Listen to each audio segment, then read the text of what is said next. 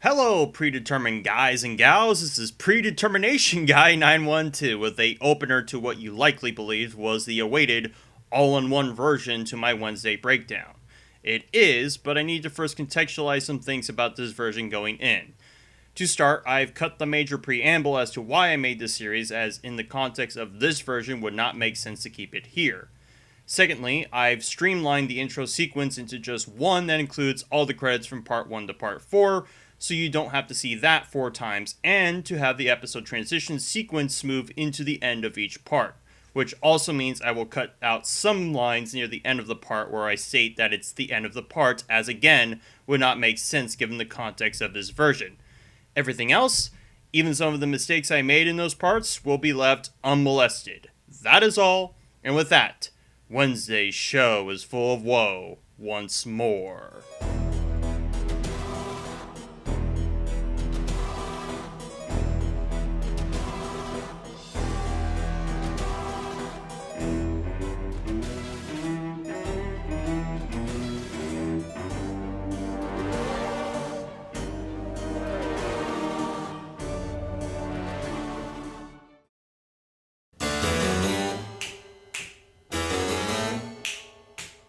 We open into the show with a wide shot of a high school perpetually stuck in the 1980s as a teenage Wednesday is strutting about the hallways as everyone gives her a wide berth.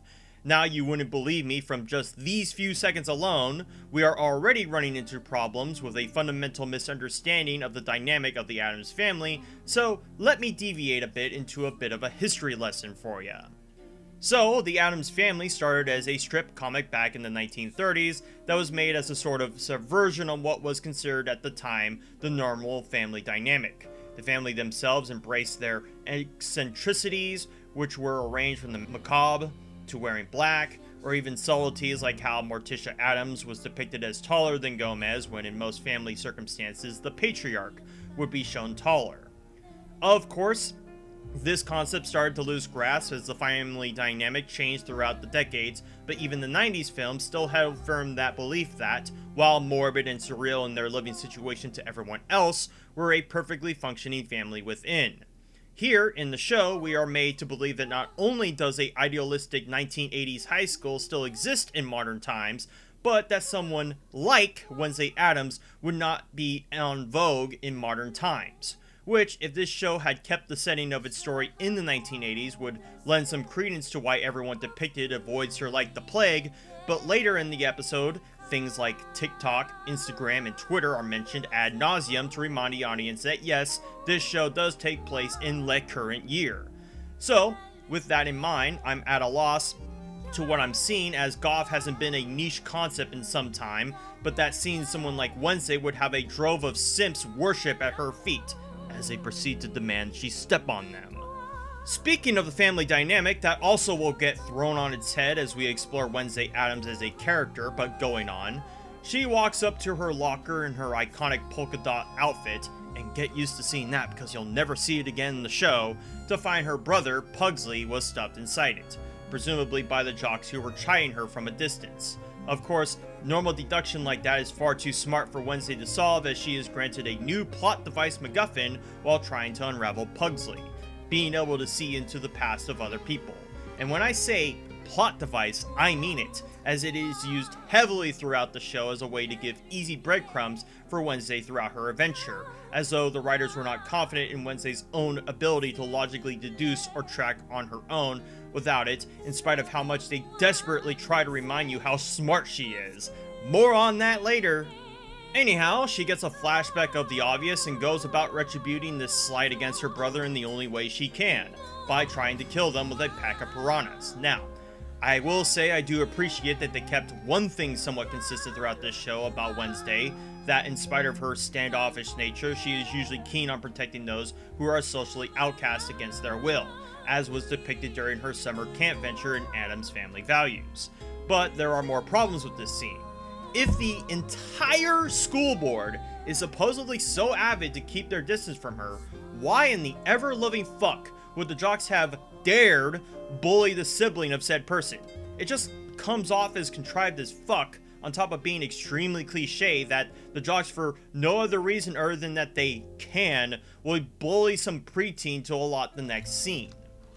So Wednesday goes to the school natatorium, where the jocks are presumably practicing water polo or something, and does the aforementioned: unleash a pack of piranhas to tear them apart. Now again, multiple problems with this scene. In spite of what Hollywood would have you believe, piranhas are not as bloodthirsty or ruthless as this scene depicts. In fact, they would likely be scared of the divers, considering they aren't injured nor moving in a way that would imply injury. But let's just say for the sake of this scene that they are.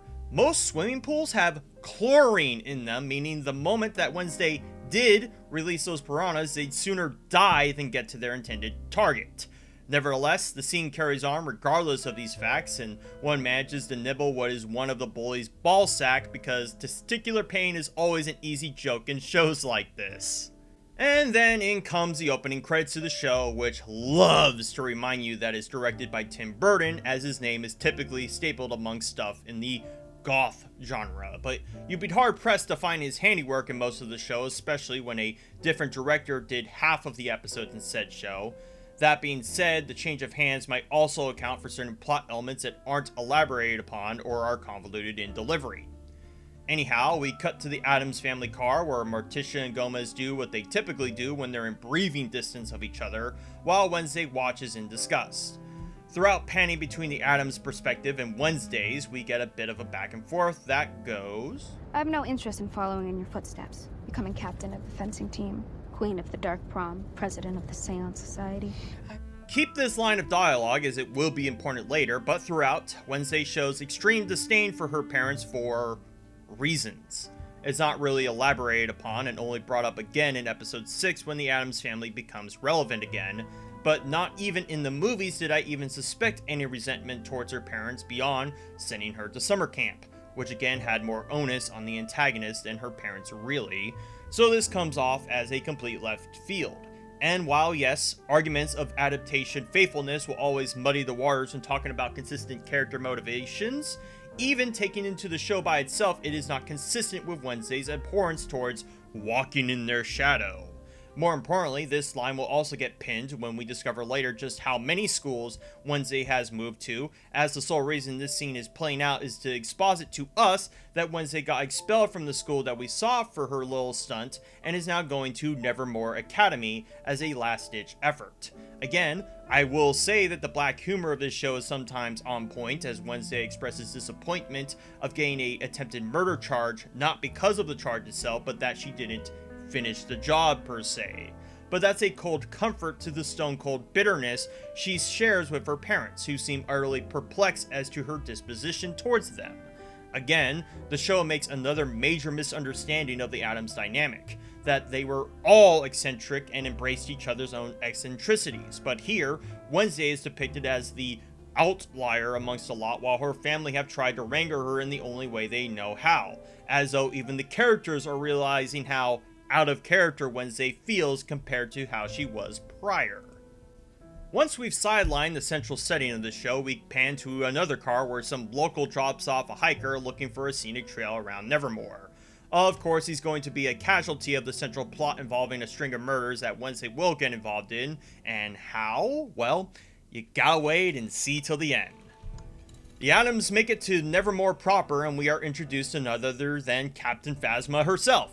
Not to rag on Gwendolyn Christie with that remark, as her actions and character in this show is far more substantial than whatever Chrome Dome was doing in Star Wars.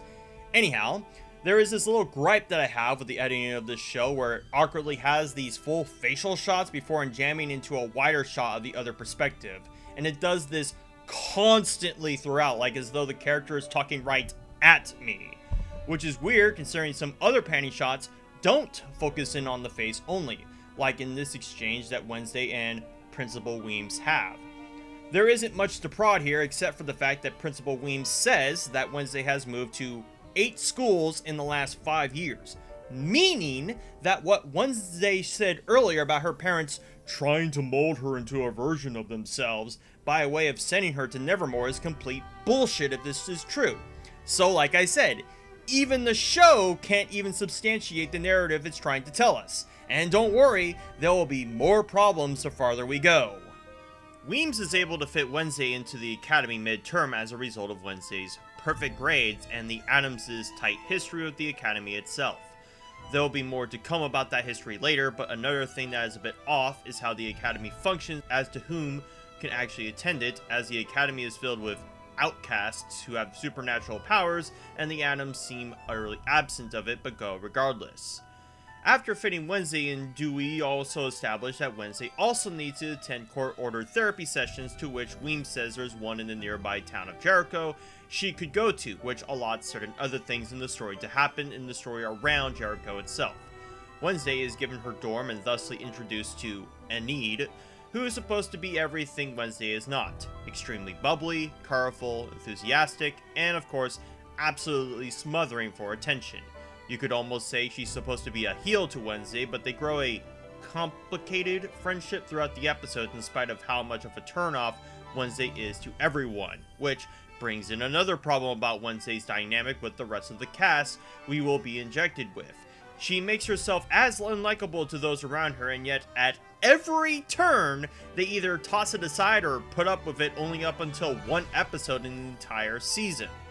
I know I said earlier that Wednesday would be a catch in modern day schools with her getup, but that would be the extent of it. Anytime anyone would even stand 5 seconds of her would later realize that it's not worth the trouble. Yet in this show, people are drawn to her like flies on shit no matter how repugnant she is to them.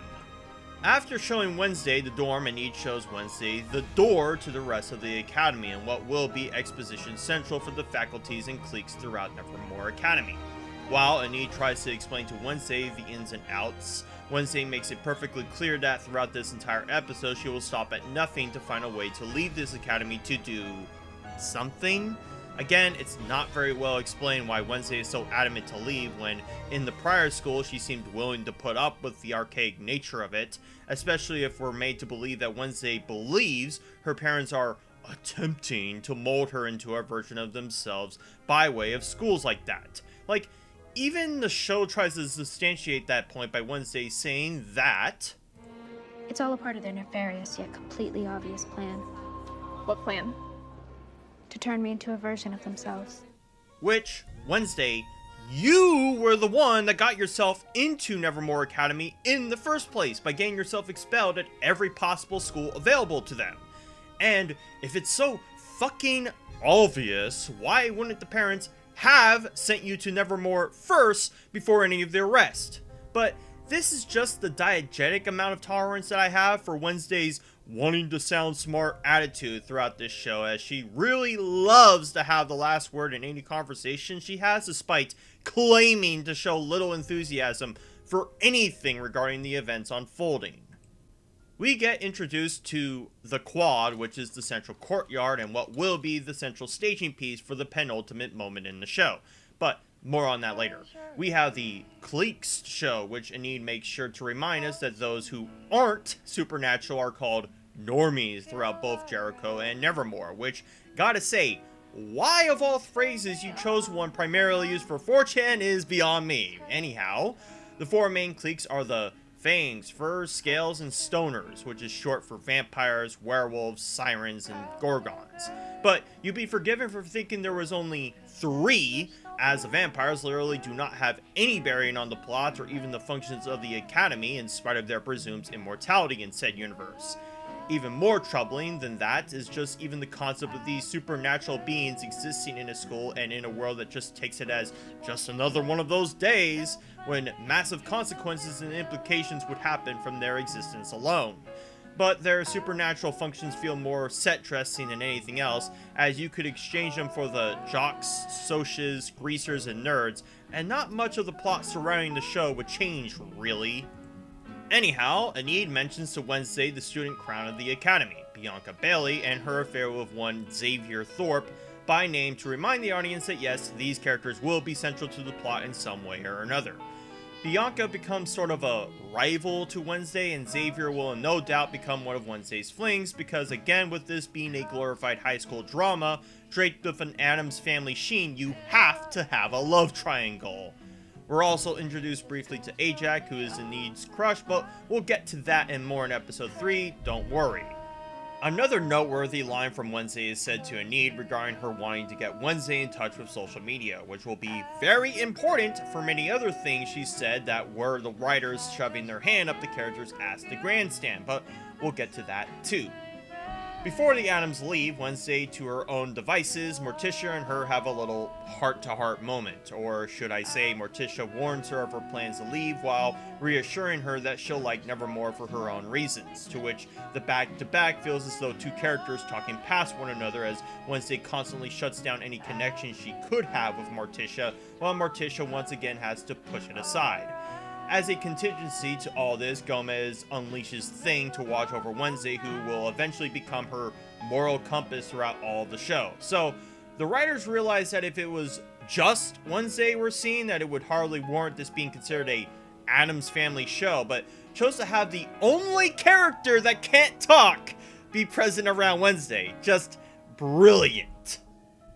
Panning back to the latest string of murders, we see two cops trying to pin the situation on a bear attack as to not scare the public, as well as the sheriff trying to pin this somehow on Nevermore being at fault. He'll be important for a dynamic with another character, but we've not even been introduced to them yet. Back to Ophelia Hall, Wednesday proceeds to make her side her own while exchanging quips against Enid before we're introduced to Miss Thornhill, the only normie faculty working at Nevermore, which should be a big clue to her eventual importance throughout the story. She brings Wednesday a flower to her personal flavor while breaking down the campus rules for going to and fro Jericho, which will get disregarded and brought back up again throughout the show's runtime. In fact, a lot of the spatial presence of things will get largely discarded to have characters show up when prescient, but that will be more to do with episodes 3 and 7 specifically. The following day, we pan to a fencing room as Wednesday walks in like she fucking owns the place, witnesses Bianca beating down her challenger by the name of Rowan, he will be again opponent but not for very long, and proceeds to challenge her after Bianca herself feels unchallenged. Now, remind me what Wednesday said about her parents molding her to a version of herself? Wednesday is quite literally doing the very thing she would abhor by what she's doing right now. It's not even like Wednesday is doing this unwittingly. She purposefully walked into everyone's own matches like a cunt while already dressed for the occasion just to arbitrate the rivalry between Bianca and her. Now, if I needed to facilitate this circumstance happening, I'd do it like this. Have Enid continue to show her the faculties in Nevermore, including the fencing room. Have Wednesday show no interest because of the aforementioned until she notices Bianca beat down Rowan and decides to challenge her, as was previously established that she has a protective nature for the little guy. That way we can actually endear ourselves to Wednesday while she has unwittingly put herself down the same path her mother went through while facilitating the rivalry with Bianca and the importance of Rowan later on. But that would require the writers to have any inkling of competence in them to remember that they just established that Wednesday doesn't want to be the fencing champion because her mother was. Compounding the problem is that Wednesday still tries to show disinterest in the whole fencing thing in spite of how much of a presence she made herself here. So it's like Wednesday is talking out of both sides of her ass while doing any of this. Anyhow, we get the choreography to flex a bit as Bianca and Wednesday duel. Wednesday tries to up the ante by making it so they have no masks and no tips, to which the coach supposedly accepts this challenge. I'd imagine that the school would be under thin fucking ice if one of their students died because of this clear lack of safety for them, but there will be more where that came from regarding the lack of anything involving Nevermore. The fighting gets more intense, and in a surprising amount of restraint by the writers makes Wednesday lose her duel. She has to go to the nurse's office to get her boobie fixed while she has a brief convo with Rowan, who's here for some reason. She walks out of the infirmary and almost gets killed by a statue before Xavier flings her out at the last moment, which means we pan back to the infirmary where she has to get treated again. Talk about clunking editing, am I right? Wednesday wakes up from the near-death experience while Xavier was waiting, only to once again show her absolute ungratefulness for him saving her, saying this juicy line to him in regards to why he saved her. Now, I have to remind the writers, you were the one who contrived Xavier to save Wednesday at the last moment, so any nonsense about this patriarchal chivalry falls on deaf ears.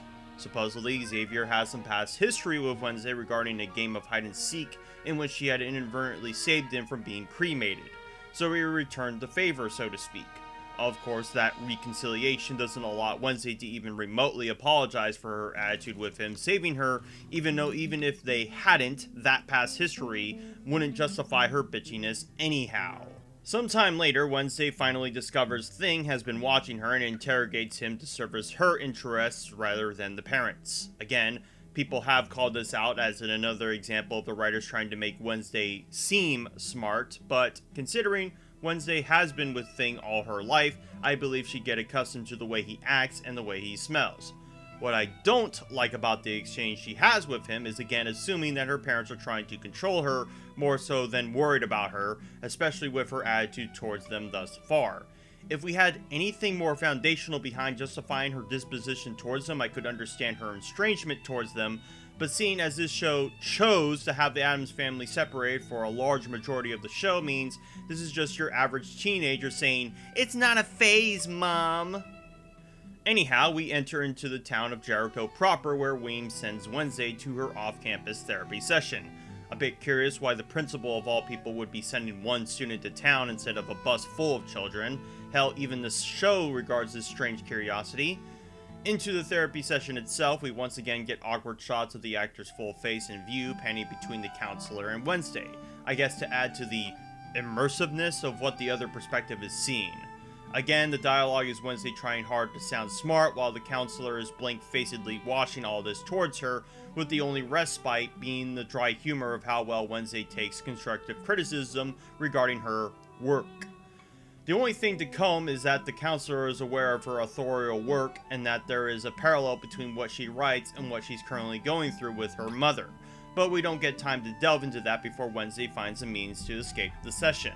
In cues the cafe where we meet Tyler, as Wednesday wants a coffee before wanting a ride out. Conveniently, the espresso machine Tyler was using has broke down, so in comes Wednesday to flex her knowledge on him and in turn the audience once more. Usually when a character is this conceited about proving to the world how smart they are, they typically are incredibly insecure about themselves. Not like the writers would know what that means. Of course, this exchange is supposed to involve Tyler as Wednesday's second fling, in spite of how much of a tryhard Wednesday has been to him thus far. Tyler offers her to drive her to the train station himself after he's off, while Wednesday tries to bribe him to leave early, which in a surprising twist says he can't be bought off.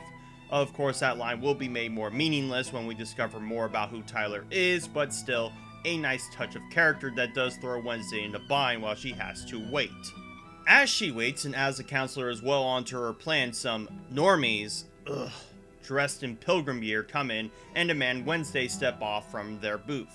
None of these characters, save for the black one, will be relevant to the plot as they're your stereotypical bully who doesn't trust others unlike them.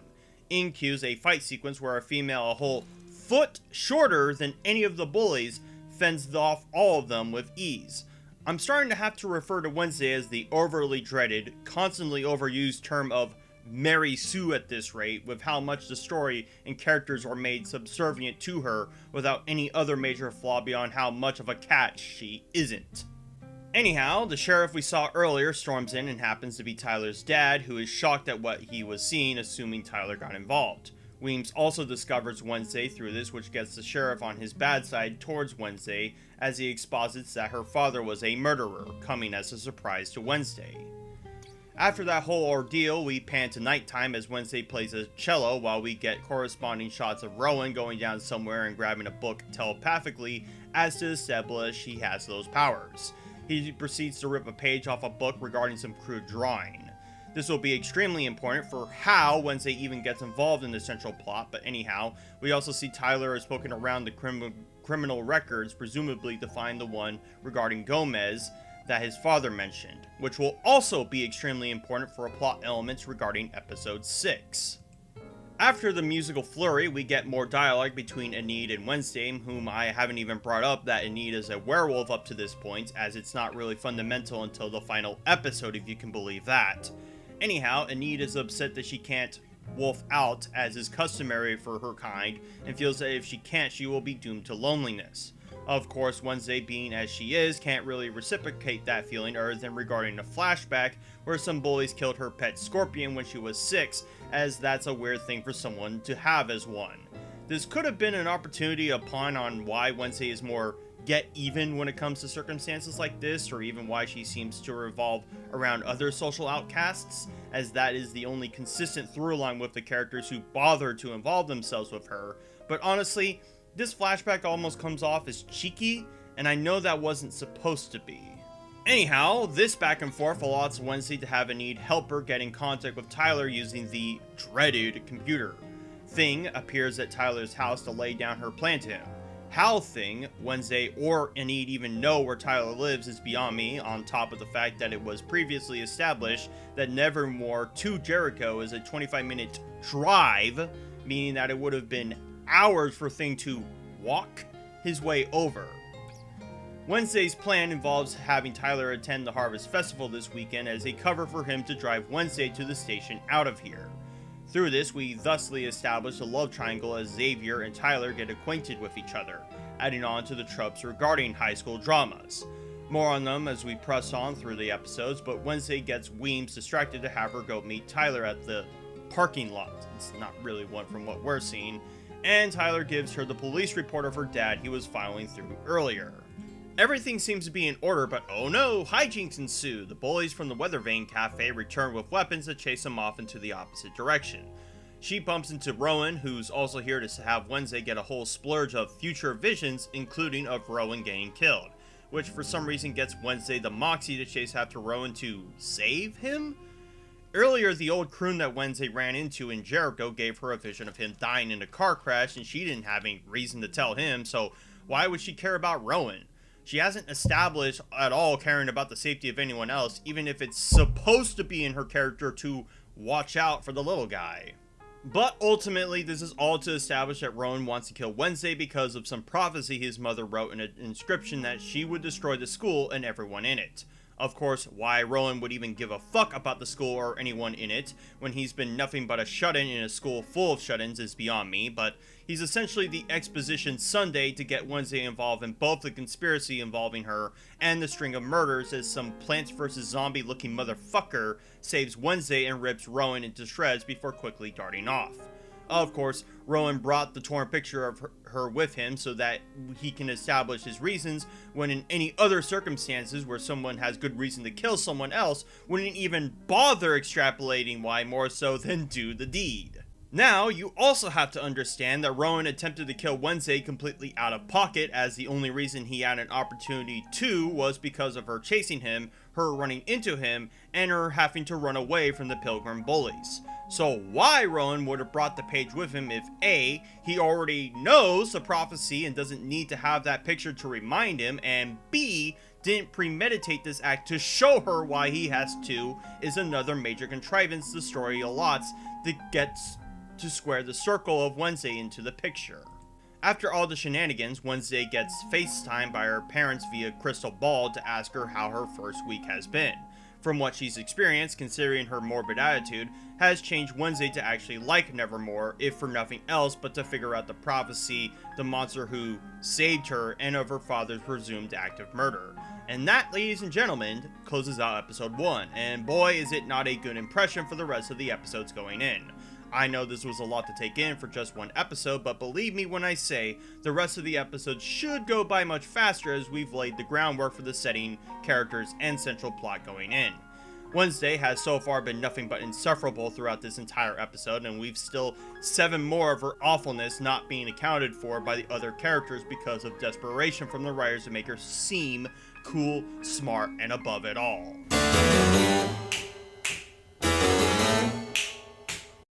We start episode 2 with a police manhunt for the one who killed Rowan, or at least that's what I thought, when the following day it actually turns out that they were merely looking for Rowan's body, which has gone mysteriously absent with literally no trace of him in sight, which I find especially hard to believe given that Wednesday would have likely had a trace of blood on her, as well as a note that conveniently lapsed on Rowan's dead body, but we'll get to why there's no trace of him soon. The sheriff and Weems have a back and forth where the sheriff is quick to pin this on Nevermore in some way, while Weems dismisses a crime having even been committed, on top of vouching for the mayor's claim of a bear attack that the sheriff forwarded in spite of his reluctance to believe it. Now again, there is some important subtext to glean from why Weems is quick to denounce such a claim or even of an incident happening, as this trickles back into Wednesday's account, to which she partially stretches the truth to her reasons for being out in the woods. Wednesday wants a private moment between Sheriff Galpin, which gets Weems to be a bit pensive on that offer, but she soon relents and gives them their private chat. I'm assuming Weems is trying to defend Wednesday and in turn the integrity of the Nevermore students from Galpin, who has been on the offensive, but I think there is a more ulterior motive behind her reluctance to the private chat we can discuss later. Wednesday tells the sheriff that she suspects a cover-up of Rowan's murder, but from who or why she does not know. The sheriff is doubtful, but only because Wednesday is the daughter of someone who he believes is a murderer, which she also puts doubt on that claim. Now again, I know this is making an adaptation argument, but considering how Gomez Addams was depicted in the first Addams Family movie to casually have a duel with his realtor, to the death no less, kind of undermines that sentiment Wednesday shares. Regardless, Sheriff's partner barges in to reveal that Rowan is suddenly alive and well, to the utter shock of Wednesday. Suspiciously, Weems is not present to witness the sudden revelation, nor seem to happenstance bump into the sheriff's partner to take notice of this, but again, there's a very important and simultaneously stupid reason for that. We cue to Wednesday's next therapy session, where she is basically interrogated by her therapist as to why she would make such an outlandish claim, which derails into her adjusting to Nevermore. Once again, the therapist apes the sentiments I shared, that in no way Wednesday is justified to be so distrusting of her parents' reasons for sending her to Nevermore, but regardless, Wednesday wants to be an island, so to say.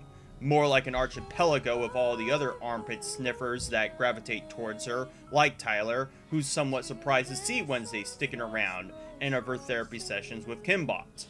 Their back and forth isn't substantial, other than that Tyler out of all does believe what Wednesday witnessed with her own eyes, but again, why he believes that will be all laid in plain for the foreseeable future.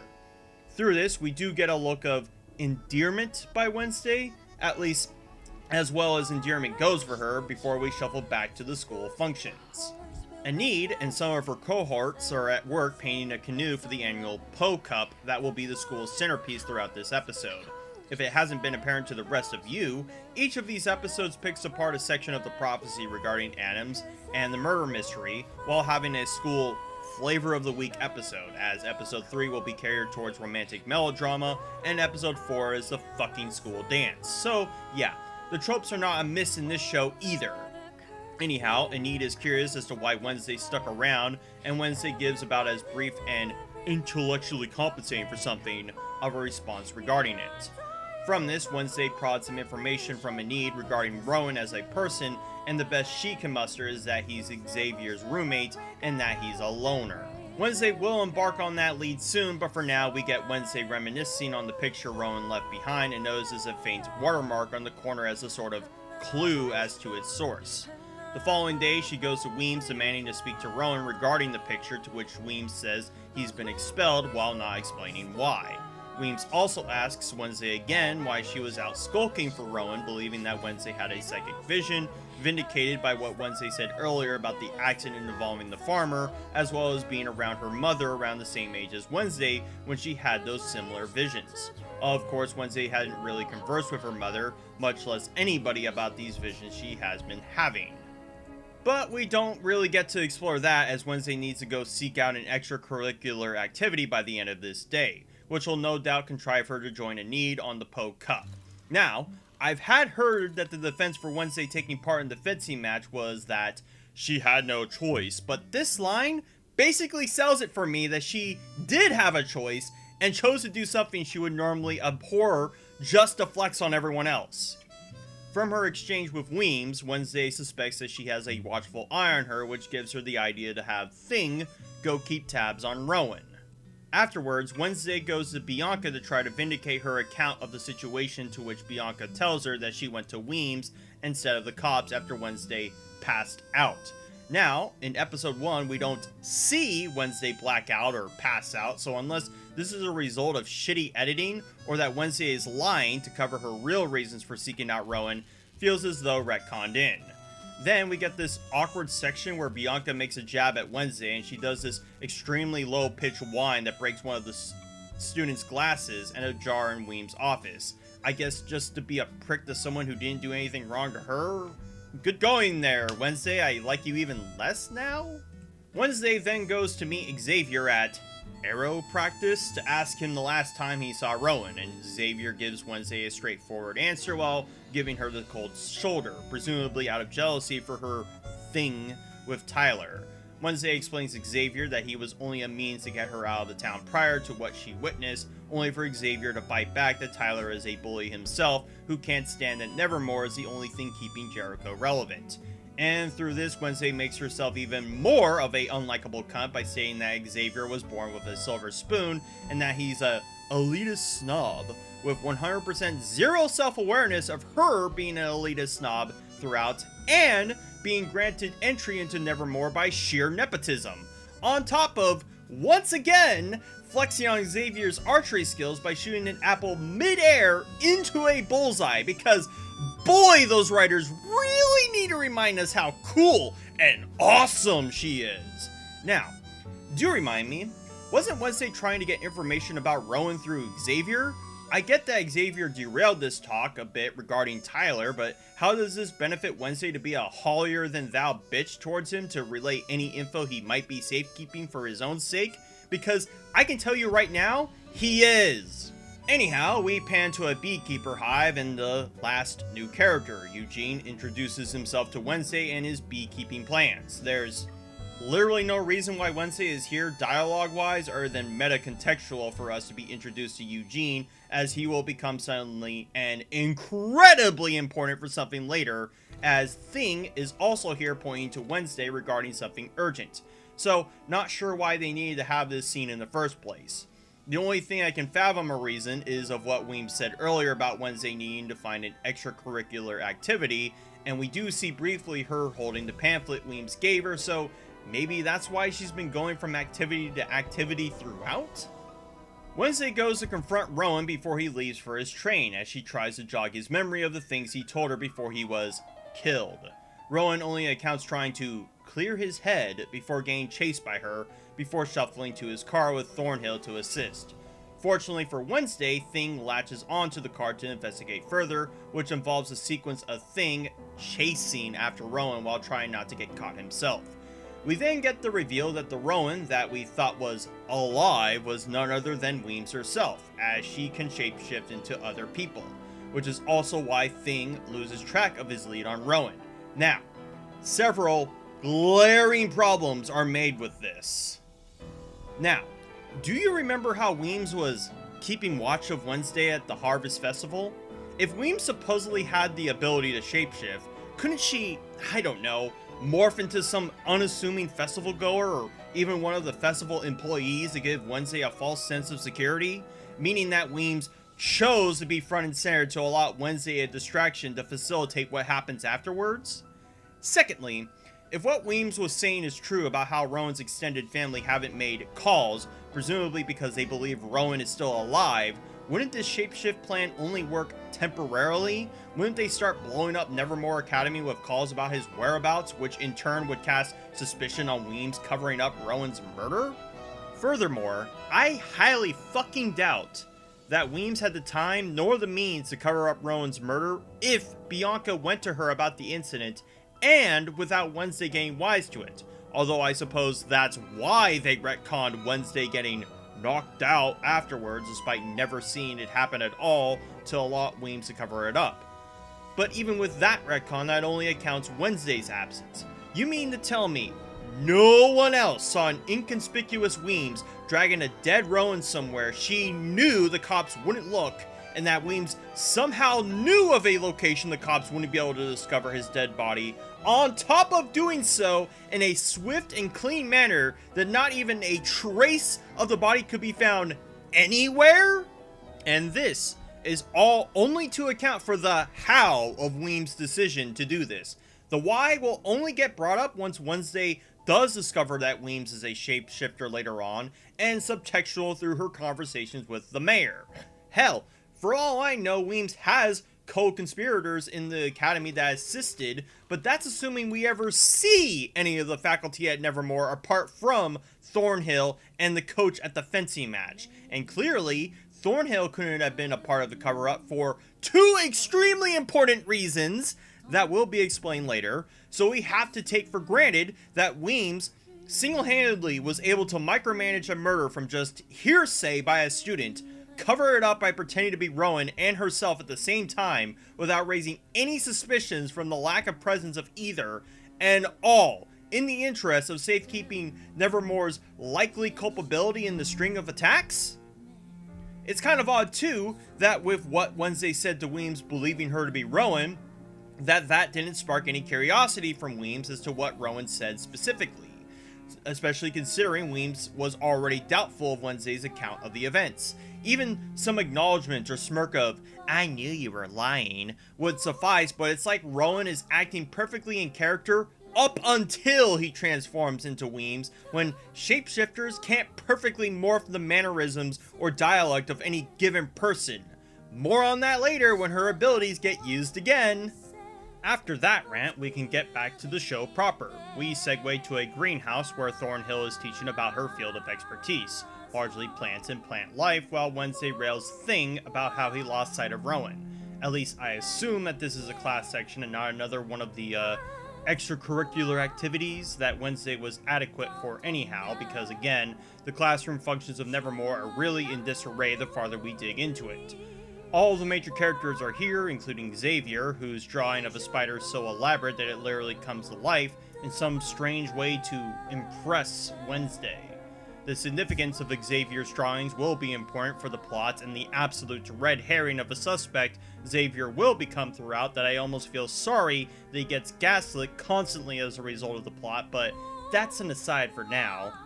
Anyhow, Thornhill starts her class regarding the world of plants, trying to quiz the students about the veracity of one presented. Again, Wednesday tries too hard to be smart while also sounding uninterested as she blurts out the answer without being called on, while sounding like the most boring Wikipedia article describing it. Now, clunkily, this is all to establish the rivalry Bianca and her are having, as Wednesday serves as a threat to what Enid said earlier about Bianca's kinsmanship and Nevermore slipping, but delivered this way almost makes me hope that Bianca will upend her rather than root for her, since I've no reason to hate Bianca other than her quips at Wednesday, which honestly are well deserved given her attitudes towards her currently. After that, we get an exchange between Sheriff Galpin and Tyler, where Tyler is curious where his father is going, and Galpin tells him that he's still chasing ghosts regarding the string of murders, while dead set on pinning it on Nevermore. Galpin is also a bit suspicious about Tyler's reluctance to let him in on his therapy sessions with Kimbot, before Tyler brings a sore topic to Galpin about his mom, which gets Galpin to drop the subject altogether and pursue the lead.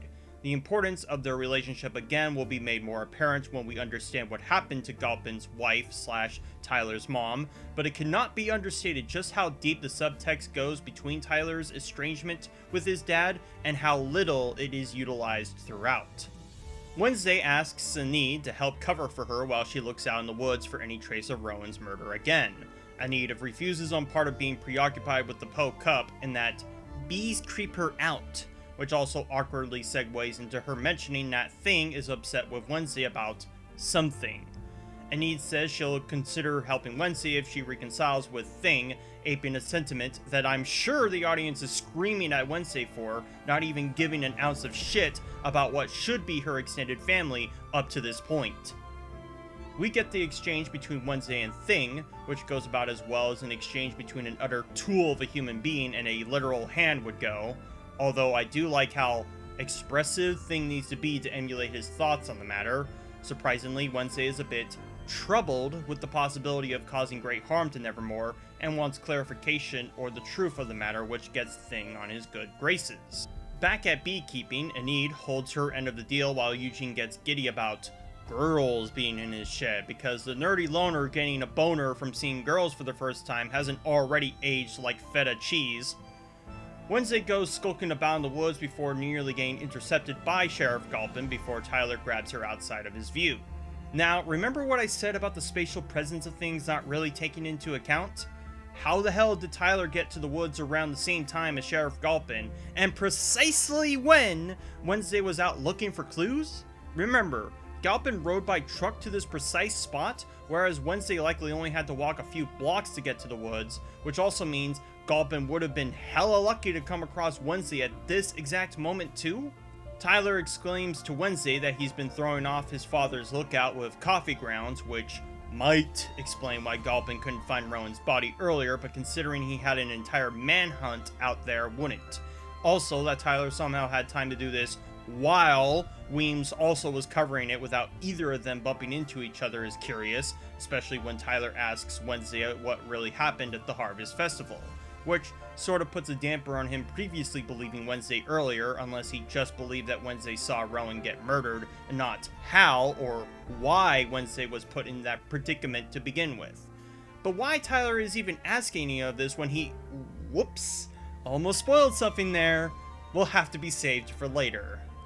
Anyhow, Wednesday explains the details to Tyler before they stumble across Rowan's broken glasses. As Wednesday grabs it, she gets another flashback where she sees Rowan use his telekinesis to move the gargoyle statue that nearly killed her earlier, on top of an argument Rowan and Xavier having about something mostly unintelligible. Now, I haven't mentioned up to this point that Rowan was also responsible for the gargoyle that had nearly fallen onto Wednesday, as I felt it pertinent to bring it up here regarding the flashback, which also puts problems into his second attempt at killing her. Considering that Rowan didn't feel inclined to explain to Wednesday why he needed to kill her or bring a vague clue with him upon his first attempt, why the fuck would he on his second? Which means his reasons for doing so were utterly to facilitate what happens in the rest of the season, as his means to kill her the first time were not only much smarter, but also didn't require him expositing why. From the visions, Wednesday keeps seeing a purple book that would be a lead into the page Rowan ripped out, so she goes into the library to search for it. As she is, Thornhill stumbles in to ask Wednesday what she's looking for, to which Wednesday only gives her details about the watermark she saw on the ripped page. Thornhill says it looks like a symbol for an old society called the Nightshades that had disbanded some time ago. Through this, we get a heart-to-heart moment between Thornhill and Wednesday, as they sort of share the outsider's dilemma, given that Thornhill is the only normie staff on board and Wednesday's callousness towards anything living. There might be more significance to this scene later on than I'm giving, but it is nice to see Wednesday sort of confide in someone, even if coldly. Next scene, we capture Xavier on his late-night jog before heading towards his dorm. Wednesday was waiting for him, of course, to scoop in on whether he has the purple book she's looking for. She uses a miniature blacklight to find some handprints on the floorboards, revealing a curious mask before needing to hide under Xavier's bed as he gets a surprise visit from Bianca. Supposedly, Bianca isn't supposed to be here, which I'm not sure if that has to do with the dorms being gender segregated or if her being a siren and him not, as he brings up that fact only for her to counter with her necklace being a damper to those powers. Ultimately, Bianca is concerned about Rowan only because of Xavier's fascination with Wednesday brought about from Rowan's veiled threats to harm her. So, jealousy is on the menu for this dialogue exchange, as Xavier feels manipulated by Bianca's power and that Wednesday hasn't tried to manipulate him once. That line will age incredibly poorly as the episodes linger, but it is quite humorous that he's saying this now without knowing the facts. Bianca brings some pointed arguments to why Xavier being so infatuated with Wednesday is stupid, but unfortunately Bianca is the antagonist of this episode, so obviously we aren't supposed to believe her despite being on the fucking money for it. She also brings up that she plans on rigging the Poe Cup as she does to shove it into Need's, and by extension, Wednesday's face, which obviously gets us on her bad side again for the plot. After returning to Ophelia Hall, we see Need losing her shit because she lost someone who would have participated at the Poe Cup for arbitrary reasons. Oh no! Who could possibly fill in that slot at this time, at this hour, and would have a motivation to do so to stick it in Bianca's face? Eugene, obviously! But yes, Wednesday joins Need to compete in the Poe Cup, which wants me to get back to that line Enid said earlier about the nature of said cup. Part canoe race, part foot chase, no rules. Now, if you thought the no tips clause at the fencing match was a blatant disregard for student safety, boy, you haven't seen nothing yet. The teams are all set at the docks while Enid passes a flirty hand to Ajax, who is competing for the Gorgons, presumably. Bianca makes another jab at Wednesday, surprised to see her competing, only for Wednesday to say the same thing Bianca said to Xavier last night, which should really put her alarm bells ringing that Wednesday was spying on Xavier, but no. Bianca just scrunches her face while Wednesday again shows that in trying to one-up Bianca, she ultimately proves her right by saying that she is better than Bianca, who at this moment thinks is better than anyone else, meaning that Wednesday, if you put 2 and 2 together, you do believe you are better than everyone else if you think you are better than the person who believes they are better than everyone else. You stupid, try-harding cunt! Weems announces the start of the Po Cup while expositing to the audience the nature of this race, per se. She shoots the breeze and the races are off. The no rules clause goes into full effect as Bianca nods to another siren who takes a deep dive towards one of the leading ships.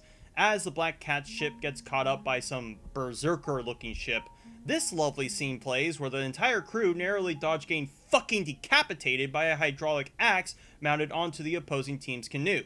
Now, as action-packed as this scene would be, this causes severe implications for the nature of the Po Cup, that not only is lethal violence allowed on said race, but that people have died to a contraption like this for people like Enid and crew to instinctively know to duck under it. But that's not even going into the fact that for all we know, none of the people on this Po Cup can even swim if the canoe happens to sink, and none of the competitors have life vests present to account for such a thing either, as it will become apparent once the rogue siren sabotages the berserker ship into an oncoming buoy. Like, I understand that Nevermore Academy is supposed to be sort of uncouth for traditional academies, but I can't imagine that trying to kill competitors in an annual race is conducive in any way to the longevity of the academy. Shit! It almost makes me think Sheriff Galpin has a point that Nevermore would be responsible for the string of murders if they regard their students this way, which makes it more weird how skeptical of the academy students are to Wednesday witnessing a murder of a fellow student if shit like this can just happen and it's just treated as the no-rule policy of this rule. I mean, why even structure a race to have no rules like this if it only will cause teams to do the dirtiest of tactics? And what meaning does winning this race entail if you can just as easily kill the competition rather than outcompete it? Like, I expect shit like this for the Addams family to do as a family thing, but not for a public boarding school, even if Nevermore is supposed to be as morbid as the Addams family itself. All my complaining about this race is ultimately meaningless as Wednesday spots the rogue siren in the distance. Curious how no one else spotted this prior, considering what Enid said about there likely being a sabotage on the siren's part. Anyhow, Thing presses a lever that shoots out a net that entraps the siren who was about to sabotage their canoe, putting him out of commission temporarily. The Gorgon team make it to the shore first and leave a few of their men behind to watch after their boat. Good move, honestly, considering just how violent the other competitors are willing to be towards one another just to win. Enid gets Thing to distract the Gorgons guarding their boats, while Wednesday catches up to the Gorgons chasing after the flag on Crackstone Crypt. Enid sabotages the boat in the most humane way by punching holes into it, so at least when the Gorgon team's boat sinks, they'll be near the shore not to fucking drown, by God. Considering the allowance of violence towards one another, I'm surprised the Gorgon team didn't just try to impale Wednesday with the fucking flag as they were passing through, but regardless, they pass, and as Wednesday grabs the flag and the edge of the crypt, she once again gets a bevy of visions. So intense, she literally gets knocked out and transposed to a different time. An uncommon reskin of Wednesday stands across from her, only relaying a vague message before Wednesday comes to from her nap. Bianca standing above, waiting to mock her before running off with their flag. Again, I'm surprised with as die-hard as the competitors are that Bianca didn't just try to knock her ass unconscious with the flag, but again, so didn't Wednesday, so all's fair in love and war. Wednesday looks back at the crypt as another clue to her significance to this prophecy before getting back to brass tacks with the race. The Gorgon team are currently in the lead until Ajax notices that the canoe is taking in water and slows their descent for the Black Cats to dart on ahead. The Black Cats start to catch up to the Sirens before the Rogue Siren returns and pushes their boat off course, just as Wednesday had put up another contraption that would have gutted the Siren's boat. Again, gotta love the casual disregard for anyone who likely can't swim for this to happen. Makes me think the mortality rate in Jericho's 200 per 1,000 people or some shit. Before the Black Cats suffer the same fate that the Berserker ship did, Thing swims underwater and knocks out the Siren in one fell blow, which gets the Black Cats back on course and able to use the contraption to gut the canoe. Fortunately, without gutting the respective thighs of the competitors either. Wednesday and Enid celebrate their victory by running the flag to the finish, which feels like a meaningless gesture considering the only team that didn't cheat was the fucking Gorgon team of all, but I guess good sportsmanship is a dying fad in Nevermore Academy, as well as living for that matter. Wednesday and crew are all in attendance of the awards ceremony regarding the Pope Cup, while Weems gives this sophistry about what it means, clearly disregarding how having no rules defeats the whole meaning behind teamwork or determination. Wednesday doesn't want anything to do with this and quickly walks off, sitting by a statue of Edgar Allan Poe to recoup. She spots the inscription via the book on the statue she sat under before Enid finds her alone and wonders if she'll hang out. Weirdly, Wednesday considers it, which I suppose is supposed to reflect her warming up to Enid and the school as a whole. Weems comes to congratulate Wednesday personally while also stating that her mother captained the Poe Cup the last time the Ophelia Hall team won it, trying to breach a parallel towards Wednesday and her mother. Which, hey, should have recognized that given her flagrant try-hardiness at the fencing match, ya dumb bitch, but anywhooms. Late at night, Wednesday is monologuing to herself again while typing up her novel. She looks at the watermark on the red page again, which gets her to skulk in the dark to the Poe statue she sat at earlier. She looks at the riddles laid out in the statue's book, surprisingly intact and legible too after 125 years, encoding it to be the most on-the-nose reference to the Addams family we get in this show, as the answer involves Wednesday snapping twice, like in the theme song in front of the statue. Through this, the statue opens to a secret passageway with a centerpiece podium reminiscent of the one Rowan was in when he poured through the pages. She finds the book through looking at the dust markings on the bookshelf and finds the missing half to the page Rowan ripped out.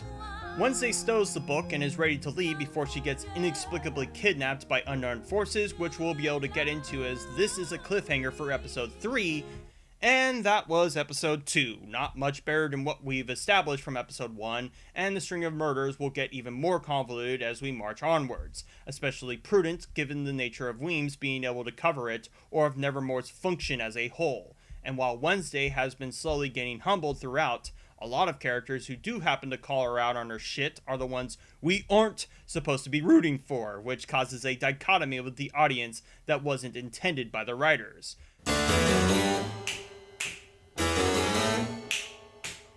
We start off the episode right where we left off episode 2 regarding Wednesday's kidnapping, as the hooded people question who and why they've disturbed their inner sanctum, as some flash projection is eye gouging her. As it's made immediately apparent, the hooded people are none other than Bianca, Xavier, and some other students. So yeah, as thrilling as that capture would entail, it's literally deflated in the next episode as a cheap bait and switch. In fact, it's such a bait and switch that at no point in the rest of this season will the nature of the Nightshades get brought up again. But we can also go into how the Nightshades knew Wednesday was even investigating this secret compartment at this late of time in a moment. Xavier asks Wednesday how she knew how to get in, and Wednesday has Xavier sift through her pocket to find the torn page Rowan left with her as she used the watermark to lead her to this place. Interesting how at no other time did Wednesday bring this detail up to any of the people skeptical of her claims of seeing Rowan's murder, but what's even more drastic than that is how Bianca describes the nature of the Nightshades. Supposedly, the Nightshades are an elite social group that disbanded as a result of another murder that happened 3 decades ago, but these people have been keeping it up so long as things are quiet. Bianca does mention that Rowan was kicked from this club last semester, which puts a huge contrivance on what Rowan said earlier about being an outcast of outcasts in episode 1, which, given the method of which to enter this place is as simple as snap twice, how exactly can anyone be kicked out of the social club like he? Shit, even Wednesday suspects the Nightshades kicked Rowan because of the panic he caused up to his death. Remember, none of these people still believe Rowan is dead, which may add some credence to Weems and Bianca being part of a cover-up of Rowan, but given Rowan had already been long out of their group means that Weems is extremely clever and that the Nightshades only selectively have their inner sanctum on tight security. Bianca asks what to do with Wednesday given she isn't part of the club. Xavier offers her an invitation to it, but Wednesday isn't interested, while also again having to flex on the club by having untied herself before she has this awkward line that was supposed to be a joke, but it's delivered very weirdly given that Wednesday doesn't really express a lot of emotion. And that is effectively where the Nightshades subplot starts and ends, as it will never get brought up again, nor does the significance of any of the characters being part of that club hold any significance. Honestly, if Rowan had gotten the book at the library that Wednesday was at earlier, nothing about this scene would have been needed, but alas, you need an end of an episode cliffhanger to keep people talking and watching week by week. Wednesday pours through the book she got at the Inner Sanctum to weave some extra context as to the significance of the drawing, believing that not only is she a danger to Nevermore, but an accessory to it by some shadowy pilgrim figure. He'll be significant later on, but only for the extent of his backstory and not what he actually does in the show. As I said in part 1 of this series, every episode will have a school flavor of the week, and last episode was an annual race, so of course episode 3 will have a field trip regarding Outreach Day, commemorating a new statue to be erected at the town square of Jericho. All the students will also volunteer in certain activities in various locations around Jericho, as Enid gets Pilgrim World and Wednesday gets Uriah's Heap. The relationship between Enid and Ajax to develop a bit throughout, as it will foreshadow certain plot elements that will happen in episode 4 that are about as contrived as a high school romance plot goes. Weems mentions to Wednesday that she brought her cello to the town square, hoping for her to perform it like she did back in episode 1. Although Weems says, "the other night," when effectively a week has gone by if we assume every day and night panty shot counts as one day up to episode 3. The kids get dropped off at Jericho as Wednesday looks at Xavier vacantly staring at a blank wall. They have a bitter back and forth that apparently Xavier still isn't aware that Wednesday was spying on him regarding his beef with Bianca, and Wednesday's still trying to convince him that Rowan was killed, not expelled. Wednesday asks Xavier if he tried communicating with him, to which he responds no, so again, as I said, Weems' little cover-up would only work temporarily unless she had a complete body double of Rowan at the ready. Wednesday prods further regarding Xavier's dismissiveness about Rowan and the Nevermore book she plundered, as she noticed that Xavier wasn't surprised to see it. Xavier says he saw the journal open a few days before the Harvest Festival at Rowan's desk, and got upset at Rowan for stealing it, which proves again that he was withholding information from Wednesday when she mouthed off at him at AIO practice. But more importantly, Xavier says that he assumed that Rowan stole the book after he got kicked out of the Nightshades last semester, at least according to Bianca, which can only mean that Rowan somehow got kicked out of the Nightshades at the same time that Wednesday first got inducted into the school. Otherwise, why would Rowan get an inkling for the book unless he came witness to her in the first place? And you might not think this important, but remember, the argument Rowan and Xavier have warrants Wednesday the vision she got, as well as the means of which to suspect Xavier is withholding information from her, because otherwise, she might have not had ever gotten a clue as to where to find the book at all. Xavier inadvertently helps Wednesday with her investigation by mentioning that the shadowy pilgrim in the drawing looks like Crackstone, the founder of Jericho. A bit odd for that as long as Wednesday has been around Nevermore and Jericho, that she didn't happenstance come across a likeness of Crackstone up until the Poe Cup, that she literally has to be pointed as to what. Kinda makes me think that whole trying to sound like a smartass isn't what it's crackstoned up to be. We pan to Sheriff Galpin meeting the mayor and his son, the pilgrim bully I mentioned in episode 1 that would be of some significance to the plot later on.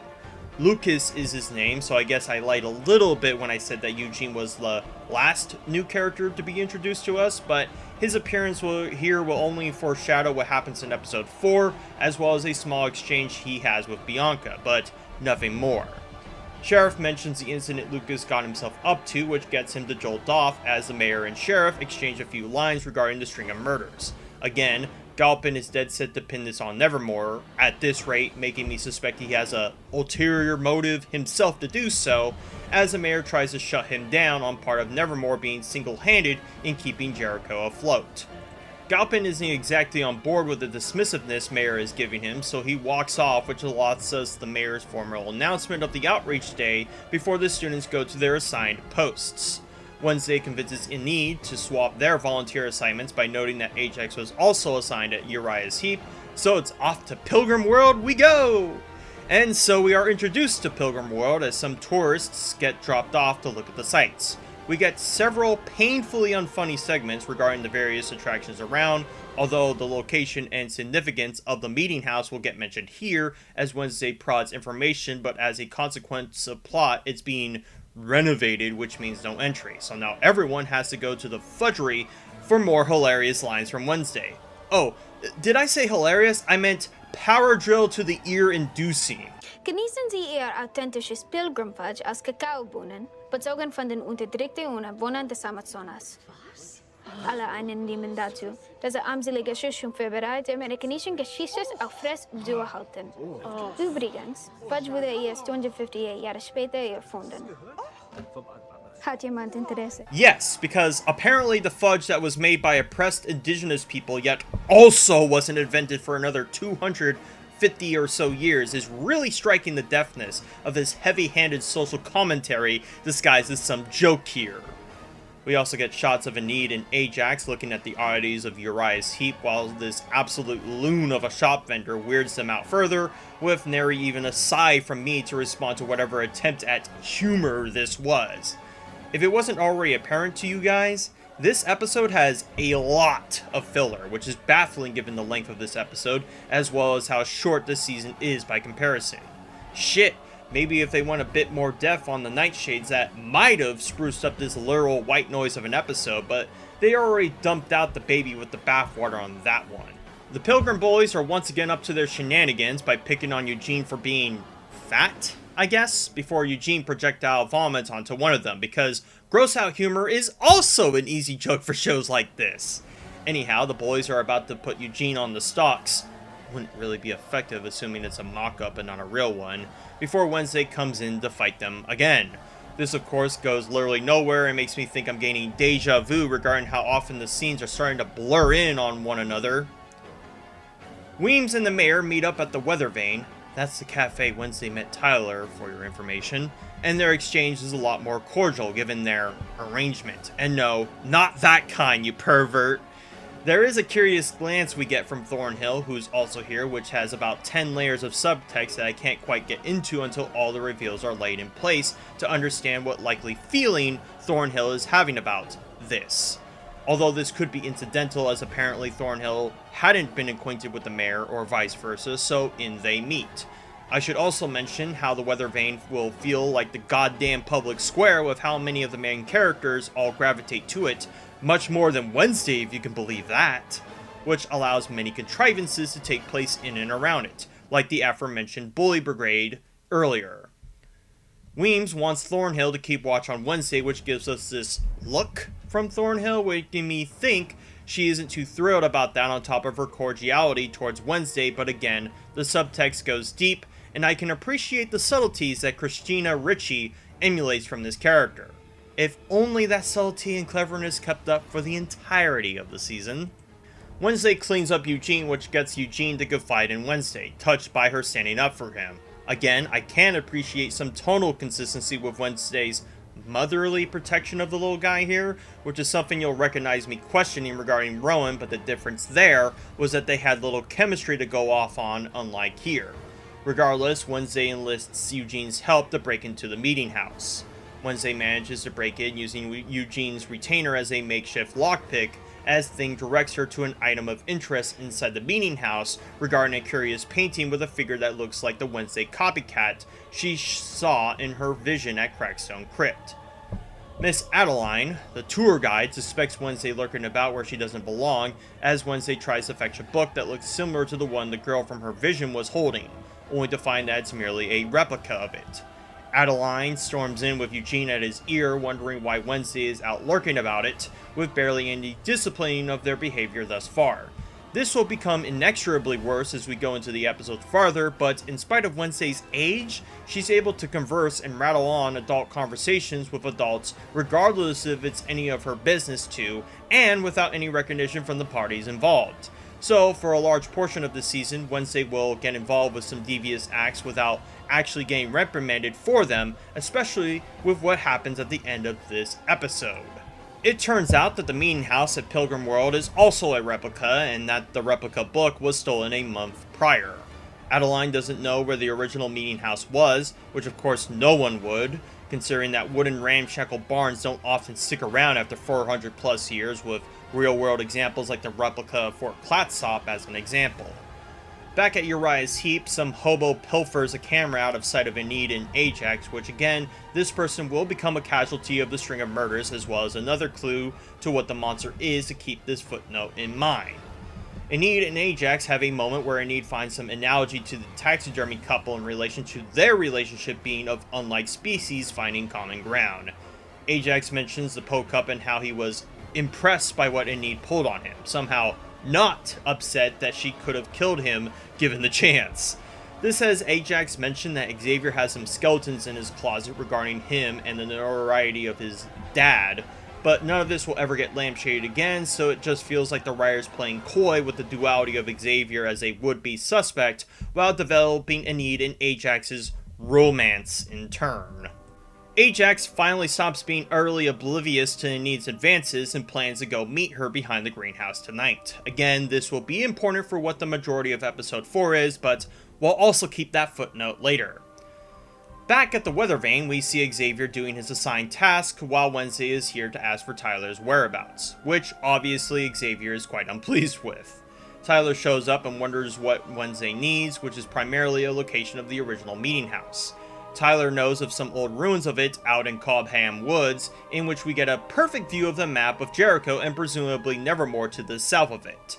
Now, if nothing else has gone through to you, I want you to physically sketch this into your brain as, again, the spatial presence of characters and things relative to each other will get largely disregarded, and things like this are a perfect showcase for just the extent of it. Anyhow, Tyler points Wednesday the right direction, although cautions her against going there. Tyler suspects Wednesday is interested in the string of murders regarding her curiosity of the old meeting house, such that he suggests he could drive her there himself. Now again, on first viewing, this could be seen as entirely innocent of Tyler to do, given his willingness to get her out of here in the first place, but there's much more underneath the surface to come from his intentions, especially prudent given how quick he was to pin the meeting house as related to the monster killings. Wednesday rejects the offer on account of needing to be present at the statue coronation and her aptitude at wandering around the woods. Lucky for her, I guess, given the knowledge I'm safekeeping from you lot. She arrives at the ruined meeting house, which for some reason is set late in the evening in spite of her stating that she had to be at the coronation by 2 o'clock. She finds nothing to note, save for the bum that stole the camera from Uriah's Heap earlier. He wants her gone, but Wednesday has Thing go up and strangle him, and the bum just stands there and lets a literal hand climb up and do so? Anyhow, they jostle around before the bum runs away from his squatting zone for Wednesday to continue her investigation.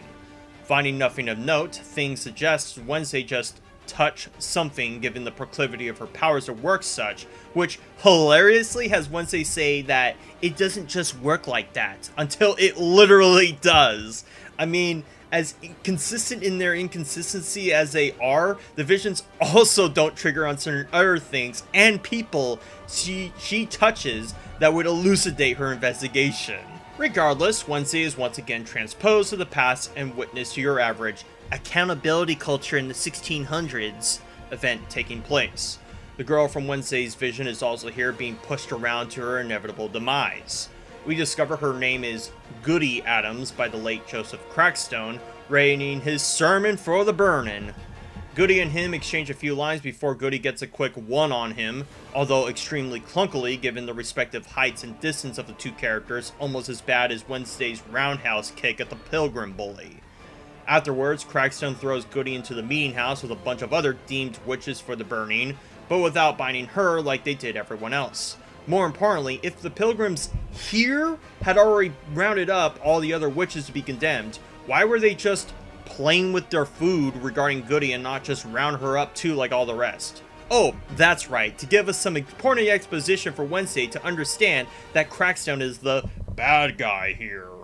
Wednesday sneaks into the meeting house before they lock the barn shut, which is quite a courageous act given she doesn't even know if she can even be physically hurt in these visions. Goody finds her mother amongst the dreck and tries to free her to no avail.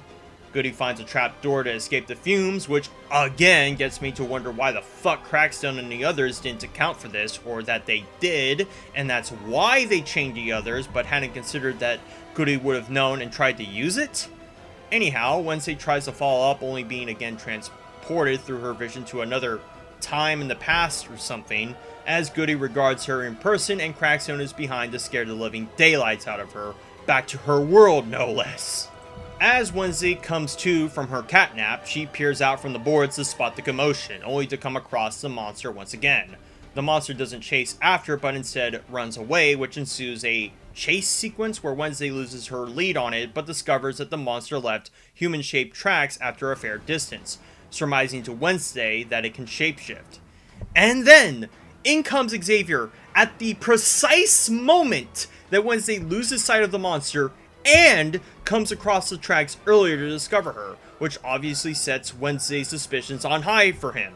I mean, who else did you tell that you were going to the meeting house and offered to drive you there no less if you suspect the monster can turn back into a human? Nah, fuck it. Let's hang Xavier out to dry to make him the imposter among us for the better half of this entire season. Now granted, Xavier does mention that he overheard Wednesday's interest in the old meeting house and came quick as he did, although that doesn't account for how he withheld his volunteering assignment to do so. Wednesday tells him that the monster is human and tries to show him, only to find the prints are lost in the rain. How utterly unlucky and contrived for her now, isn't it?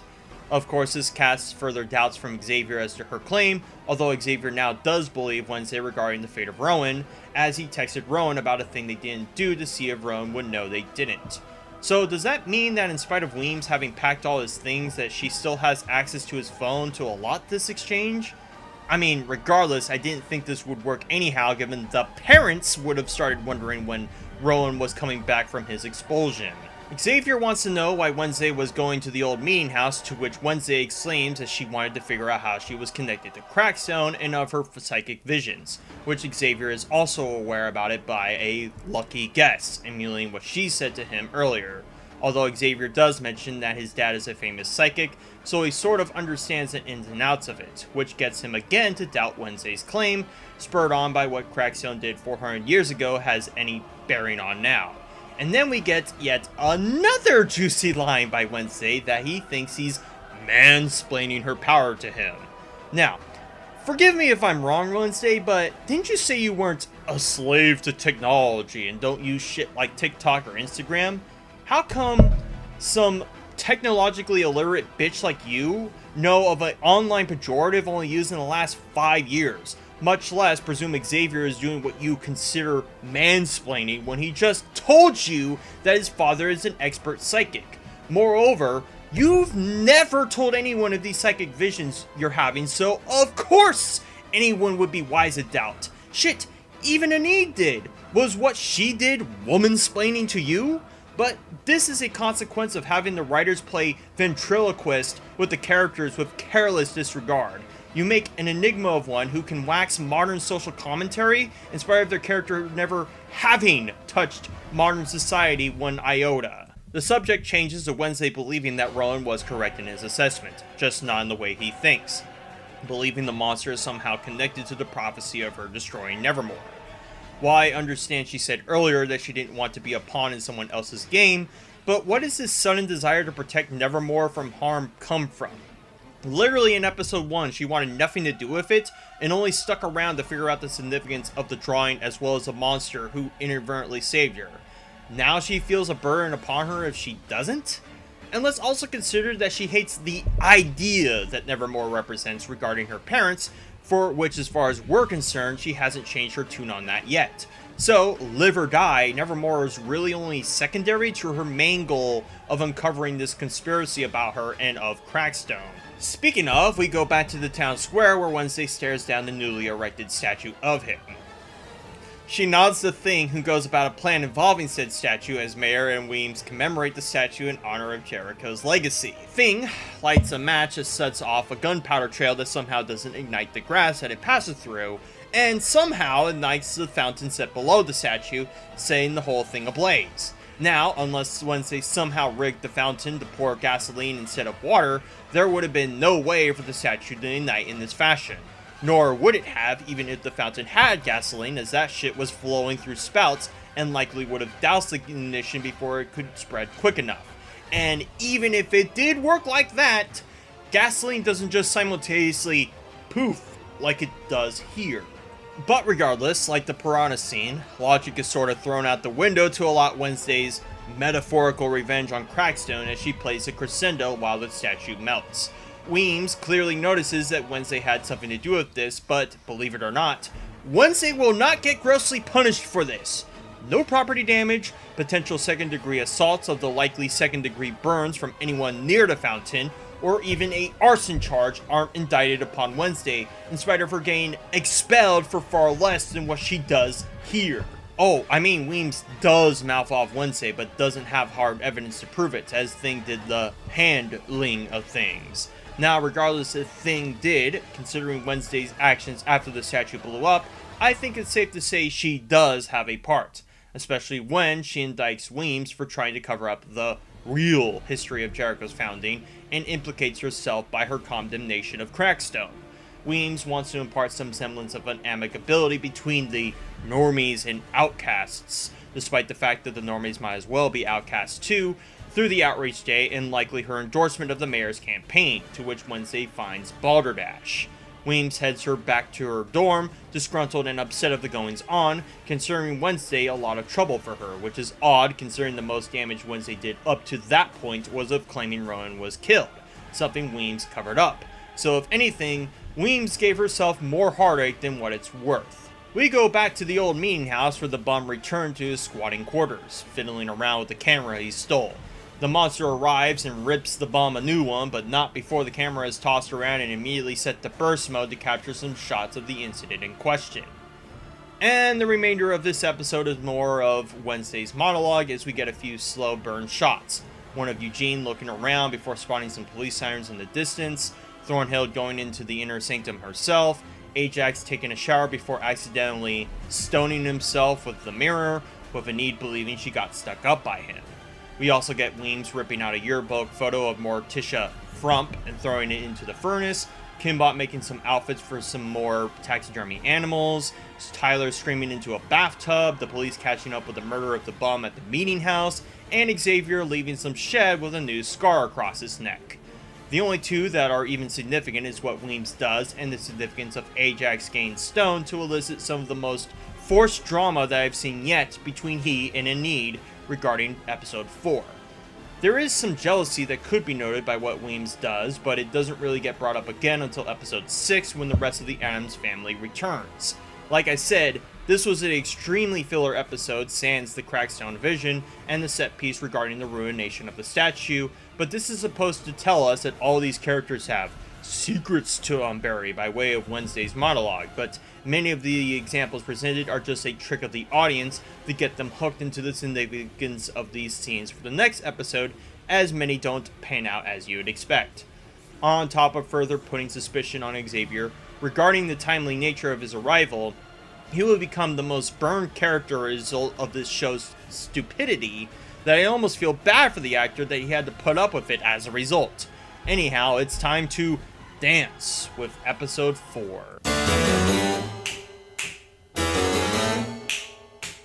We start episode 4 with a panning shot of the town's morgue, with things sneaking around to blot out the security cams and open the way for Wednesday to enter.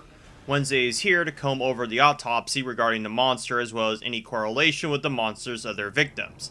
She finds a container of the bum's dead body, and conveniently, unlike the hiker, the bum is still mostly intact from the monster's assault, which will become a contrivance once another character of ours suffers a similar fate. After Wednesday gets her report and Thing gets the copies ready, Thing notices someone coming to the office, which is high time for both to case the joint. We tune into Galpin talking to Dr. Anwar, who's some investigative surgeon who has him inspect the bum's foot that Wednesday noticed was missing. He notice that 2 of the toes are missing and that their means was more surgical than the rest of the injuries inflicted. The doctor mentions to Galpin that he's a day away from retirement, which, if you've ever known about the trope of a character saying they're close to retirement, chances are they're closer to the grave. As Galpin leaves Anwar to do his thing, he notices one of the containers ajar and opens it, to spot Wednesday posing as a dead body. Convincingly, only because I guess Anwar is too stupid to remember the medical accounts of the bodies he has stored here, and didn't pull out the container in full to see she wouldn't have a tag of the means of death. Not to mention that dead bodies stored this way typically aren't fully clothed like she is, but this is all to facilitate a poor joke about how dead Wednesday can make herself look given the opportunity. Wednesday makes her collage of the evidence she gathered at the morgue with a reaction from Enid that doesn't pose any further questions as to the significance of it, nor anyone else for that matter. Should I also mention that Wednesday deliberately tampering with evidence also won't be met with serious repercussions on her end? Shit, even Wednesday blurts out exactly what she did at the morgue, as though expecting Enid not to pipe up about it because they're such friends now from the Poe Cup? Anyhow, Wednesday discovers that the common denominator of the monster's victims is that they've had some body part removed, usually surgically. Wednesday surmises that the monster is holding trophies, but the real significance of grabbing these parts will be made more clear near the end of the show. We get another school lesson from Thornhill, whose lesson just so happens to analogize to the upcoming school dance I mentioned would be the flavor of the week for this episode. Xavier tries to shy away the obvious wound he has on his neck to Wednesday, which she doesn't buy considering he keeps leaning for her and for the audience to notice. As for the dance, obviously Wednesday isn't one interested in such a thing, at least for now. We pan back to the shed that Xavier was residing in towards the end of episode 3, with Wednesday and Thing spying on him, once again. Now, far be it from me to judge that Wednesday would be curious to wonder what Xavier is hiding from her, wouldn't be the first time, but considering how much he's been prodding Xavier about information, I feel he'd be much more paranoid than usual. In fact, conveniently enough, he doesn't lock this shed like he does at the end of episode 3 to allow Wednesday in, like as though he was putting his shed up like bait for her to trounce on in. But oh, will that detail get much worse the more we go in. Don't you fucking wish you knew how bad it gets from here. Wednesday turns on a light to see a gallery of paintings, mostly macabre, but distinctly of ones that accurately portrayed the monster she came witness to. Wednesday pilfers a few of his drawings before heading out, but not before Xavier himself notices Wednesday checking out his shed. Hey, Xavier, if you didn't want Wednesday to go into your shed, I don't know, maybe lock the door like you clearly did last fucking night? Xavier explains that it's his art studio and that he was given license to use it by Weems after having it fixed up. Apparently, this ramshackle shed that's on private property can just be given to a random student to use for whatever just because they spruced it up, as opposed to being used for the entire school body to do an extracurricular activity involving painting or something else for that matter, or hell, even demolished if need be. It's not like Xavier has been poking around Nevermore for the better part of 125 years to use it for his own ends. Wednesday tries to reverse psychology Xavier by asking a tour inside, despite already going inside, to which Xavier blurts out a reason why they can't. Now again, this could be the editors fucking up, but considering the angle of which Xavier saw Wednesday, he absolutely would have known that she had already gone in and wouldn't need reason to ask for unless to throw suspicion off of her, which wouldn't, considering her already poking around a place that anyone, not just Wednesday, could have barged in. Xavier then asks Wednesday why she was even out looking for him, to which she also blurts out a reason that will in no doubt somehow contrive her to go to the dance with a certain somebody, now would it? But it does, as Xavier suspects she's taken an interest with him with her stupid lie, which gets Wednesday into a position to ask him to the dance so she can further prod his suspicions of being the monster. Again, the absolute stupidity on display for these circumstances to play out would not be better stated if I didn't have my own way I would allot for them to happen. So, let's do that. So have Xavier lock the fucking shed and leave, but always looking back, just out of paranoia. Have Wednesday and Thing fiddle fuck around with the lock to try to pry it open as she spots a painting of the monster from a hole in the building within. Then, have Thing note to Wednesday that Xavier is coming back so that Wednesday can look cool and resolved, and have Xavier ask her what she was doing. The dialogue regarding her reasons can stay the same, but now that she hasn't already gotten in, her asking Xavier for a tour would give her an alibi for her curiosity in him, and Xavier doesn't look like he has tunnel vision periphery regarding what's going on around him. As for arbitrating Wednesday to the dance, have Xavier come to that conclusion that she's interested in him because of her poking around his art studio, and Wednesday go along with it out of the aforementioned opportunity. See? Wasn't that fucking hard, now was it?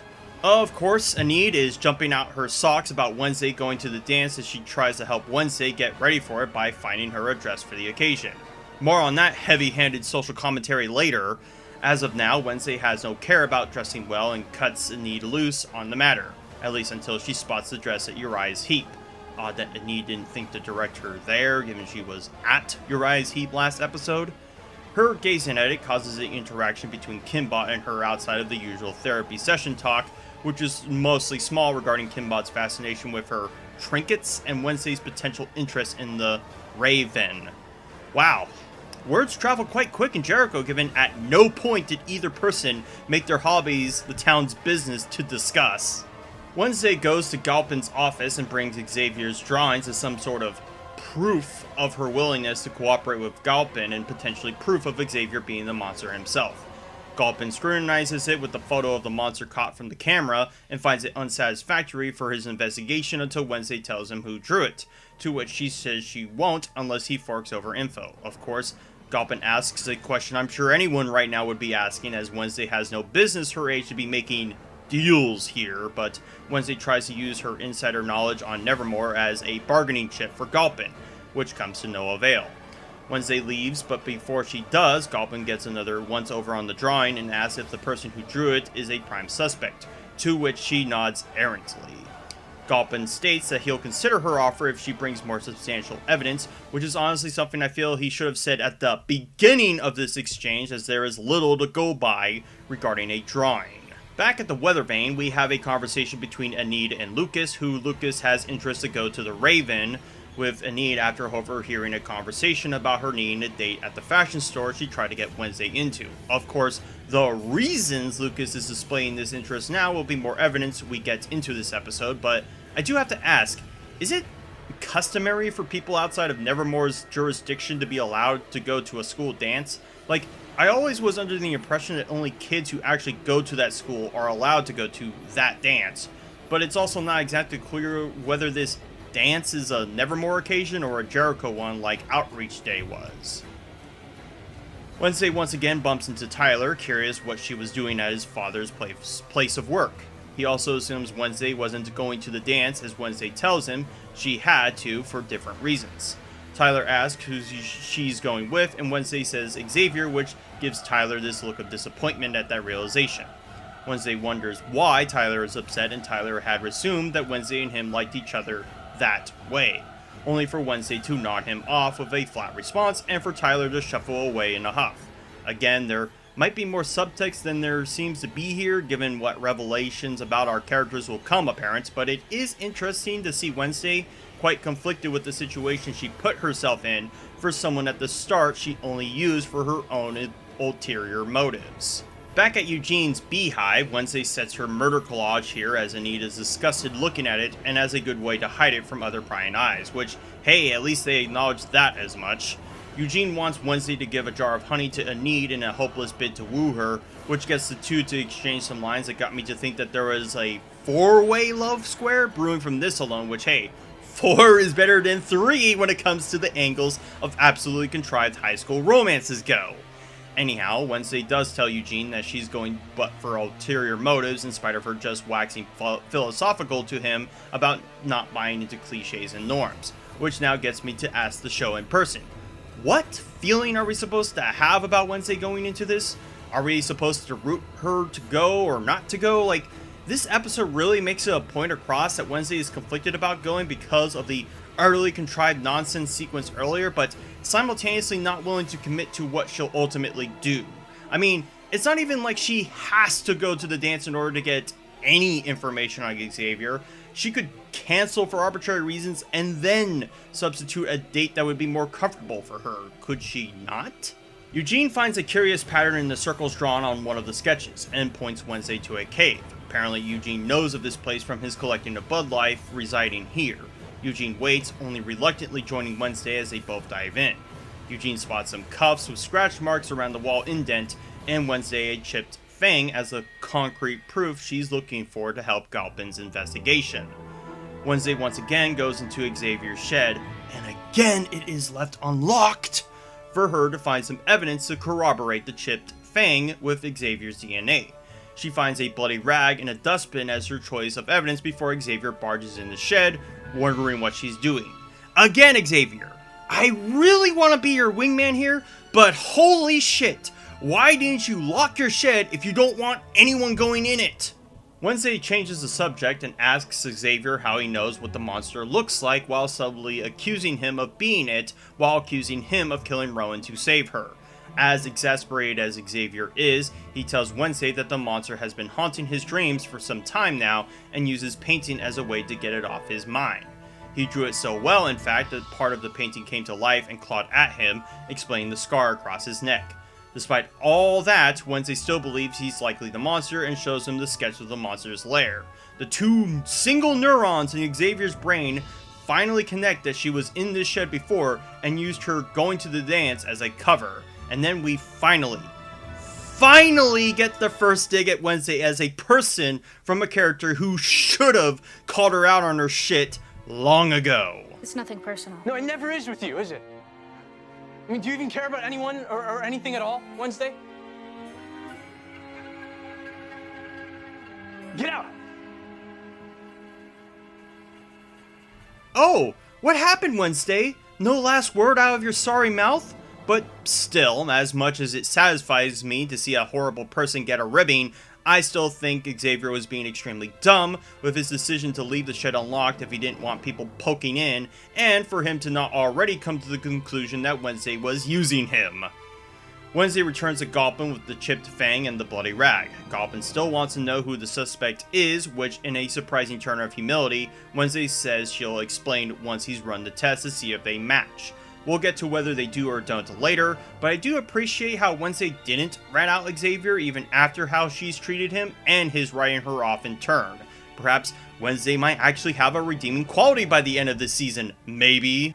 So now that Wednesday doesn't have a date to the dance and sufficiently got everything she needed to potentially close the case on this monster, there shouldn't be a reason for her to go now, right? Well, we'll get to that. She asks Eugene that on account of them both not having a dance that they could go investigate the monster's lair at night. As she exchanges some glances with Xavier and walks off, Bianca of course takes the opportunity to ask Xavier out on a date on account of his not having one. So, about Wednesday not going to that dance and not wanting to go to that dance, well, just watch this. So Thing is typing up something on Wednesday's typewriter. Whatever he's written is given to Tyler as whatever he's reading perks up his mood.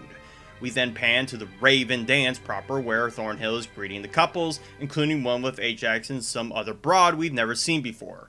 Jeez, I wonder if this will set up some drama to happen later. It just boggles the mind, it does. Weems and Thornhill have some chat about the dance, getting Weems to reminisce on the disappointments she had about it when she was a student, as she was stuck up on her date by another girl, mentioning Morticia Addams as the one who did so. This might again foreshadow her jealousy towards her when she becomes relevant to the story again, but I feel this was just put in to remind the audience that yes, Weems does have some envy about Morticia. Also, if Weems was stuck up by Morticia, does that mean Weems also had a thing for Gomez? Like, goddamn, what is it with tall women wanting extremely short boys and short women wanting extremely tall boys in this show? As Wednesday gets prepared to go monster hunting, she hears a knocking, assuming it to be Enid, only to find Tyler in his Sunday best, prepared to go to the dance with her. Of course, Wednesday is quite upset that Thing would spring this upon her, especially of yet another person that doesn't actually attend the school and can just walk around the halls of it unmonitored too, no less. Yet Wednesday, in spite of her insistence that she doesn't want to go, in spite of her only taking interest to get a lead on Xavier, in spite of her already telling Eugene that they were planning on going to the lair, and in spite of her having no moral obligation to, she prioritizes going to the dance regardless.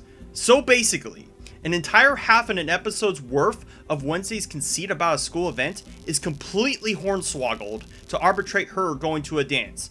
Even worse, when you consider she won't do anything to warn Eugene that he's going to the lair alone and at night, which is extremely important for what will happen to him soon. And if that is the only reason they forced Wednesday to go to this dance so that could happen to Eugene, then by fucking god does that make Wednesday extremely wretched, and that wasn't even intentional this time. And holy shit, does it make whatever the fuck happened up to this point pointless, save for the lair and the evidence she gathered, which they could have done without needing to have yet another high school trope thrust upon this show's already murky premise. As Wednesday rifles through her clothes, Thing directs her to the dress she eyeballed at Uriah's heap, stolen on account of him. And if you thought the overcompensation of Wednesday's intelligence and wit on top of her clunky social commentary was already grueling, wait until you get a load of what she has to say about her dress. Wow. You look... Unrecognizable. Ridiculous. A classic example of female objectification for the male gaze. Now, I have to remind the writers, once again, you wrote Wednesday into the circumstance to want to go to the dance in spite of her every objection not to. So all of this bullshit about her dress being objectifying is pointless when she willingly put it on, and the dress itself isn't even revealing, much less objectifying in any measure. What was that line you said, Wednesday? Once is chance, twice is coincidence, and third's a pattern? Well, this is about the fourth time the writers have shown their hand in the writing, and by blatantly doing the thing they're supposedly condemning, they're only projecting their own failings on the audience as to browbeat them while acting like they themselves said something poignant when they're the ones kneecapping the show's narrative in order to facilitate it. It's not even an issue that I have that characters can make some social political statement so long as it's in character and in universe to do so. And every scene that Wednesday has made herself the proverbial ass of it hasn't been. So yeah, you can virtue signal all you wish about how, oh, isn't it brave to condemn this form of misogyny? When ultimately, you need this to happen because this show might as well be a shitty high school series with a convoluted murder mystery stapled on top with a faint drab of the Addams family paint wafting in its texture. Where were we? Oh yeah. Tyler compliments the dress, of course, as Eugene stumbles in, wondering what Wednesday is doing. Both give him the silent treatment, putting Eugene in a position of wanting to go to the woods himself.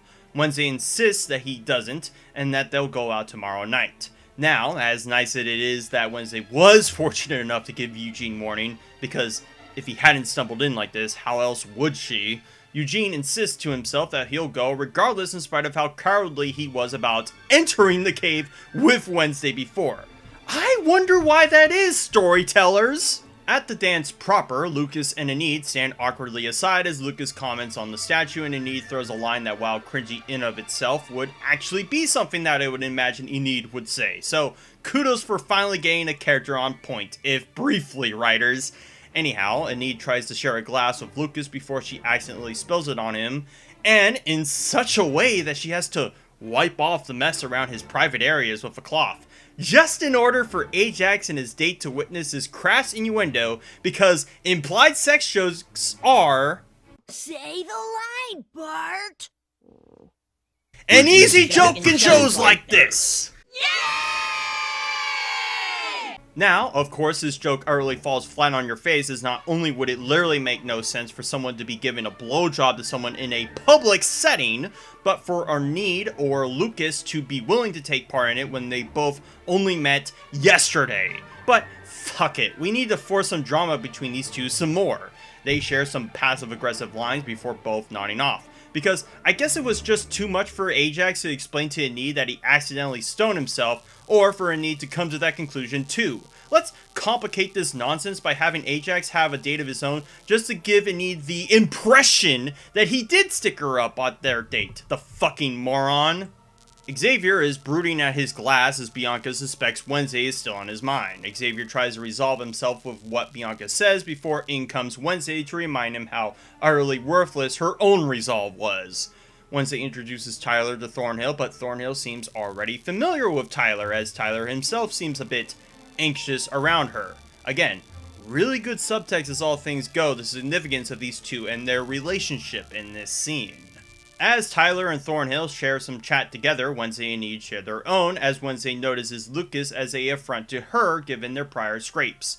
Enid reassures her that Lucas and her are trying to make their exes jealous, while Wednesday actually makes a decent pun regarding the kind of self-defense tool she has on her, although whether she is sincere about having a miniature mace is yet to be seen.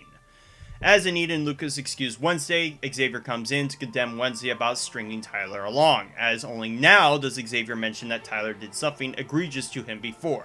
I guess I'm surprised that Xavier would share this detail, considering how pissed off he was about her invading his privacy. Like, I'm seriously starting to suspect he just has a fetish for getting abused. Lucas peers through his phone to see some messages that detail the true intentions of his coming to the dance before Anid interrupts them, getting the two to find some commonality between one another before hitting it on the dance floor. This will foreshadow some second thoughts Lucas might have going to what he'll inevitably do, which may arrive at one of the major themes of this show regarding the distrust and intolerance between the normies and the outcasts. But we don't really get to explore why Lucas feels the way he does about Nevermore up to this point, and his quick heel turn from that point is equally as abrupt. But he's only a microcosm of that theme, as we'll explore it through characters who do much more than he with it. In spite of Wednesday's warning, Eugene scopes out the monster's lair with no sign in sight at the moment. We'll get back to that and him here soon. We go back to Wednesday sauntering to herself in some private hall, with Tyler discovering her here. Wednesday unveils what Xavier told her, that Tyler had some friends assault Xavier and ruin the mural he made on Outreach Day last year, which admittedly was something I forgot Xavier mentioned when he was staring at the blank wall on my first watch, so neat callback to that. Anyhow, Tyler doesn't try to make excuses for his actions and says that he used to have a bad habit of picking on those he deemed had made his life a living hell, which is honestly a common factor most bullies typically have. Of course, Wednesday doesn't really care as much as Tyler thinks, considering her attitude on Moss, although that doesn't explain why she seemed to mention it to Tyler and made it a point to isolate herself from the dance. A tanker truck rolls up to Nevermore inexplicably, as well as completely unabated too, no less. I guess Nevermore can't afford to have some kind of night watch on hand, even though clearly the school enforces a curfew. We'll get to the significance of that truck, but now we have to go to the only scene in this show that had any cultural significance online, as Wednesday does this interpretive dance of just winging it, as I would expect someone who isn't used to dancing would do. Why I say this is culturally significant is not only did Netflix heavily promote this section of the episode, but literal online shorts were created to change the song to go along with her dance, most notably of Lady Gaga's Bloody Mary sped up and pitched up. It was a low moment for humanity when that became a trend for a few weeks, and honestly, looking back, this trend only propelled the popularity of that song more than the show itself. Like, supposedly Jenna Ortega, the actress for Wednesday, took inspiration from how goth kids would dance and emulated it here, but it just reminds me of when Uma Thurman and John Travolta did the twist, but done poorly. Anid wants to join in on the fun, but Lucas phones it in that he has to go. Get it? While the dance keeps going, Xavier is so upset at the goings-on that he insists to Bianca that she use her powers to make him forget about her, which also gets Bianca upset at how hypocritical he's being about breaking up with her prior because of her manipulating to him, storming off. I mean, this is par for the course as supernatural high school dramas go, so no surprise that Xavier can't stop catching L's in this episode. Strangely enough, not the most he gets in a particular episode, if you can believe that. Presumably in the back alley of Nevermore, the Pilgrim Boys again are off to their dastardly ways by unraveling a hose that will be attached to what I can only assume is the school's sprinkler system. Lucas comes in and has reservations about doing this, only spurned by his friendship with Enid earlier, I guess, as the boys exposit to Lucas exactly why they're doing this, as though Lucas wouldn't already know, which, hey, I thought they were just doing this because they got beat up twice by a Nevermore student, so I guess I forgive this exposition dump just once.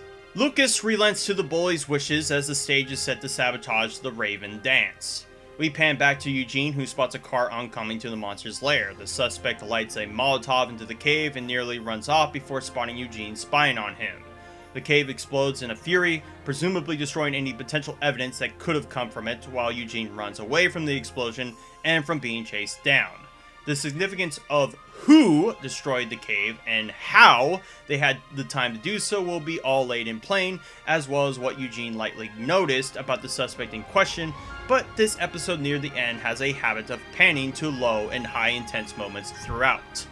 Like in this next scene where Wednesday and Bianca settle their differences, Bianca having felt defeated from how much Wednesday, inadvertently or otherwise, had ruined hers and Xavier's reputation. Bianca undresses to Wednesday that she can't ever tell if the people around her like her for who she is or for superficial and, more importantly, supernatural reasons relating to her siren powers. Even Wednesday sort of wishes she had the ability to care about what other people think, a bit ironic considering her trying to one-up everyone means she does care about proving how smart she is to people. And thus ends the rivalry that Bianca and Wednesday had, which was already clunkily presented and quickly dished out like late night fast food. They will never have any significant beef again. In fact, Bianca doesn't have much more to do in this story save for the second to last and last episode, severely squandering any would-be potential for her as a wedge against Wednesday. And then we are whiplashed right back to Eugene running away aimlessly, trying to hide somewhere to catch his breath, before we slapdash back to the dance where Thornhill mentions a 11 o'clock event on the dance floor. This will be important with the time Eugene recorded himself, don't worry. Before the bullies ruin the event by pulling the fire alarm, setting the sprinklers in motion. The result is a scene done far better in Blade 1, if I say so myself, but nonetheless gets the job done. All the students freak out, save for Wednesday, which would make you think that Weems would suspect Wednesday is in on this if she was willing to sabotage a statue that she didn't like. Surely Wednesday would take part in fucking up a dance she didn't want to attend. Although remember, she totally didn't want to go. Regardless, this whole diversion for some reason gives Wednesday a vision of Eugene getting mauled by the monster, springing her into motion to save him from certain doom. Tyler presumably is texting his dad about this whole ordeal, bumping into Xavier as he asks him where Wednesday went. Now, what Xavier says is important both for what will happen next and further along once all the reveals are made in place. But Xavier specifically says, how would I know? She's your date. Meaning he doesn't know and doesn't care to know. More than that is that Tyler doesn't know either from all the panic and of Wednesday running after for Eugene herself.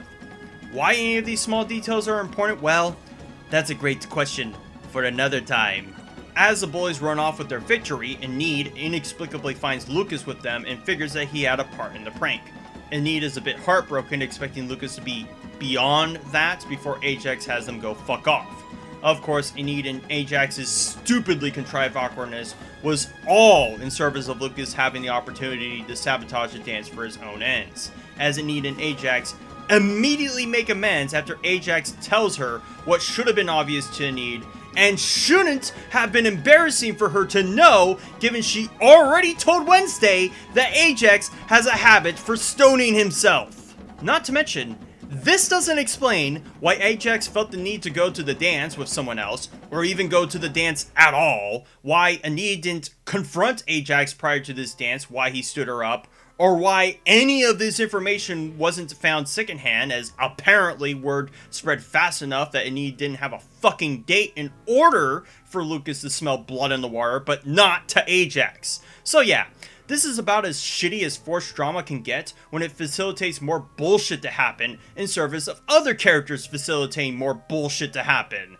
as we will find out just how damning, as a consequence, this prank is to the spree of monster killings. Back in the woods, Eugene believes the coast is clear as he catches his breath some more before hearing the noise of the monster, and he's on the run again. Wednesday calls out to him to no avail as Eugene trips on something and suffers the fate Wednesday saw in her vision.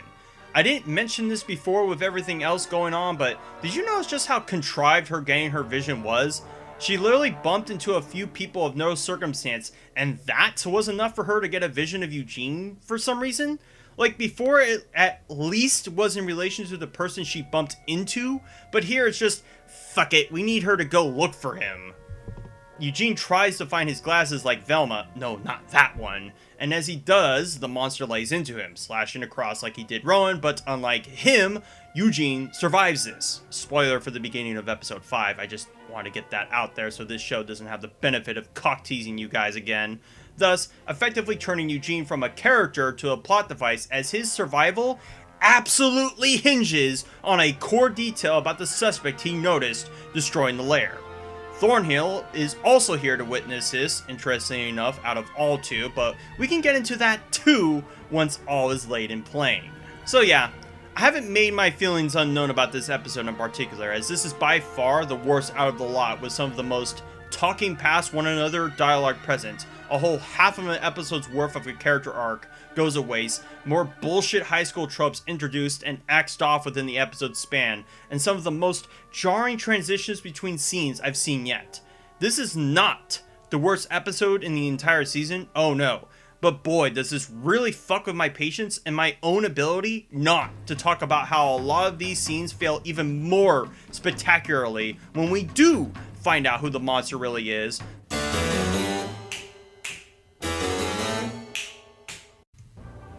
Before we can even start episode 5, I need to make a few corrections regarding certain plot elements I said would be mentioned in certain episodes. I was under the assumption that episode 6 was conducive to the family gathering episode, but in fact, episode 5 is that, and episode 6 is more conducive to Wednesday getting her licks. So, spatial presence of certain characters in mind, everything I said regarding this episode 6 prior is actually pertinent to 5. So, now you know that, episode 5's main school flavor is that the parents of the respective students are coming back for a reunion of sorts, which also allots the resurgence of Gomez's criminal records once they acquired from Tyler back in episode 1 their importance. Instead of a vision, Wednesday reminisces what likely happened during the pivotal moment where Gomez killed somebody back in 1990. I should also mention again that in spite of your preconceived notions of this show taking place in the 80s, that Wednesday specifically mentions his murder taking place 32 years ago, pitting the Wednesday show right at 2022, respectively. Anyhow, a out-of-context flashback plays where a younger Weems is witness to a dead body falling off some scaffolding with Gomez precariously standing above with bloody rapier in hand. Quick spoiler warning for what will comprise this flashback.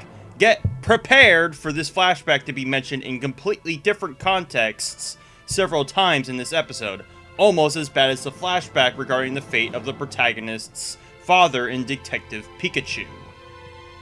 In the flashback, young Weems testifies what she saw and blames Morticia for the incident, as the two men were presumably fighting over her. With the way Weems jeers at the young Walker, it's safe to say that Weems is likely embellishing this on account of the previously established jealousy she has for Morticia. As young Gomez is stuffed into the 5-0, we jump back into the present with Gomez riding shotgun for the Parents' Weekend. As I established, that was going to be the school flavor of this episode. I should also mention that episode 5 is the last time a school event will be a central piece, as episodes 6, 7, and 8 are all beset on unraveling the connections between the monster killings, Crackstone, and the prophecy regarding Wednesday. As they arrive, Gomez and Morticia do the usual sizing up each other as they're prone to do, as we cut to Weems yet again giving the formal announcement of yet another school event. Now, of course, you'll say, well, of course she would, she's the principal after all. But I say that's only a slight pass, as I've countless grieved at the lack of any school body beyond Weems or Thornhill present. Weems also mentions the circumstance regarding Eugene's fate, stating that he managed to survive his scrape with the monster while being currently hospitalized. Now, given that Weems has already once covered up a student's fate, I was first believing that Weems might have also exaggerated the nature of Eugene to cover him up as well, but nope, he literally is on the mend, as she states, and maybe figured that with Thornhill and Wednesday's testimony as such would be too hard for her to cover up. Enid asks Wednesday if she's visited Eugene, and interestingly, Wednesday says she hasn't on account of guilt for why Eugene is in the state he's in. Yeah, and there's a certain other entity that should also take blame for their moxie on you, wanting to prioritize going to a dance above all, but regardless, Enid tries to reassure Wednesday by stating that the monster hasn't attacked in the past week. Now, up to this point, we've assumed that all of these school events have been happening day by day, or at least only with a few days between them, but the sudden gap of time between what happened in episode 4 to 5 is quite jarring, and there very may well be a narrative reason as to why that jump was made. Wednesday is reunited with the Addams as well as being acquainted with Enid's parents, who according to Enid are quite conceited in her as a result of her inability to wolf out. But considering even the fucking werewolves we've had seen haven't either, makes this a moot point of concern. Regardless, they deal with their better halves. As per Wednesday's vernacular, she immediately jumps down the Addams' throat regarding their intentions using Thing as a spy for them, disregarding how unruly she's been up to this point to wring the Addams' hand into this act of desperation. It's just more of the trying to sound smart attitude that is tantamount to this new variation of Wednesday. At least there is some levity in their exchange as, contrary to how they were acting as though normal people in episode 1, actually are quite relieved to find Wednesday at the tail end of an attempted murder, as would be macabre and customary to them. Hard cut to Enid as she exposited to Wednesday, her mother is quite judgmental to her while her father is this silent arbiter type who only has a grin to give to her. Basically, this dynamic between Enid and her parents don't do well to dwell on Enid as a character, as up to this point she's been inoffensive and inconsequential to an eye. That will be a lot of the other characters' dynamic with their parents. Like with Bianca and Xavier, who the latter apologizes for his attitude towards her at the dance while acknowledging the absence of his father, yet again at such an event. Remember when I said that what Ajax said about Xavier's father being questionable wouldn't amount to anything? This is, quite literally, the only other time Xavier's father is mentioned in any capacity. And frankly, I think it would have helped contextualize his relationship and Xavier as a character if we did see his father, but any further speculation on Xavier would put to rest the red herring of a suspect the show desperately wants him to be. Bianca can relate to this long-distance relationship as her mother hasn't appeared since Bianca started in Nevermore. A bit curious given I'm assuming that boarding schools don't attend students year-round or even year by year, meaning that at some point they would go back to their respective homes if their parents aren't fronting the bills, but that's just another logistical gap in the function of Nevermore as a school I can put in my feather cap. Inevitably, Bianca's mother does make a surprise appearance to the bewilderment of both Bianca and Xavier, who the latter steps off to give the two their moment. What moment I mean will be saved a bit later. We cut to the principal's office where Morticia peruses Weems' old yearbook in awe, giving Wednesday a piece of evidence regarding Weems' culpability by way of a talent show where Weems impersonated Julie Garland.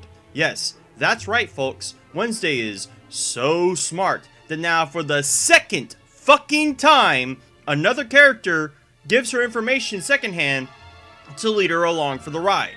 But don't worry, it will get really bad regarding episode 7, and yes, I do mean episode 7 this time. Anyhow, Morticia does eventually notice that her page was ripped out, but doesn't inquire further as to why, in spite of the fact that it was Weems's yearbook she was poking around in. Now, I should mention why the Addams are in Weems' office in the first place, as Weems addresses the rocky nature of wrangling Wednesday regarding the murder accusation of Rowan and the statue's sabotage on Outreach Day. Through this, Weems suggests a family session that Kinbot will corral to stabilize this unruly Wednesday. In cuts to Jericho again as the Addams drive on to attend said family session. As they pass on by, Sheriff Galpin is still on the hunt for the monster, wanting his folks to investigate the cave. Now, of course, why the fuck didn't Galpin think to scope out this cave earlier, considering these strings of murders have happened a few weeks before Wednesday showed up, is beyond me, as though the existence of this cave was literally invented for episode 4's sake only. As Galpin is on the phone, he does spot the Addamses exiting out of their car to attend their session because, of course, the only character who has it out for the Addams, beyond Weems I guess, would notice, for as I stated, the weather vane is the goddamn public square. Tyler also takes notice of what his father's witnessing, posing some more dialogue between them regarding their strained relationship. Not enough, however, as Galpin gets another phone call stating that Reggie Anwar just killed himself. That I'm absolutely sure he did so with 2 bullet holes to the back of his head somehow, but the significance of why or how Anwar's death is ruled as a suicide will be more important later, and come with it more of the extreme luck and cleverness of a character yet established to have those qualities. In cues the family session, and with it more of these really uncomfortable shots fixated on the actors' faces as though judging me. Anyhow, Kinbot starts by asking how it's been since Wednesday's absence, with Pugsley saying that he missed her frequent tortures of him, and the parents having more free time to do some kinky shit. Yes, these are both jokes at the expense of the characters, and not actual humor regarding their morbid nature. Wednesday doesn't split hairs and brings about the criminal record regarding Gomez and his murder of one Garrett Gates. Keep that name in notes, as it will become suddenly important later regarding the Gates' family history. Anyhow, Morticia butts in to say that the charges were dropped, and Wednesday isn't convinced on Galpin's own belief that Gomez is a murderer, which is a interesting choice for Wednesday to take Galpin's account of things, given he's been both opposed to her and the Addams thus far. Morticia has had it with Wednesday's brashness and ends the session abruptly while confronting Wednesday on the matter, insisting that Gomez is innocent of any wrongdoing.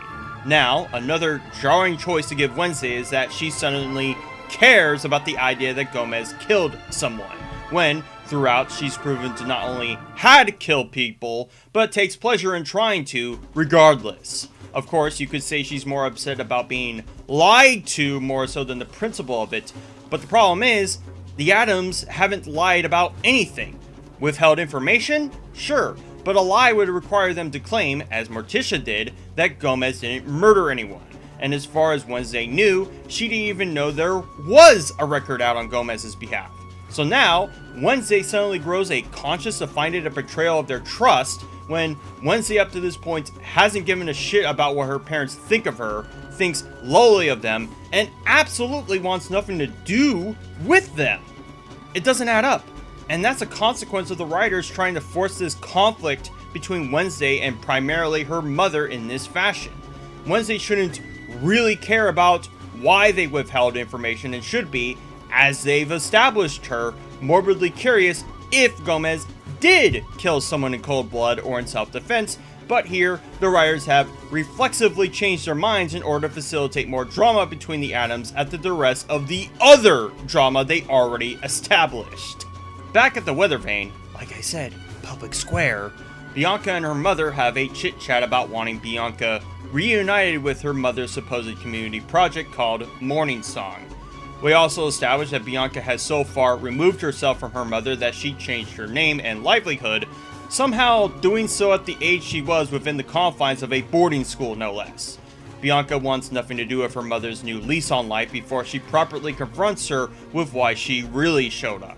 Her mother's siren powers are drying up, and the project is on road's end, while giving Bianca an ultimatum of threatening to pipe up about how Bianca asserted herself into Nevermore in the first place if she doesn't. All of this sudden intrigue into this character will never be brought up again, and is likely a Season 2 plot beat when and if that Season 2 will see the light of day, which I find a real cheap cop-out to do so if you had no intentions of making this a conflict for Bianca to deal with later. Wednesday finally goes and meets Eugene in his comatose state, giving him a jar of honey that she collected from his hive. Presumably, Thing has been keeping watch on his state while Wednesday was away, which may fix or break certain things regarding what other characters visit Eugene at this time, but regardless, Wednesday is still guilty about this and wonders why Eugene went alone. Yeah, we're all wondering that, aren't we, writers? Anyhow, Wednesday is also introduced to Eugene's parents, who are quite warm to Wednesday on account of her friendship with Eugene up to this point, further panging the guilt Wednesday has about putting Eugene in this circumstance, although not entirely the one to blame here. She storms off, uncomfortable knowing how much Eugene meant to her, and in turn the parents knowing Eugene felt some sort of belonging. And yeah, I don't have any qualms about this scene at all. It's in fact one of the more flawless scenes to pin down, even if the circumstance regarding Eugene's fate is going to be made extremely stupid once the major reveals are set. We cut to the morgue room where Anwar's freshly painted brain matter is being examined, with Galpin and his partner as confused as we are as to why Anwar would kill himself in this fashion, much less at all. Trying to find security footage of this event proves fruitless, as the bubblegum Thing had used to blot out the cameras in episode 4 was somehow still there a whole week after he and Wednesday had scoped out the place. So, did it not once occur to the person watching the cams that one of the cameras has been out for a whole week? Which apparently not, as even the partner says they'll look into how long this camera was blotted out. What will become even more daunting is how lucky it was for whoever killed Anwar, as, spoiler alert, he didn't kill himself, didn't bother to scrub the cameras like Wednesday did if they planned on killing Anwar. Great layup on that absolute contrivance of a murder there, Wednesday.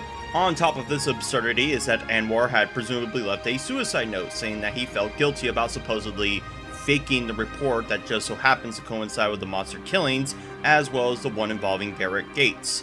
Now, the other question that I'm sure anyone would ask is if the handwriting on the suicide note can be attested to Anwar's handwriting, as well as if fingerprints of whatever pen Anwar wrote this note on match his, but nope. Galpin is more interested in the possibility that the Gates murder was a cover-up, as he has so desperately expressed wanting to pin Gomez on this. Now, up to this point, my opinions about Galpin as per his competent has been mostly tame, albeit with a few bumps along the road.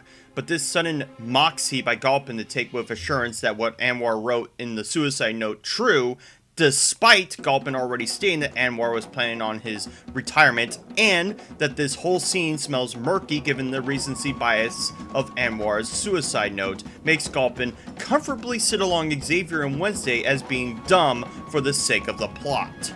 Because, let's just say for the sake of argument that Anwar did write the suicide note in earnest.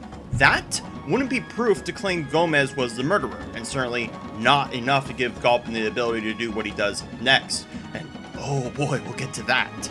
Seeing as there would be a whole forensic investigation into the veracity of the suicide note, along with the nature of Anwar's wounds. Anyhow, we cut to Wednesday staring at the newly erected and newly melted Crackstone statue, just to remind the audience that he'll be important for something later, before she sees her mother walking to the nearby cemetery to plant a rose spitefully on Garrett Gates' grave. Christ, say that 3 times fast. Which really doesn't tell us much of what we already know, other than that Wednesday supposes a romance Morticia and Garrett once had. Awkwardly, we pan to the quad where a family buffet is going on, and again, Wednesday chides Morticia's dishonesty, pressuring Gomez to tell her something she doesn't know. Apparently, Morticia believes Wednesday wouldn't believe them as the reason, which is frankly stupid, considering Wednesday already doesn't trust you whether you were to tell her or not, and that what is so hard to believe is hard for me to believe that anyone wouldn't believe.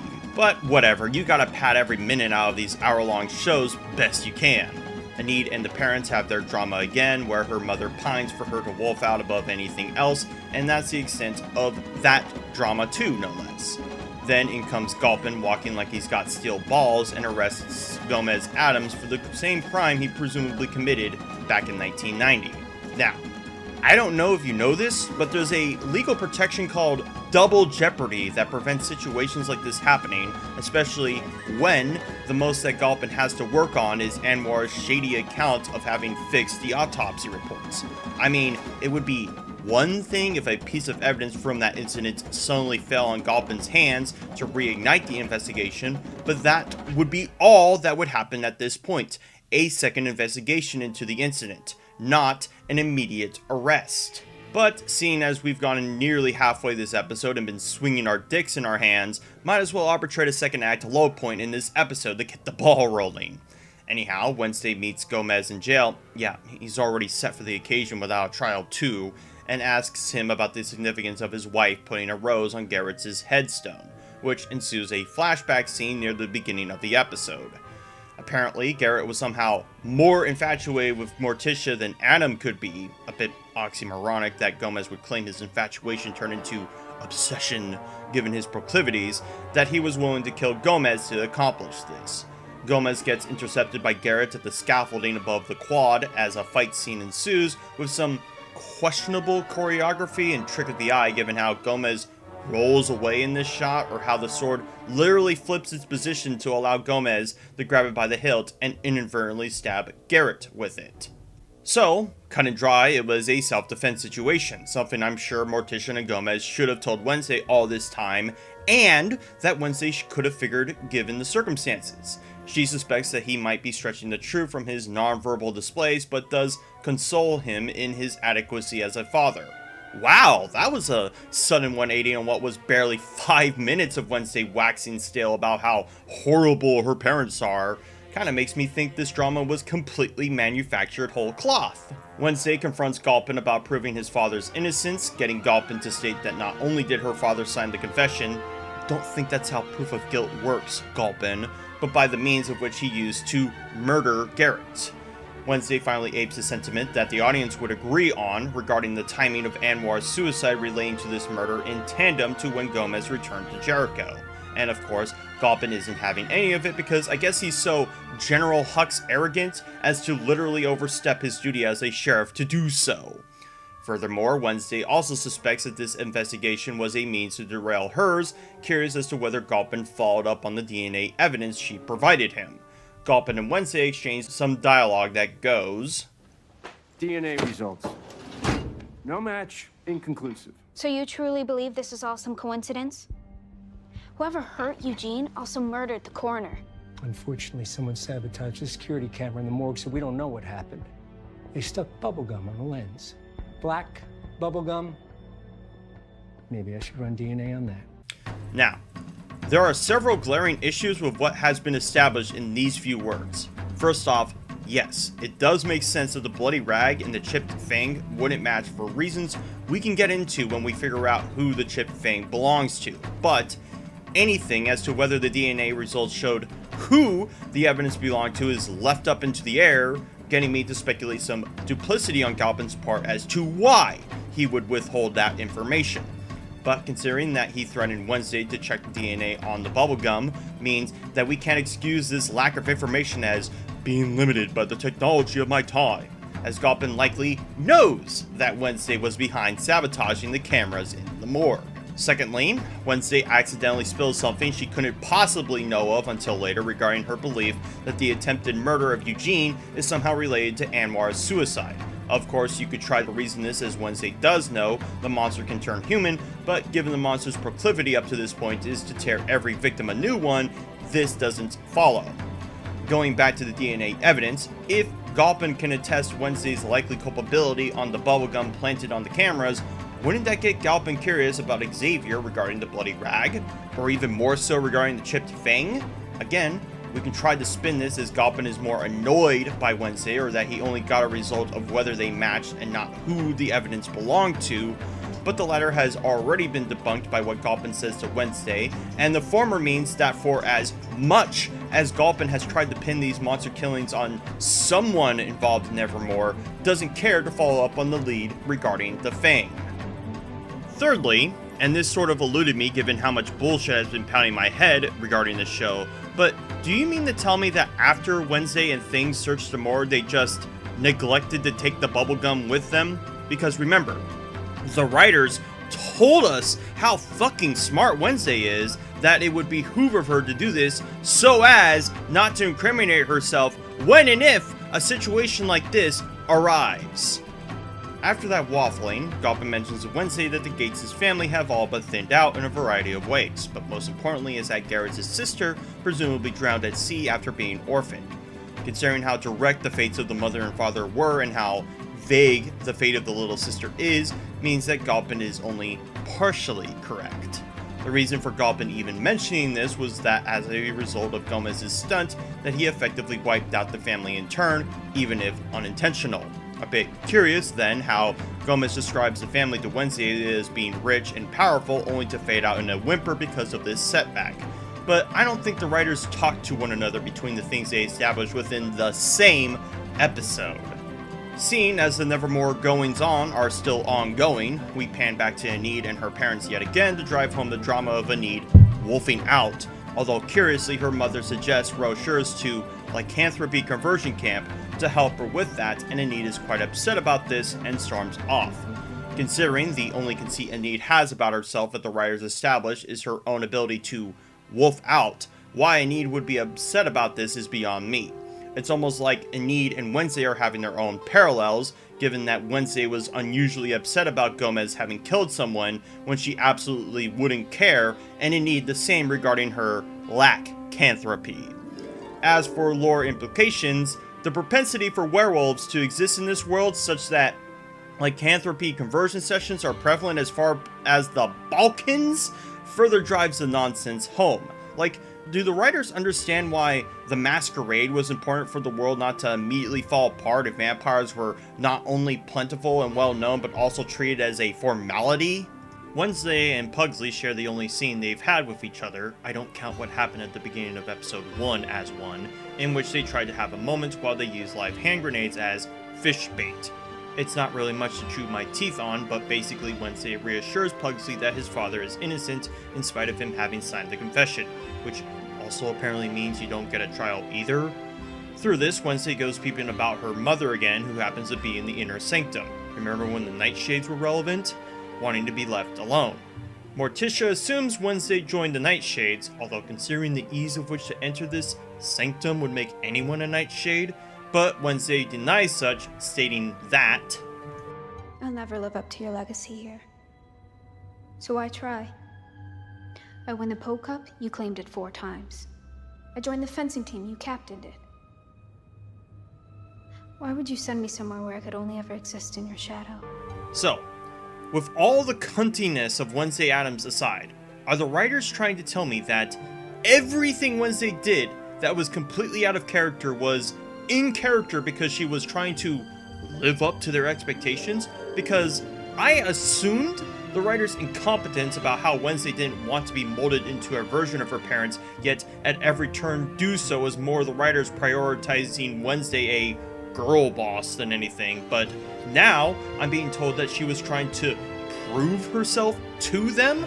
Talk about flipping a switch on her dynamic with her parents. This is straight up ditching that caveat and exchanging another out of pocket for the sake of this episode, as this will be the last episode that will ever lampshade that strained relationship in this season.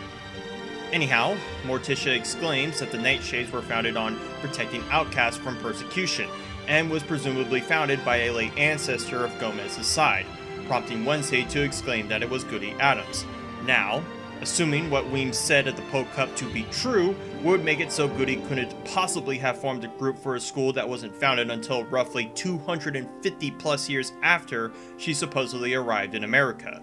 But nope, apparently Wednesday's guess is correct and not dumb, making what Morticia said now dumber, given that means Goody must have had some Jimmy Carter blood running in her to accomplish such a task. Well, I suppose the circumstance involving the Nightshades hasn't mattered much really, so in Wednesday asks Morticia what really happened in 1990, assuming Gomez didn't actually kill Garrett.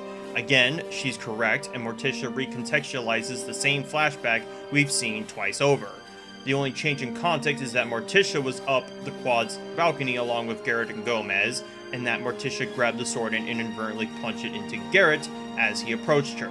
The most peculiar thing about this flashback is that, for some odd reason, Gomez decided to take the blame for the kill by grabbing the sword from her and walking towards the balcony to incriminate himself to the young Weems. Now, character-wise, it absolutely would make sense why Gomez would take the fall for this, but regarding the headache it causes the Addams, wouldn't. As I've already stated, in either scenario, both could have claimed it was an act of self-defense, as Gomez clearly has the wounds to prove it, but that would be doubly so for Morticia, not just because she's a woman, but because of what Gomez said about how obsessive Garrett was for her to the point of trying to call the police for help.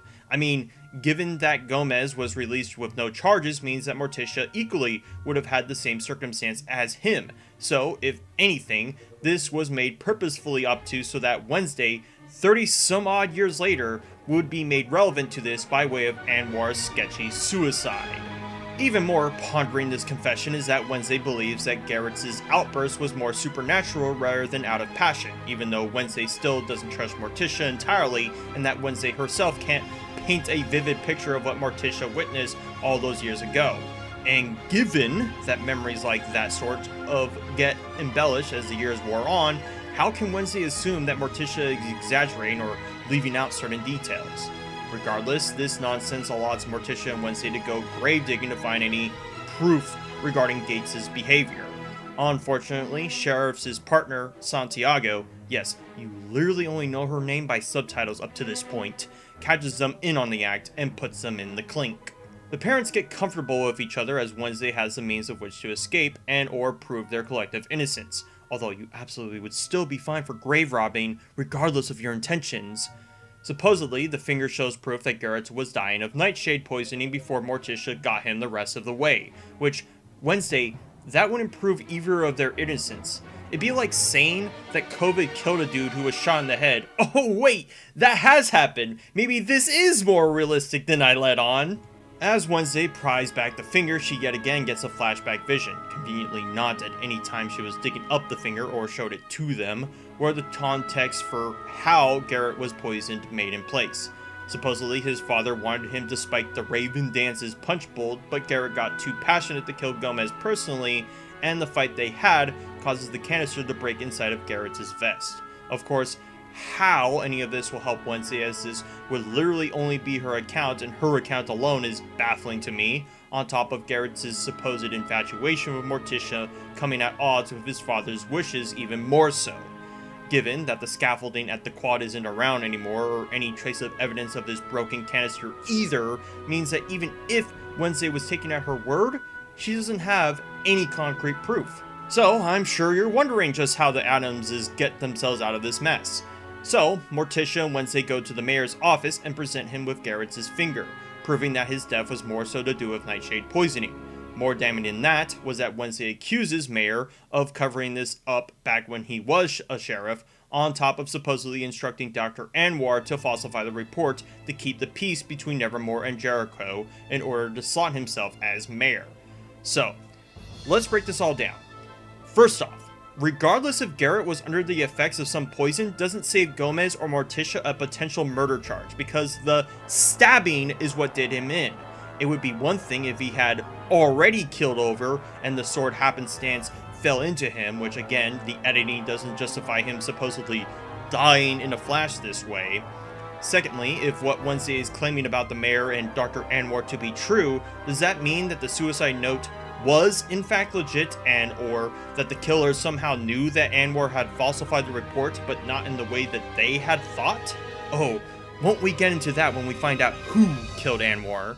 Because boy howdy does that mean that whatever the killer's intentions to derail the monster killing investigation and to destroy the Addams' reputation caused the exact opposite to happen.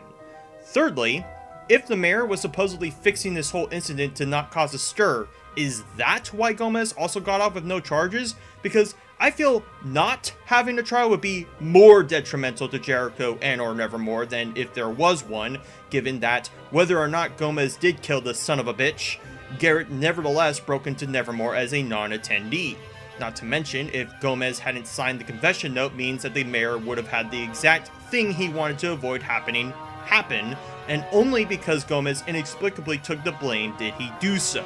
So yeah, a lot of this interrogation and negotiation work completely fall apart if we don't account for any of this.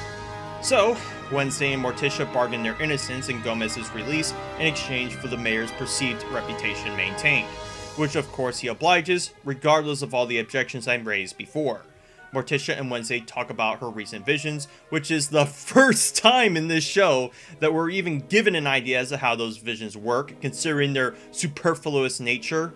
Apparently the visions will have a recollection of an ancestor who'll reach out to them when the moment arises, with Goody Addams as Wednesday's protege. But given Wednesday's willingness to tell Morticia about any of this, I think it's safe to say that whatever useless drama Wednesday had between her parents is effectively over, far beyond when we could even fathom why she loathed them in the first place. Anyhow, Galpin has to apologize to Gomez, which gets the two to discuss about their kids having found a bond between them before Gomez gets reunited with the rest of his family.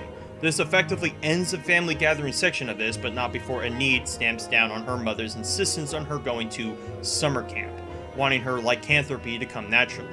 Interestingly, the father, who has been mostly silent up to this point, finally pipes up to say how proud he is of her for standing up to her mother, because apparently he couldn't pose any objections to his wife himself. Well, regardless, it was basically didn't go anywhere, just like with Bianca and Gabrielle settling their deal regarding Morning Song until season 2, assuming anyone can even remember what that settled deal was. The Addams once again are ready to leave Wednesday to her own devices, interestingly without taking Finn with them along, both because he didn't do what he was told, but also as symbolism for their trust in her. But remember, it wouldn't be an Addams family adjacent show without them, would it? Morticia gives Wednesday the yearbook Weems let her borrow, but not to Weems herself for some reason, unless the yearbook Morticia gave Wednesday was her own. But regardless, her doing that gives Wednesday a clue regarding how gaslit she was about Rowan's fate, as she storms in Weems' office to confront her about having impersonated Rowan. She knows this by using the yearbook photo of Weems, who had perfectly imitated Julie Garland, to prove this, instead of, I don't know, the likely phone calls of Rowan's family, or even that Rowan's family themselves having arrived at this family gathering to confront Weems on the matter, but that's neither here nor there. Like with the mayor, Wednesday threatens to tell Galpin about Weems' cover-up, which gets Weems to fess up a lot about how and why she did it, even saying that Rowan's father was supposedly A-okay with Rowan being killed this way, and for Weems to cover it up just because it would keep the integrity of the school afloat. Yeah, I'm sorry, I don't think any father, even one who doesn't value his son that way, would take that lying down just to support Weems' own ends. Some clamoring can be heard outside of the office, getting Weems and Wednesday to investigate. There's a burning on the lawn that reads, "Fire will rain," which is about as veiled a threat as burning a lowercase t on someone's lawn. If you think I sincerely believe that isn't, it's a South Park joke. And that effectively ends this episode. And if you notice at the end credits, Tim Burton isn't credited as such for this episode, which may explain a lot of the nonsense regarding the legal proceedings of this episode, how disjointed the other subplots involving Bianca and Enid were, and how no culpability for not only Wednesday, but for Weems and the mayor are being indicted upon. I didn't get an opportunity to talk about how complicated it would have been for Weems to go about covering up Rowan's murder just to keep the reputation of the school, when had it been made public likely wouldn't have, or how Anwar's suicide will literally become a loose end as the plot unfolds, or other smaller inconsistencies regarding this episode in question. But unfortunately, the farther we get into the show, the more bullshit gets piled on as a result. So I have to deal with the biggest blunders first and foremost before I can tackle the rest. And with that, we go to episode 6.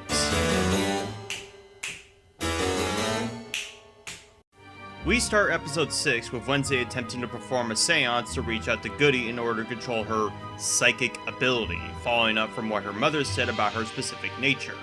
Enid interrupts this, ominously too somehow, just to get an idea of what she's up to. They chat a bit until a ransom note is flung under their door. Apparently their door also just somehow closed itself between shots, suggesting that Wednesday may find her answers at Crackstone Crypt. Now, if you remember in episode 2, Crackstone Crypt was the rally point for the Poe Cup, and we got a brief look at its placement in episode 3. I've updated the map of a good guess as to the locations of certain notable places, including that Crackstone Crypt must be on an island if the contestants had to paddle there by boat. This may be inconsequential, but this detail will get largely ignored for this episode and future, and I can't simply excuse this by saying, well, they must have got a boat and paddled there off screen. Anyhow, Enid and Wednesday make it to Crackstone Crypt as Wednesday peers in while Enid opts to stay out. Poking in the crypt itself proves to be fruitless, as not only is the crypt empty, but the note and Enid arriving was just all a ploy to throw a surprise birthday for Wednesday. Now, let's look at all the faces who borrowed to do this, starting with Xavier. Considering that up to episode 4 they haven't been on speaking terms is a bit mind-boggling that he would care to do this. Ajax and Wednesday have had little to no dialogue between them.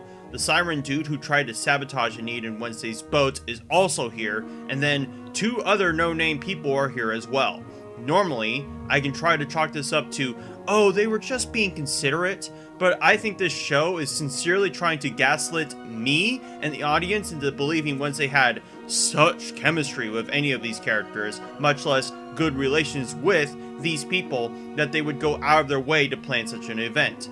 Now, of course, Thing was the one who planned such a thing. Interesting how much he gets his hands onto the plot off screen, pun intended. And maybe he could have spurred Enid on to help, but whether or not any of these people would put up with doing this given their disposition towards Wednesday is another huge ask the show insists upon me.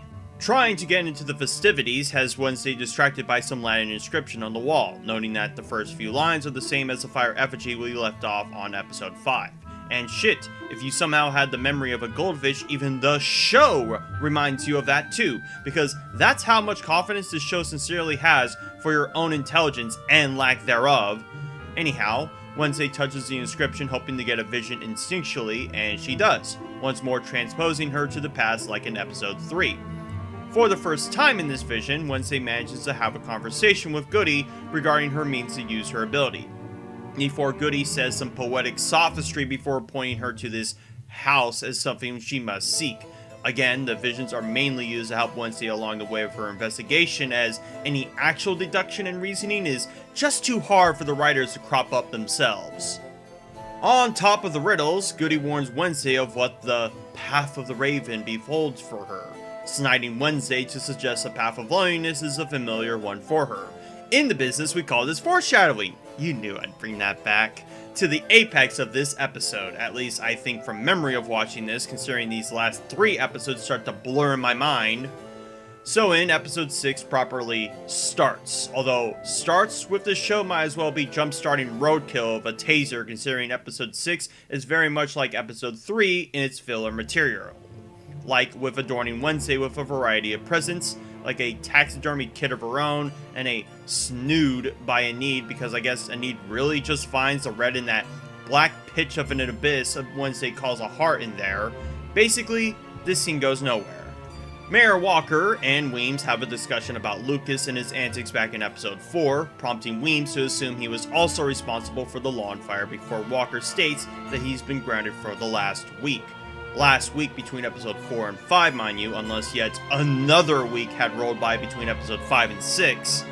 Anyhow, in contrast to their amicability in episode 3, they are much more frustrated with each other, as Mayor himself assumes Nevermore likely responsible for the monster killings after what happened to Eugene, which is a bit weird considering Weems covered up Rowan's murder for both their sake, meaning it wouldn't make sense for Eugene's attack to be on Nevermore's hands, or for the mayor to come to that conclusion if they have this working relationship of keeping their own integrities intact. Back at the lawn effigy, Xavier and Wednesday finally talk to one another after what has been effectively a week since, although talking to Wednesday proves cold as both Wednesday still believes Xavier is the monster, despite what Galpin told her about the DNA authorization, and how Xavier himself made it perfectly clear to her how upset he was. Supposedly Xavier wants to help Wednesday with something, which I'm not sure if he's talking about in regards to her investigation or just personally, but we'll just have to save that nugget for later. Inside Nevermore, Lucas is out wiping some of the windows as per his community service his father put him through after his stunt.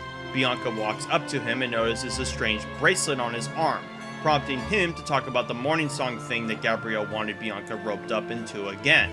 The bracelet is a means to indicate his membership and desire to fix his act, which is why Bianca was curious and also expresses that he should distance himself from morning song as quick as possible. Lucas asks how she knows, and she dodges the question, suggesting that he should listen to her, knowing how he sabotaged that dance for her. I can only suppose all this was to foreshadow a possible relationship between him and Bianca, as opposed to her and Xavier, but this is another loose thread that may or may not get redressed in Season 2.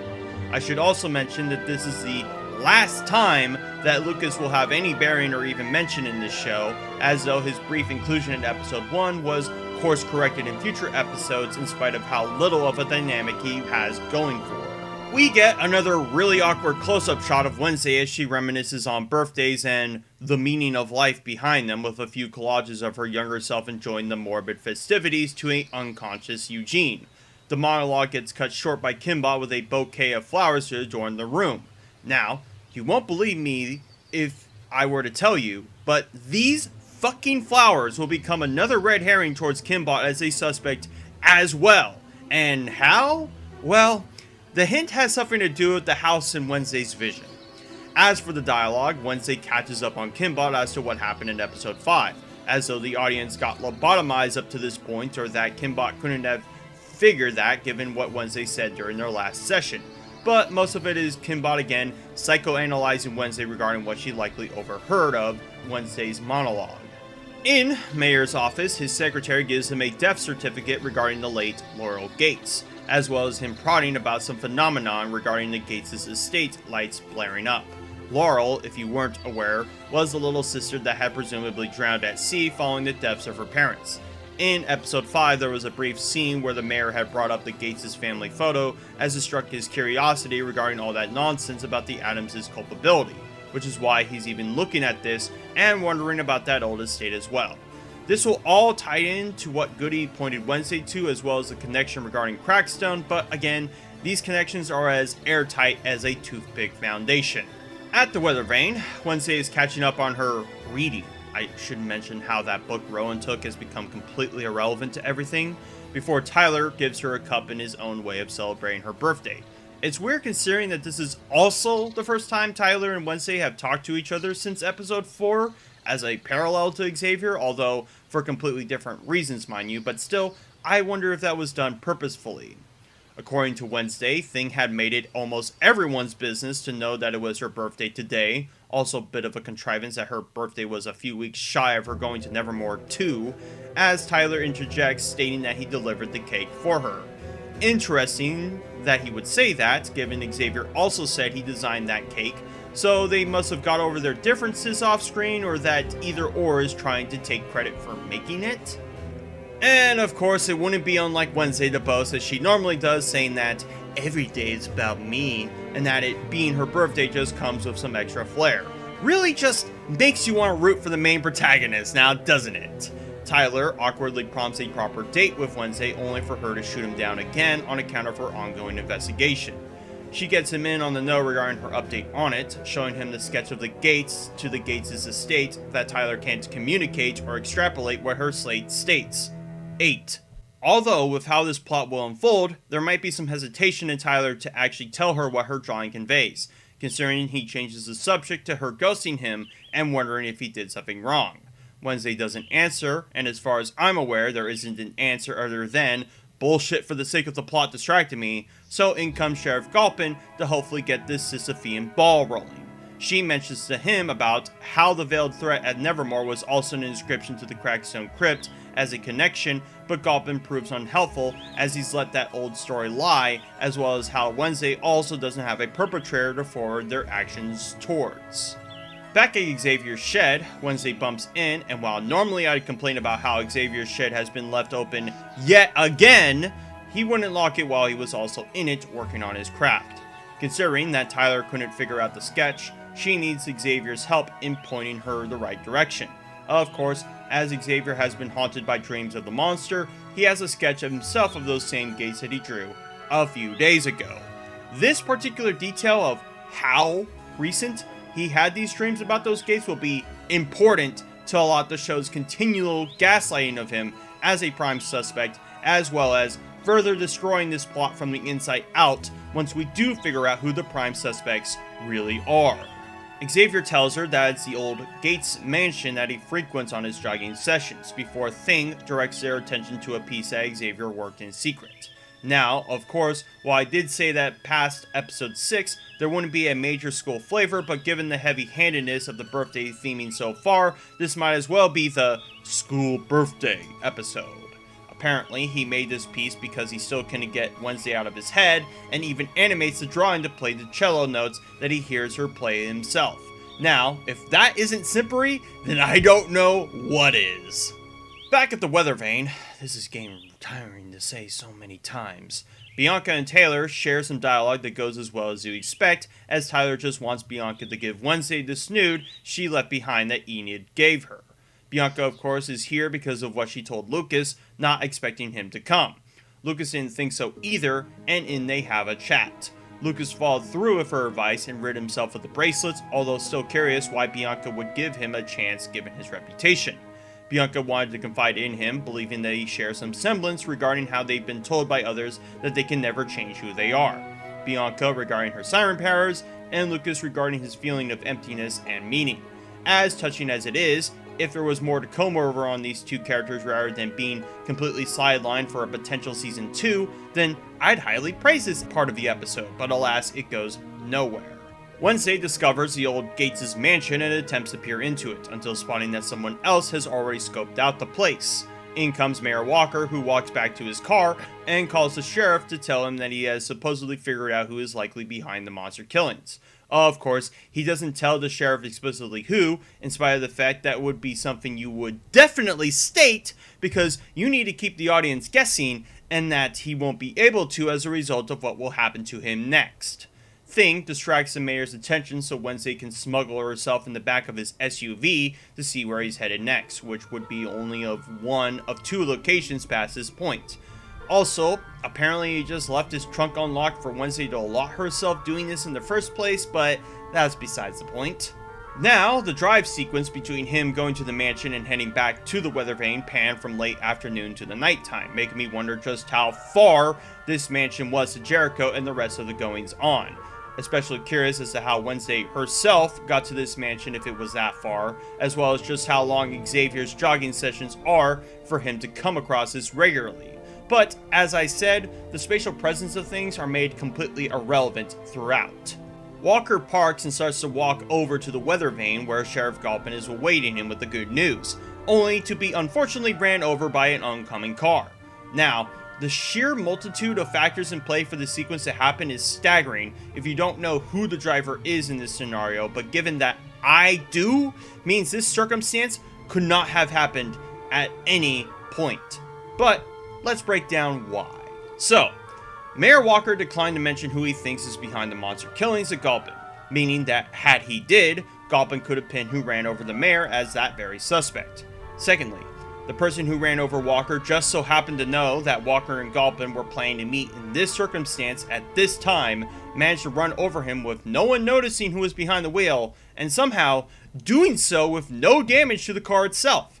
And if that wasn't already coincidental enough, Wednesday happened to have come across Mayor scoping out the house at the same time she did, in order for her to dump herself in his car to see any of this happen, but not notice the same things anyone would have noticed in an incident such as that.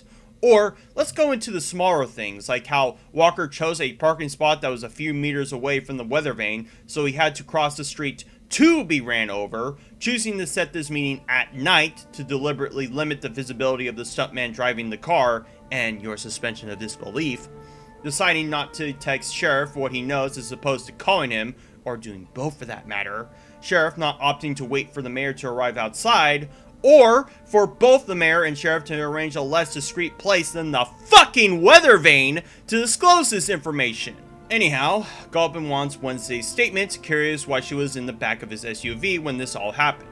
She tells him that he saw him at the Gates' mansion, and had scoped it out for her own reasons, and apparently what Walker left for Galpin wasn't a call but a fucking voicemail, meaning there would be even more precedence for him to state who he believed was behind the monster killings.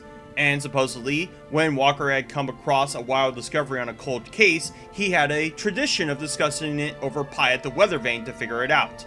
So, the contrived reason to disclose his powder keg of a discovery in a very, very public place was founded on a cliche as well? Color me surprised that bullshit happens to allow more bullshit to happen. Regardless, Wednesday believes that the Gates family has something to do with interrupting this discovery Mayor made, and hands Galpin back Mayor's phone. At Nevermore, Weems once again gives Wednesday a stern talking to, wondering how she got herself mixed up with the Mayor's assault. She says something that I think can describe a lot of how the major plot beats in this show unfolds, such that I just want to use this as a clip dump to explain the writer's thought process through making it.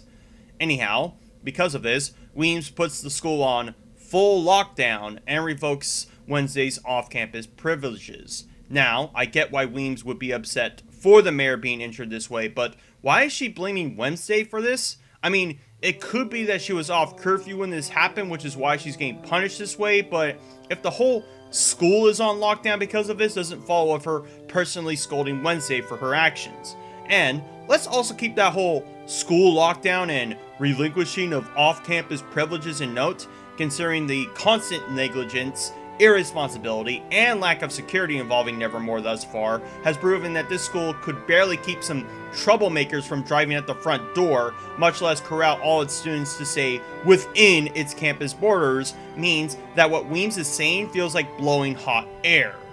Now, as much as I condemn Nevermore for such negligence, I wish it did uphold this rule Weems puts in place, as it will become largely ignored for the better part of the next few episodes, making it meaningless to establish it as a consequence for Wednesday if they wouldn't bother.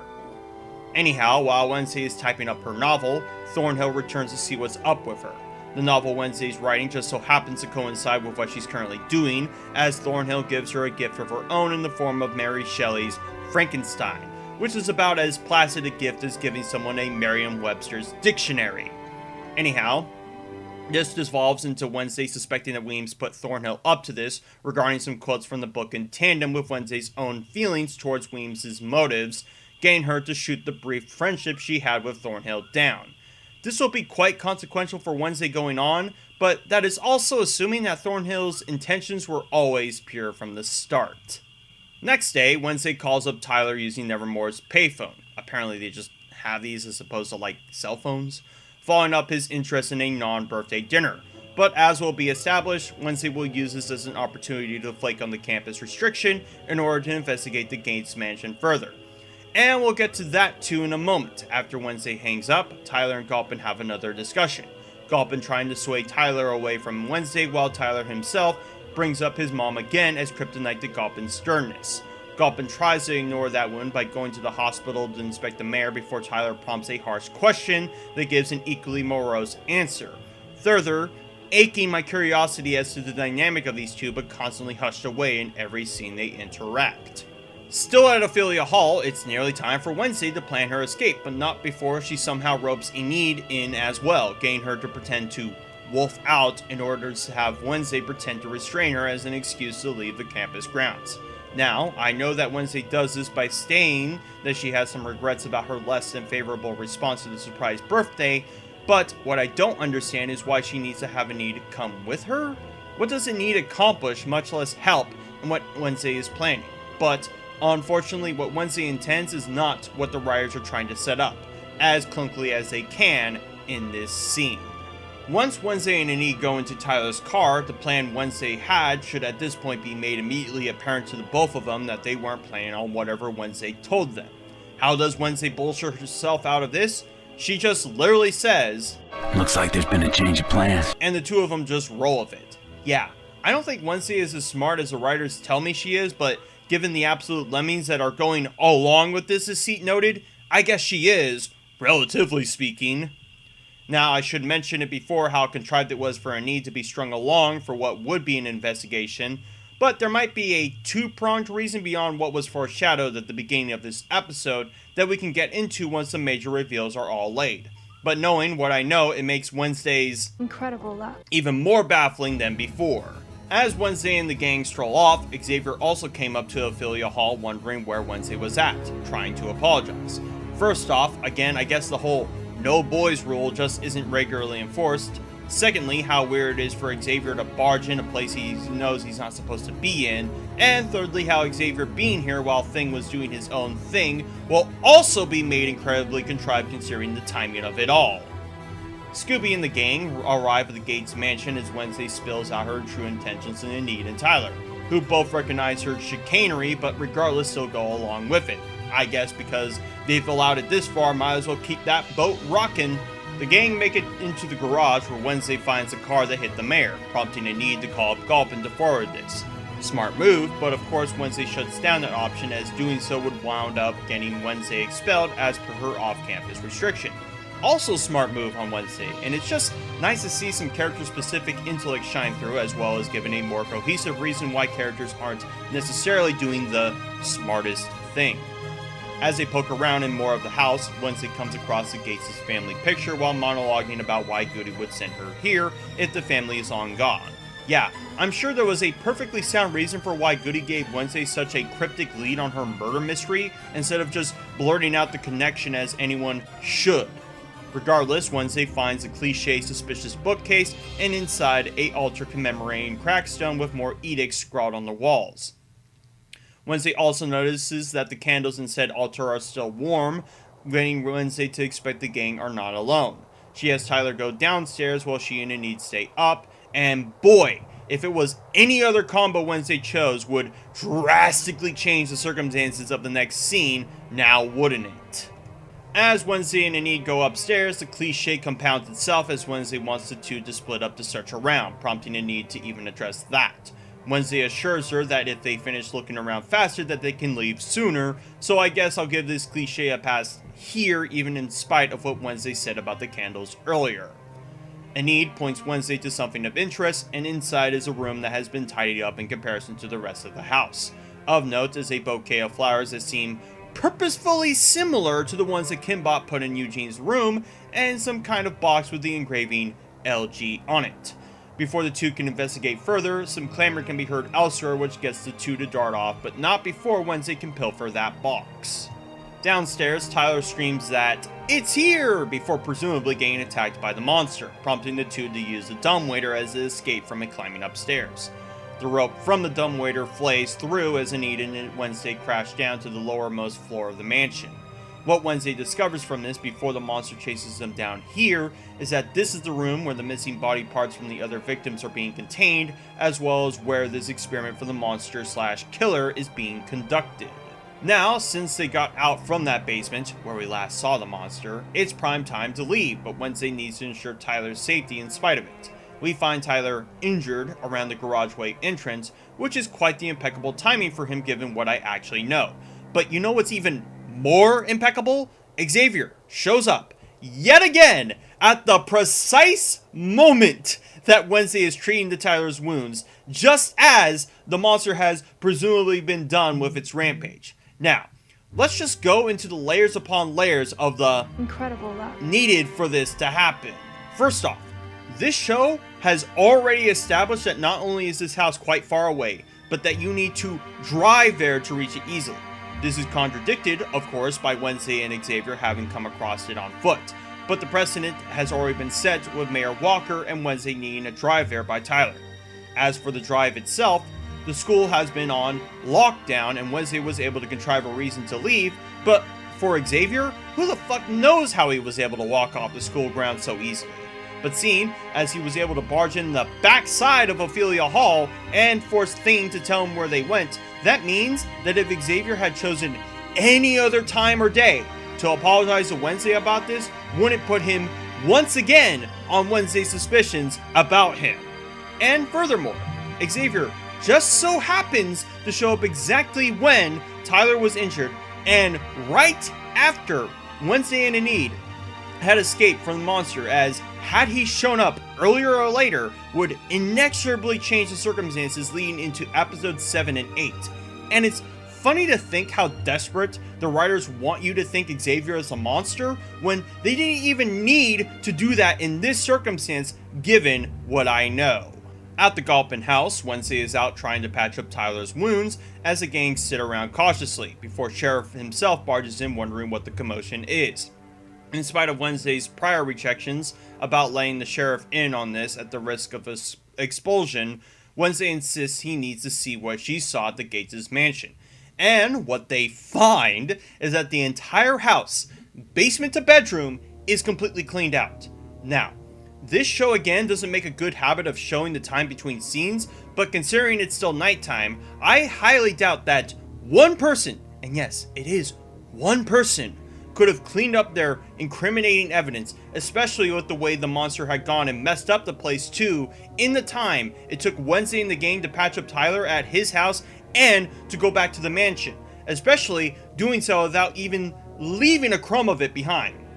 And as for that crumb, hey Wednesday, how about you show that fucking box you snatched earlier to Sheriff, why don't ya? Galpin has headed up to hear with Wednesday's moxie on this and forbids her seeing his son and continuing this investigation. Twisting the knife in this, Weems also makes sure to remind her of how fucked she is given her violations and of endangering her friends in the process.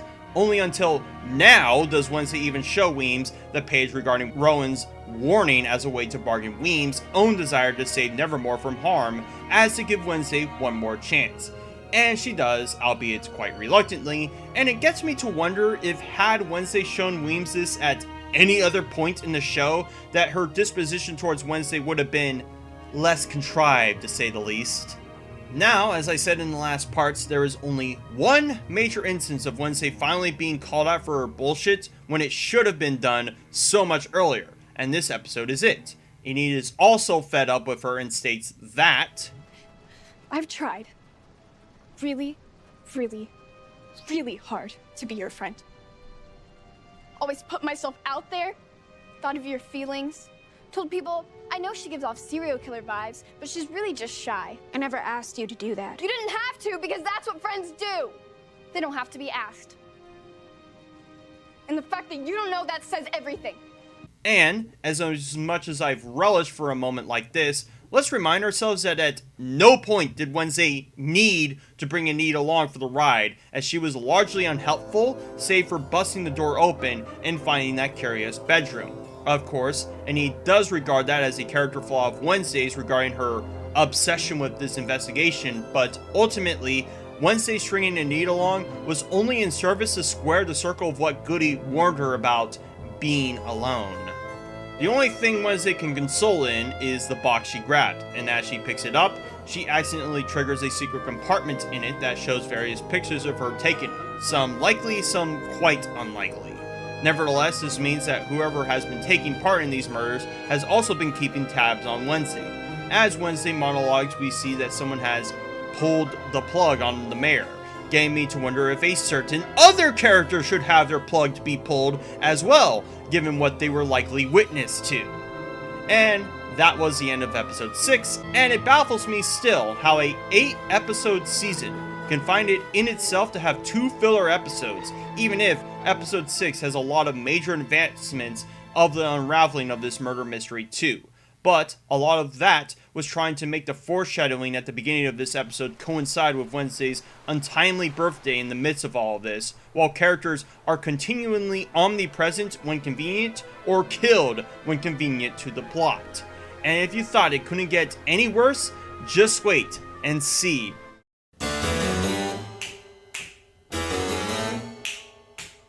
We interject a funeral concession for Mayor Walker with all the major players in attendance, especially of note his son and presumably mother as well. As for how this tragedy will affect Lucas's feelings towards Outcast will, once again, never be redressed further, and he's quickly hushed out of camera to impart Wednesday's further pinning down who the killer or killers are. She spots a mysterious man in a top hat spying on her, and she gives chase, only to find that the person who was watching her was none other than Uncle Fester himself. Now, there's a lot of questions that most normal audiences wouldn't immediately ask that I would when including such an iconic facsimile of the Addams family, and those answers will be addressed once the episode starts proper. Questions like, where the fuck was Uncle Fester during the family gathering episode? Why did he give Wednesday the impression that he was some creep spying on her? And why now, of all times, for him to show up? I have an aching impression that the meta reasons for including Uncle Fester was likely desperation from the show writers to bring back audiences by strumming on their nostalgia strings via Uncle Fester after the former episodes proved how little the Addams family were relevant to this Addams Family show. Although, given that the show somehow was a viewership powerhouse in spite of its quality, also makes me think this inclusion wasn't necessary in the first place. But I also know that there's another writing reason to have Uncle Fester here in the near finisher of the episode, so rest assured, all contrivances for him to be here now will be addressed. So, in starts the episode proper. Wednesday asks how long Uncle Fester has been in town, in which he answers only just today did he show up. Supposedly, he was made aware of what's been circling Wednesday around Jericho and figured he'd show up, while also having a means to lay low concerning some job he did in Boston. Because of Eugene's absence, and that Eugene was the only student who took part in beekeeping, his little beehive is a convenient place for Fester to shack up in. I didn't bring this up earlier when relevant, but why would Weems finance an extracurricular activity that only one student was using as opposed to consolidating it for activities that more students would use? Or, if beekeeping is such a necessary part of education, why not make it a non-volunteer activity? It should also be noted that this is also the place where Wednesday kept her murder collage back in episode 4 since his absence, and that for the better part of nearly 2 weeks, Weems or none of the other faculty have bothered to lock it up or close it to public access until further notice, given their only student using it is in a coma for an indeterminate amount of time. While in Eugene's shed, Uncle Fester asks if Wednesday even knows what the monster she's been looking for even is, to which Wednesday says she hasn't been able to, and gives Uncle Xavier's sketch of it. And then, in comes Uncle Fester, who, no shit, literally exposits a shit ton of info that would dramatically help Wednesday in this case. First, he establishes that this monster is a Hyde, as per the analogy with Jekyll and Hyde, and gives Wednesday an anecdotal experience of one. Secondly, that any information on this Hyde was in Nathaniel Faulkner's diary, as the records of this monster are presumably absent from Nevermore books. And that Nathaniel Faulkner was the founder of Nevermore, which will contradict what Morticia said to Wednesday about Goody being the founder of the Nightshades, as Nathaniel Faulkner's diary is kept there, meaning that Nathaniel either was also a founder of the Nightshades, or at the very least knew of their existence. Now, with all this information being spoon-fed to Wednesday by a character who up to this point has had no involvement in the story, means that Uncle Fester's only reason to exist here is to facilitate a writing shortcut while also getting that quick nostalgia buck in turn. And what a fucking cop-out that is, now isn't it? Interesting too that at no point does Morticia make this relevant to Wednesday, given what she told them about what she's been experiencing when she had this conversation in the fucking Nightshade library where said diary is, that Wednesday herself didn't figure out that Nathaniel Faulkner was the founder if she supposedly poured through all of Nevermore's books for info about the monster, and that Faulkner, this diary, and its significance is a literal invention of this episode going forward. But most baffling of all is that Wednesday once again proves how she keeps rolling a nat zero in perception in spite of how desperate the writers want us to believe how perceptive and smart she is, if for now, the third time another character has to lead her along the way, on top of getting visions that further shortcut her supposed intuition. Now, to completely change gears on another tangent, and this may come off as anti-Semitic, especially given the circumstances of the world stage, but why did they make Uncle Fester Jewish? Or should I say, why did they make him sound Jewish? He literally says, "Oy vey," during his exposition dump, and has an extremely whiny up-pitch in voice in comparison to Christopher Lloyd's interpretation of him. Assuming that this Uncle Fester is the real Uncle Fester and not the person who is only pretending to be him like in the 1991 movie, shouldn't Uncle Fester inherit more of the Spanish-Mexican leanings that this show put more emphasis towards? If he's supposed to be Gomez Addams' brother, and more specifically, Louise Guzman's Gomez Addams' brother, it beggars belief that Uncle Fester acts nothing like him in turn. Ultimately, this is just subjective and not anything objectively wrong, it's just an odd choice is all. For completely arbitrary reasons, Wednesday tells Fester that they'll check out the library at night for the book, as opposed to any other time of the day, as her going into it wouldn't be a violation on her no off-campus policy. Interesting that I say that when Wednesday already did, given the funeral concession, but maybe Weems also gave a pass to that as well?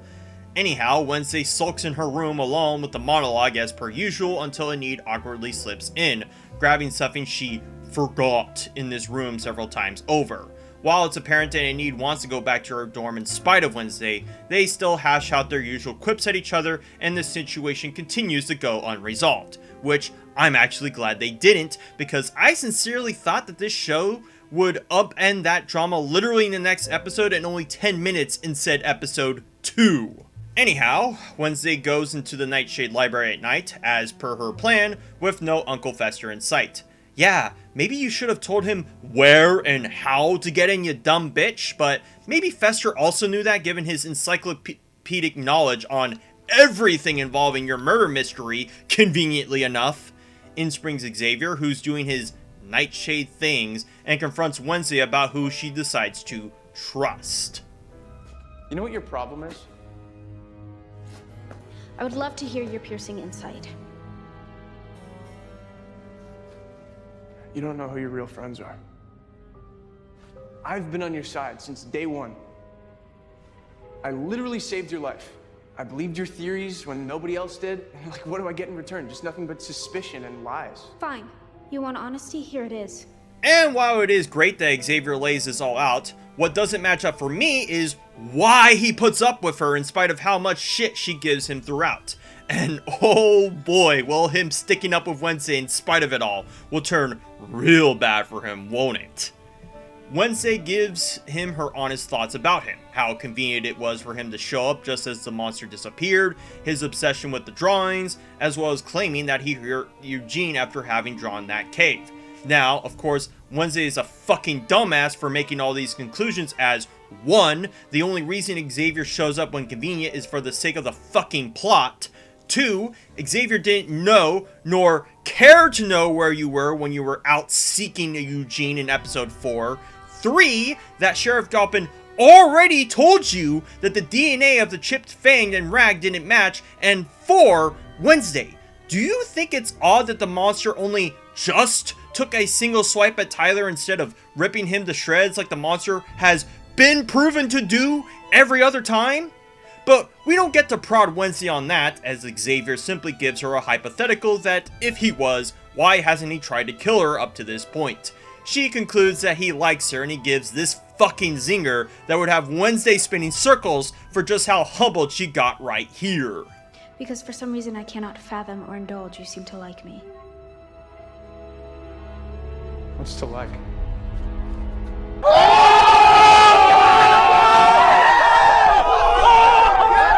Apparently, Fester was here to witness all this, and I suppose didn't want to intrude on the relationship between the two. More hilarious antics between Fester and Thing ensue before the main entree of this plot continues.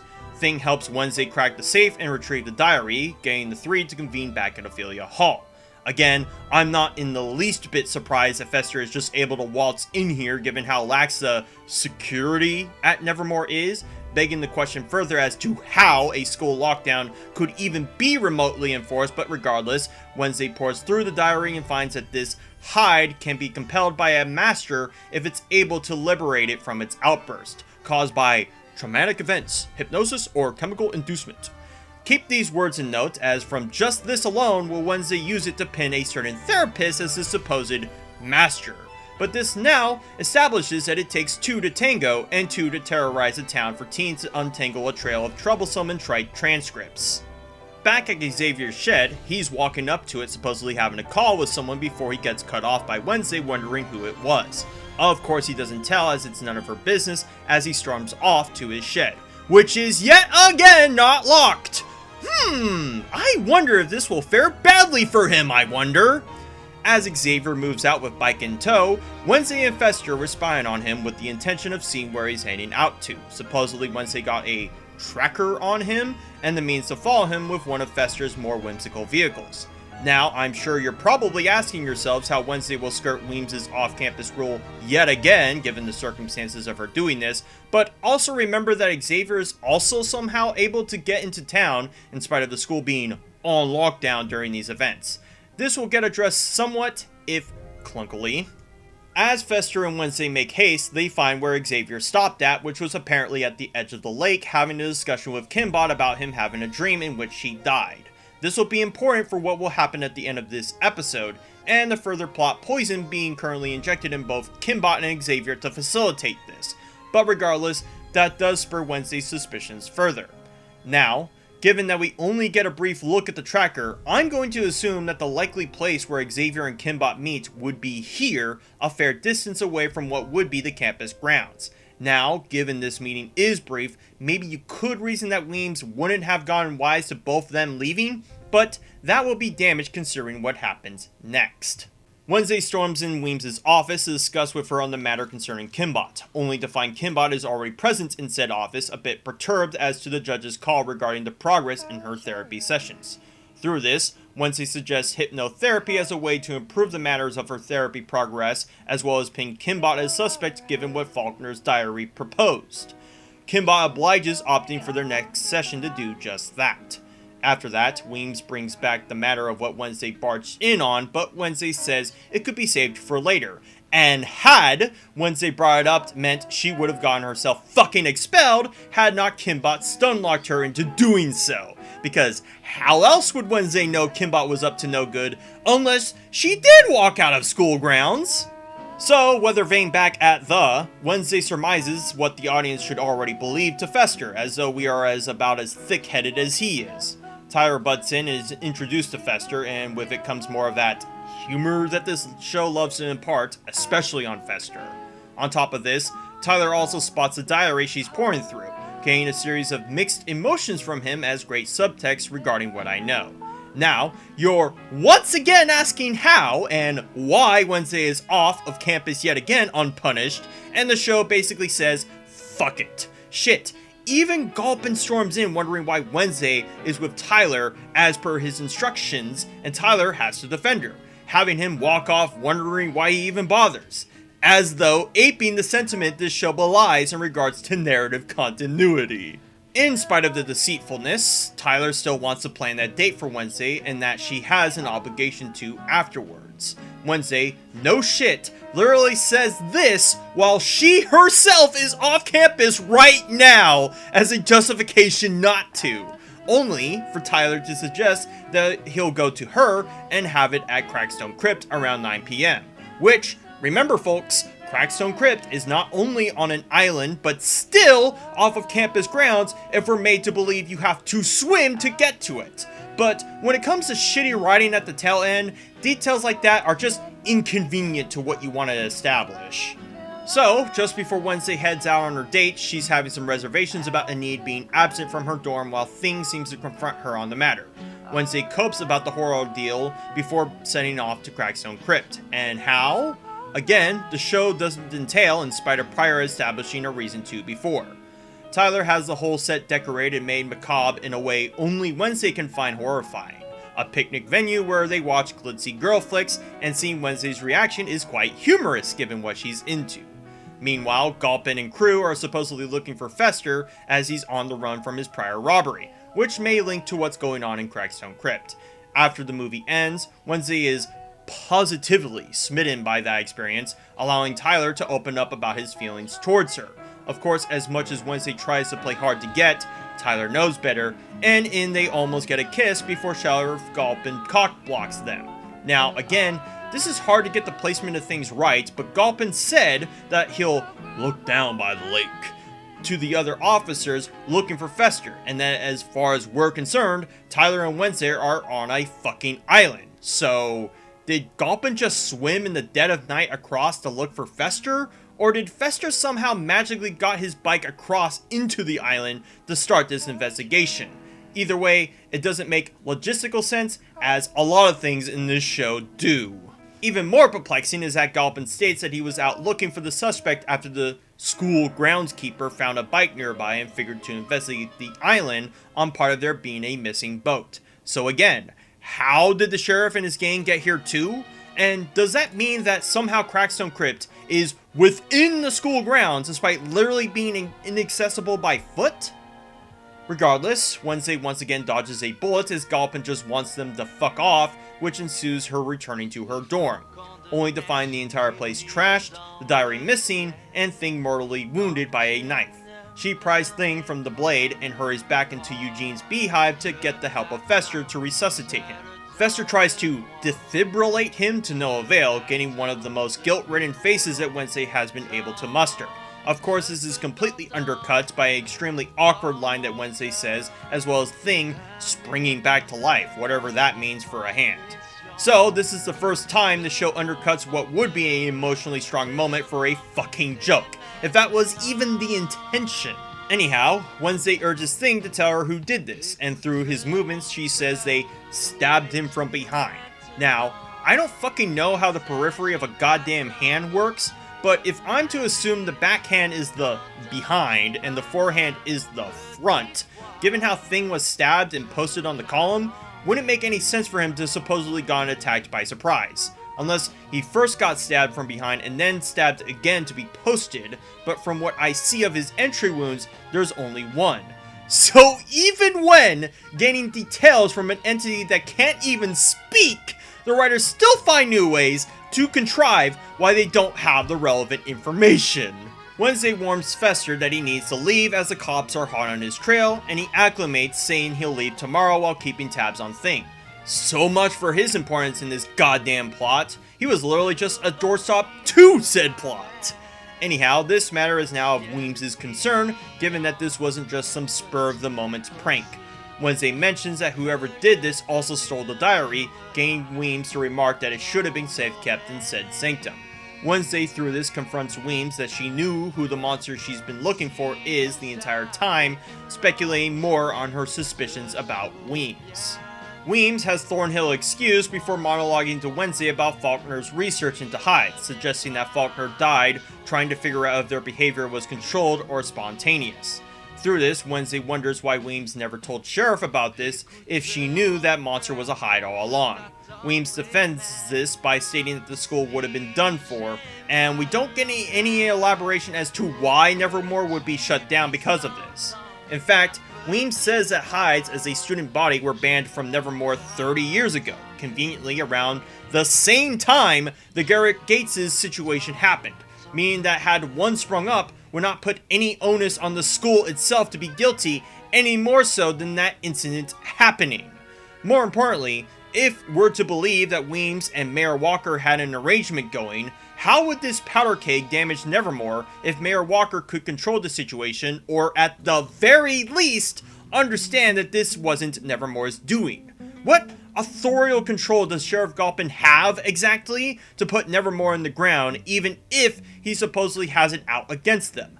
None, I tell you, or at least not any substantiated by the show. We're just supposed to take at face value that Weems is correct about this. Furthermore, Weems suggests that Wednesday better pipe up about who she thinks is behind the monster killings, only for Wednesday to once again obstruct her on account of Weems' own pervasive measures with Wednesday regarding Rowan. Now, character-wise, again, makes sense for Wednesday to do this to Weems in particular, but given that Wednesday has been up to this point really inconsistent on what she will give info to Weems, means that the only real reason that Wednesday is not piping up is to extend this show much further than its already shortened season length.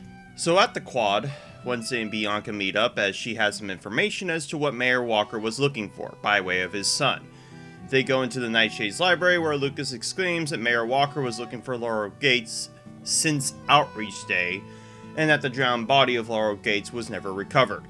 We also discover that the Gates mansion was bought a year ago by some old croon before being inherited by its caregiver, Teresa L. Glau, which, yes, is a fucking anagram for Laurel Gates. Literally Tom Marvolo Riddle all over again. Establishing all of this, Wednesday comes to the conclusion that Laurel Gates is still alive, and has been going under a pseudonym to take revenge on those who wronged her family, which also included Wednesday's parents for some reason. Now, normally I'd be upset yet again that this revelation is being spoon-fed to a character that has little dialogue between them, but this detail actually would make sense for Wednesday not to come across, given the confidentiality of this info. However, the show states that Mayor Walker was rooting this Laurel Gates out since Outreach Day, when only in episode 5 does he begin to suspect that the Gates family is still out there after that whole mishap. Also, how did Lucas get into the Nightshade Library undetected and doing so without knowing how to get in? And why did they need to tell Wednesday this detail here as opposed to somewhere else? The show never elaborates. Bianca and Lucas wonder how the monster fits into all this, and Wednesday lets them in that Laurel is likely controlling the monster to do her dark schemes. They ask if Wednesday knows who the monster is, which gives her a pause before we convene on the last therapy session scene. And I'm going to get this out of the way here.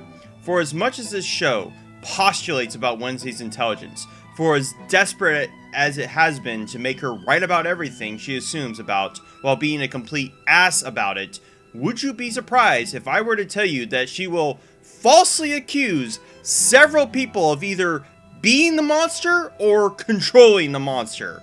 Must be a day that ends in fucking Y, including Wednesday. Now, I'm just going to outline exactly how Wednesday comes to this conclusion as she cold opens with giving Kimbot the music box she got from that room, and then pinpoint exactly how inconclusive and dumb her conclusions are about this. I mean, who better to slide in and out of the hospital undetected than a psychiatrist under the guise of visiting another patient? You're not actually accusing me of murdering the mayor. The roses you left in Eugene's room were your mistake.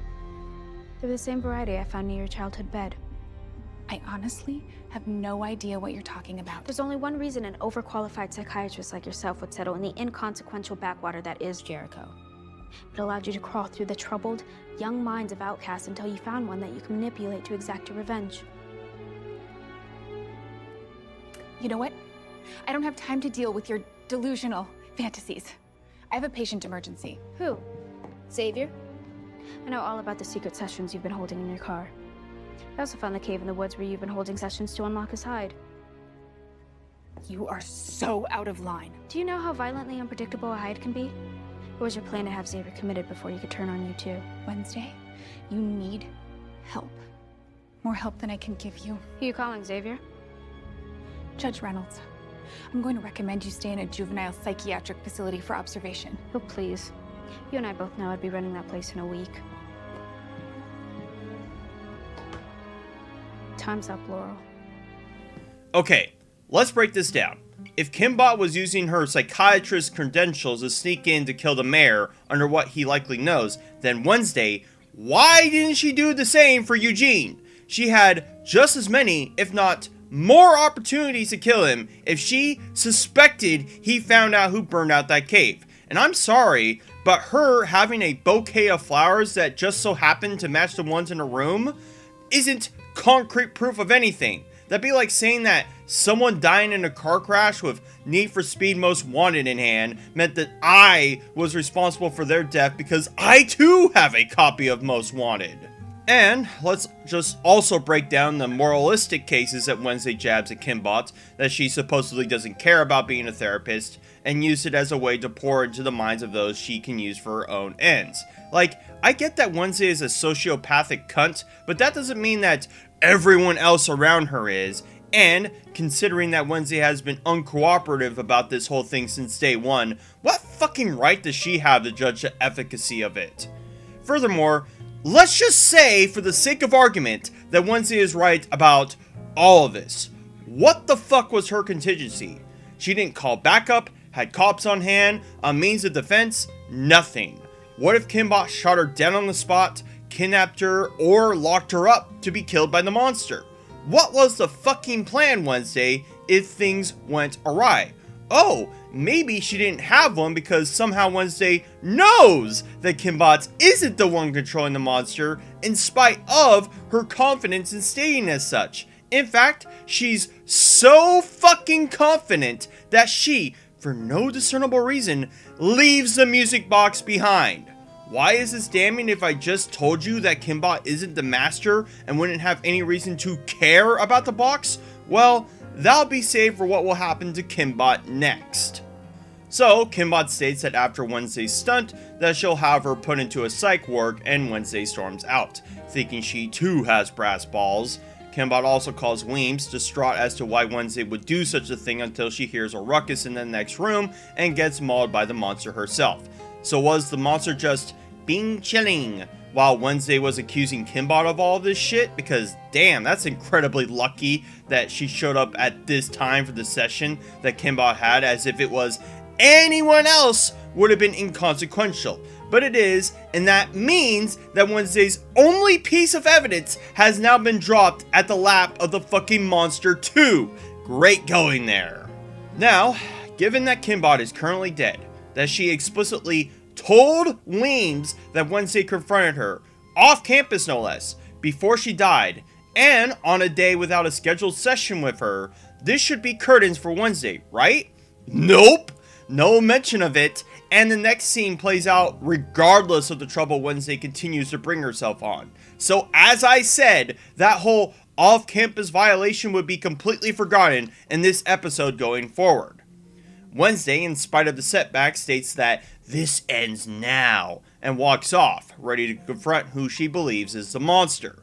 We pan back to Xavier's shed, and I should reiterate that it is yet again unlocked, and especially so at night if we're made to believe he only locks it up at night. And we're going to find out just how badly that will sting for him soon. So, like with Kimbot, Wednesday confronts Xavier at his shed, getting him to state that she needs to stay out of his space, which, if he believed that, would have locked the front door, but regardless, Wednesday blindly accuses Xavier of a variety of things that I'll also clip here too. You left that in my room. Actually, you left it in Thing. How long have you been seeing Kimbot? Have you? What am I saying? Of course you have. You've been spying on me, right? Because I'm the villain in your fantasy. My father thinks that my mental health is a PR problem that he needs to manage. He wanted to keep his troubled son out of the tabloids.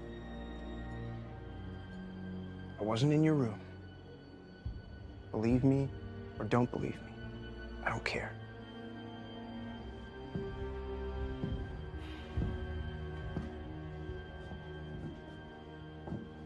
Your painting's been improving. I enjoy this one in particular.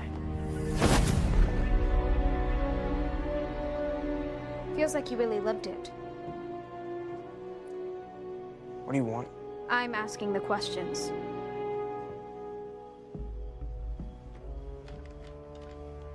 What is Roan's inhaler doing in your shed?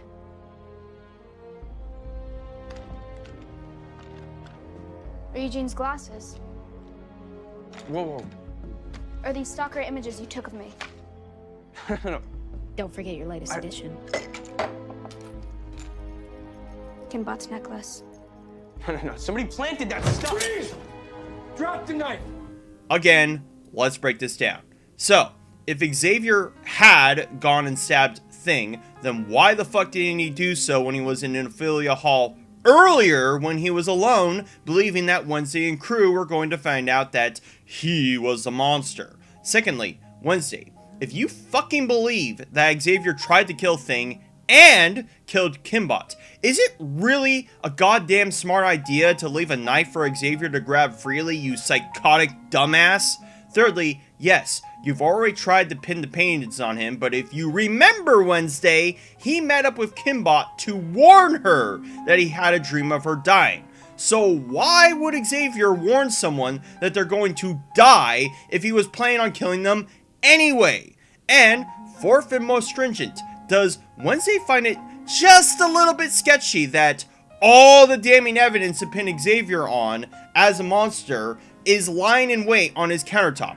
I mean, this is also Xavier's fault, as he is incredibly inconsistent on locking the goddamn shed if he wants his private time, and not for people like Wednesday or more unscrupulous folks to plant some shit on him.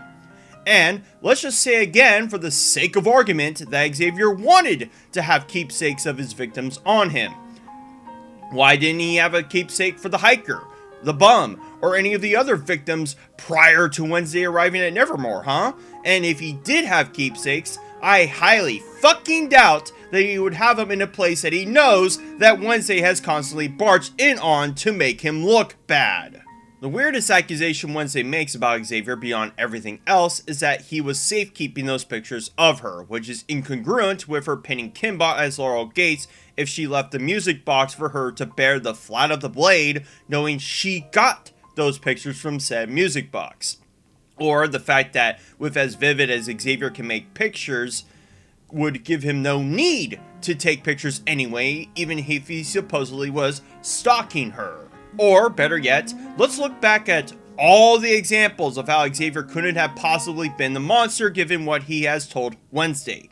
He told her what and where the Gates mansion was, unlike a certain other character who has gravitated around her. It would make no sense for him to kill Rowan if he simultaneously first doubted then believed her assessment of him being dead. It would make no sense for him to go after Eugene, seeing as he couldn't have possibly known when you and him were going to go out looking for that cave, nor care to know what she was doing after the goddamn dance. So yeah, if we blatantly ignore all this information that Wednesday should know or rationally comes to terms with, she's totally fucking right on accusing him of this. And because Xavier is a dumbass, he incriminates himself by holding the knife that stabbed Thing for Gulpin to barge in to arrest him. I guess at least this time Wednesday had a contingency, but had Gulpin been a few seconds late, and assuming Xavier is the monster, Wednesday would have been the monster's next victim. Now, I could forgive all this dumbass shit that led up to this moment, but the next thing that Xavier pipes out of his mouth has got to be, no hyperbole, the most idiotic thing to say in this exact scenario. I should have let Rowan kill you. Now, I understand that emotions are high and that Xavier is positively pissed about the situation, but let's just try to humor you for a moment. Xavier, if you know you aren't the monster, and you believe that you are being framed, do you sincerely think stating that, I should have let Rowan kill you, as you are being arrested, helps in any conceivable way? Do you understand why Miranda rights exist? To stop dipshits like you from incriminating yourself further. Not to mention, I know that Xavier is saying that in regards to him saving her from getting crushed by that gargoyle, but given what Wednesday accuses him of, him saying it in this context means that Wednesday would rationalize that he was the monster killing Rowan to save her from death. And wouldn't you believe it, Wednesday is going to be wrong about this accusation she made on Xavier too. So that's 2 for 2 on making what the writers establish as a smart character only become a pretentious dipshit on the other side. As for Xavier, it really puts the hilarious irony what he says to Bianca, considering the sheer amount of duplicity, spying, and outright gaslighting Wednesday does to him throughout this show, yet he puts up with it, has led him being Me Too'd and his whole life ruined, making me think that somehow Bianca is even more wretched than Wednesday is, in spite of how little there is to establish such a thing, if I'm made to believe that Bianca was too duplicitous for even Xavier to interact with. And as for Sheriff Gulpin, does he think it's a bit strange that Xavier is reacting the way he is if he was told by Wednesday that he's the monster? Or better yet, doubt it given that he told her about the DNA results, because I guarantee you that Wednesday likely also told him that the bloody rag belonged to him as well. And as far as I'm concerned, ours Xavier would be detained for questioning as opposed to arrested, as there once again would still be an ongoing investigation as to the veracity of Wednesday's claim, but this show at the near end has a habit of just making the pace go a mile a minute. And if this episode constantly kicking me in the dick, shins, and mouth wasn't already insulting enough, the rubbing alcohol of this show's utter disdain for my own patience smears in. Wednesday comes back to her dorm to find that Enid has returned, wanting to stay on account of what happened regarding the place and Thing, as well as forgiving Wednesday about her behavior from last episode. So yeah, so much for that drama between them, on top of Wednesday having this utter prude of a line that just makes me want to tell her personally, shut the fuck up. You've never been right about anything and you'll be proven wrong constantly, you stupid bitch. We get one more scene where Wednesday meets Tyler at the weather vane late at night, I suppose as a way to finish up on what they were planning on doing, and in they catch a few kisses to make up for it. And in, Wednesday gets a vision where she sees Kimbok being murdered and discovers that Tyler was in fact the monster all along. So with that in mind, let's just go into just the many, many ways this turned out lucky for Tyler. For one, given the incredibly inconsistent nature of Wednesday's powers, the only thing that is consistent is that Wednesday just needs to touch something in order to get a vision. So you mean to tell me that somehow throughout this entire fucking show, that at no point she did so by accident to Tyler to get a vision that would help her out? Only with her bumping into Tyler at the dance, and only with a fucking kiss was the only time she did so? I guess she isn't much for person-to-person contact, but this is a huge contrivance given what the powers establish. Not to mention that Tyler at no point knew that Wednesday had these kinds of powers or how they worked. So, for all he knew, he could have risked accidentally giving away his identity to Wednesday without realizing it. But lucky those powers didn't for the sake of the plot. Secondly, had Wednesday had Tyler split up with Enid or her with Tyler, his little stunt to pretend to get attacked by the monster would have fallen apart. Much more so than the oddity of the monster only going after a single swipe. Or, better yet, if they had split up, Tyler could have either killed Enid or Wednesday too, given the circumstances, so great going there, writers. And, had Wednesday not brought Enid with her to the Gates mansion, means that Tyler would have had the opportunity to kill or capture Wednesday right there and then. The only reason Tyler doesn't do it when they have their date at Crackstone Crypt was that, presumably, he was using that as a diversion to allot the Master to ransack the diary from Ophelia Hall. But I guarantee you, had Sheriff Galpin not barged in, he absolutely would have made his mark on Wednesday too. Or, better yet, way back in episode 3, when Tyler suggested taking Wednesday to Cobham Woods, and only being denied such because of a utterly contrived line by Wednesday to book it alone. Either to give credence to the notion that Xavier is somehow the monster, or because the writers knew that Tyler wouldn't have taken her there had she taken his offer. Thirdly, remember that line Tyler said to Xavier at the dance? How in the fuck did he know where to scope out Wednesday and Eugene in order to attack Eugene if he hadn't a clue where they went? I know that he must have known that they were scoping out the cave at this time with what Wednesday says to Eugene, but knowing where Eugene ran off to in a panic is another degree that I can't believe. And furthermore, if Tyler is the monster, that means that had Thing not brought it upon himself to guilt trip Wednesday to go to the dance with him, and had she not gone to the dance with him anyway, Eugene would have been fine, and likely Wednesday and him would have found out who the monster was much sooner than not. This is also why, in spite of already establishing Eugene's cowardice about going into the cave in the daytime, that him doing so at night, in spite of Wednesday's objections, was just a means to get him out of the story. And we can also go into how utterly stupid it was that the Master just had this cave with incriminating info out for people to discover and only just now decided to get rid of it at this time when we do figure out who the Master really is. It also puts into extreme detail the incredible luck of Tyler and the Master to go about doing this with the arrival of the Pilgrim Bullies prank as a fog, as had they not, would have also saved Eugene's hide to not be effectively fridged. As I said, Ajax getting stoned and then refusing to tell Enid why he flaked would compound the trite nonsense of the story further down the line. Or how about how the Pilgrim Bullies cornering Wednesday at the parking lot gave Tyler the opportunity to kill Rowan by way of his slow murder exposition, and of Wednesday bumping into him when the boys gave chase as yet another example of the duo's incredible luck. Fourthly, let's also go into the circumstances that allowed Tyler to go about killing Kimbot. One, that he happened to have this session with her just as Wednesday stormed in.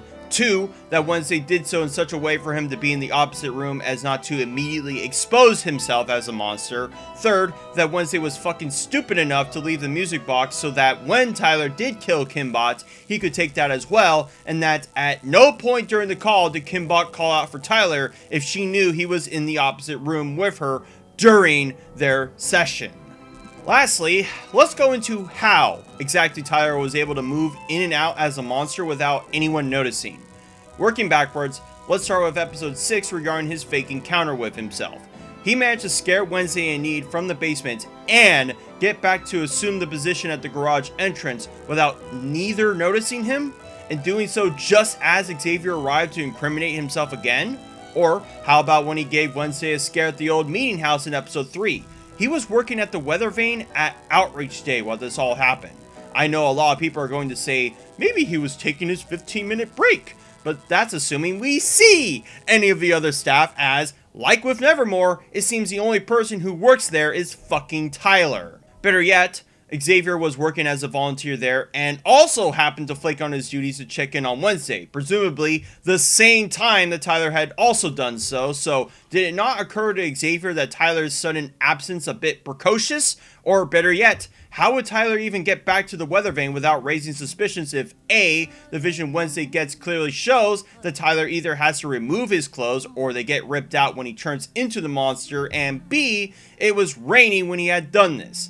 That means he would have had to slip into the public sphere naked and drenched without anyone catching wise to it, dry himself up somehow back into his work clothes in a reasonable time between when he left and came back, and if that didn't work, contrive some reason to the employees that don't exist while he was so long on his lunch break. It makes me think that the writers thought this reveal was clever, but only on surface it was, and examining it further makes it seem as though Tyler only became the monster this episode, as everything else surrounding the means of which Tyler got around inexplicable if we are to believe he is the monster. And that is the end of episode 7, and I'm not going to split any hairs. This is by far the worst fucking episode in the entire show. Oh, episode 8 certainly has some extremely dumb things, but all of that is in context of finding out who the master is in relation to just how many working parts they had to account for to make their plan work. But with the shitty pacing, stupid bold-faced accusation Wednesday makes, while delivering us one of the stupidest lines for a character to say in the situation that they are in, while constantly stepping on the toes of what the other episodes established, this episode takes the goddamn cake. And maybe that's also why Uncle Fester's inclusion was made, as a way to soften the blow of the utter horseshit this episode piles on top of me, while cynically cashing the nostalgic check they had no right to. And, of course, who can forget the reveal of Tyler being the monster all along, which further drives a canyon across the show's plot by way of the incredible luck for him to not been caught as it's thus far. So how will the final episode fast track any semblance of a plot together? Do you really think this far in they're going to? Then you must have more hope for this show than I do.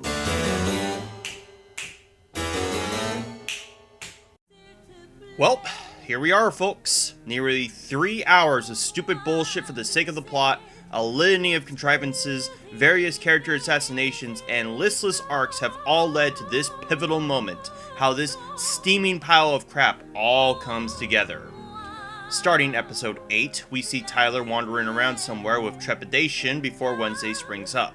Tyler assumes that this is yet another date before Wednesday gives him a cold open, similarly to the one she gave Kimbot and Xavier. Unlike the clips I gave you, this one I'll try to summarize in brief.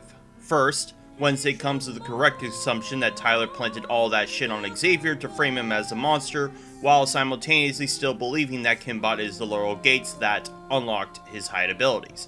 Now, this is something I didn't touch on before that others would likely ask: why did Tyler kill Kimbot, especially knowing at this venture that she couldn't have possibly been the master? I think it comes down to what Kimbot threatened to do to Wednesday, which would cause a wedge in what the real master intends to do with Wednesday. And we'll get to that too, don't worry.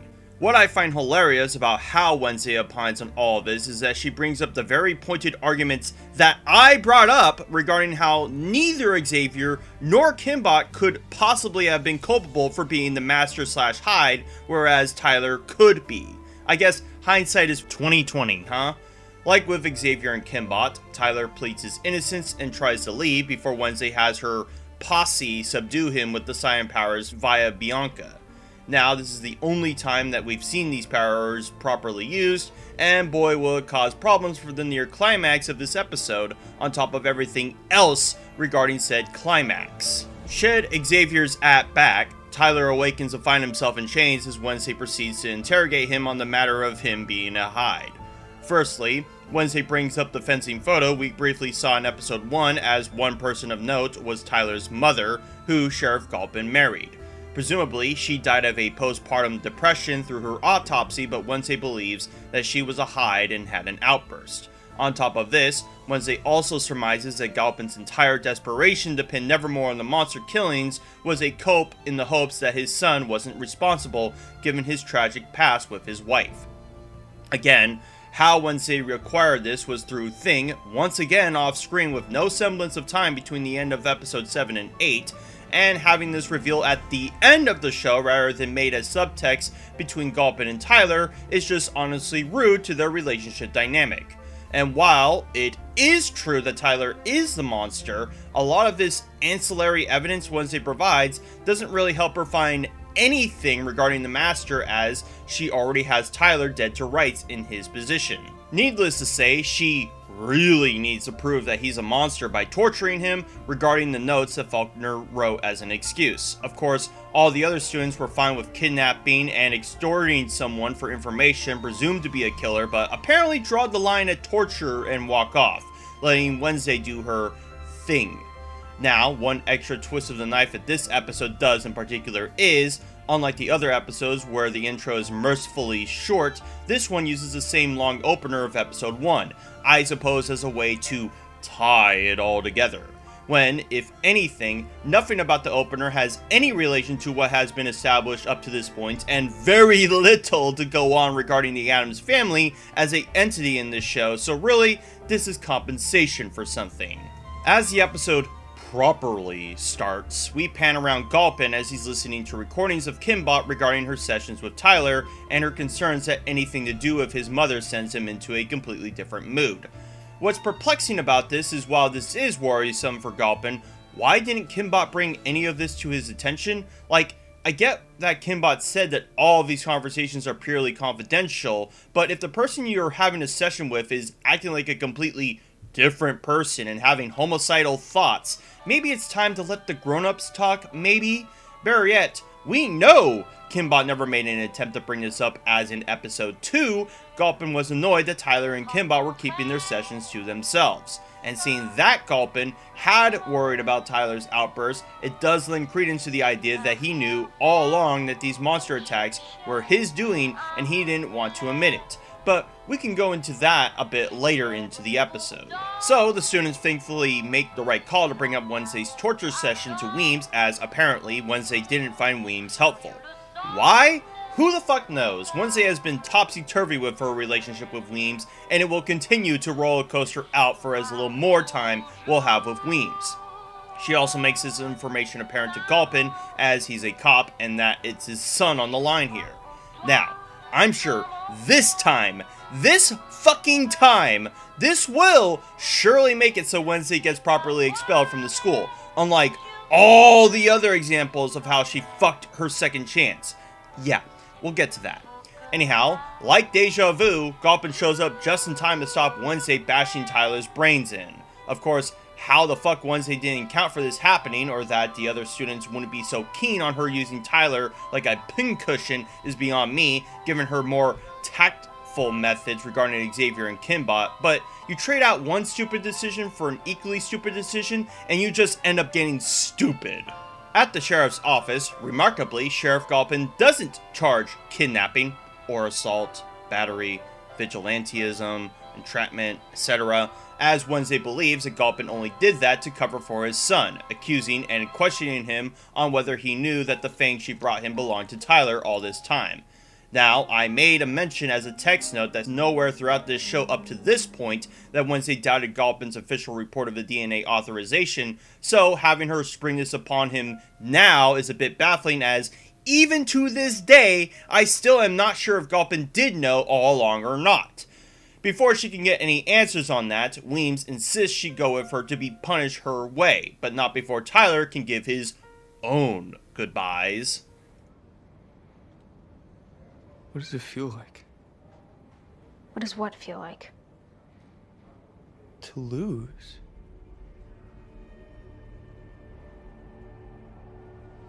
You know, first, I'd wake up naked, covered in blood. No idea what happened. But over time, I started to remember everything. The sound of their screams, the panic in their eyes, and fear so primal I could taste it. And it was delicious.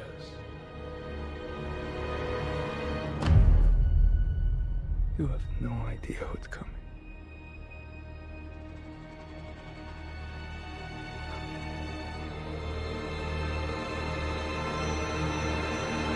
Now, I should emphasize very strongly that this is a arrogantly stupid thing for Tyler to say this to Wednesday in this place when there is a receptionist just a few feet behind him who likely heard all of this.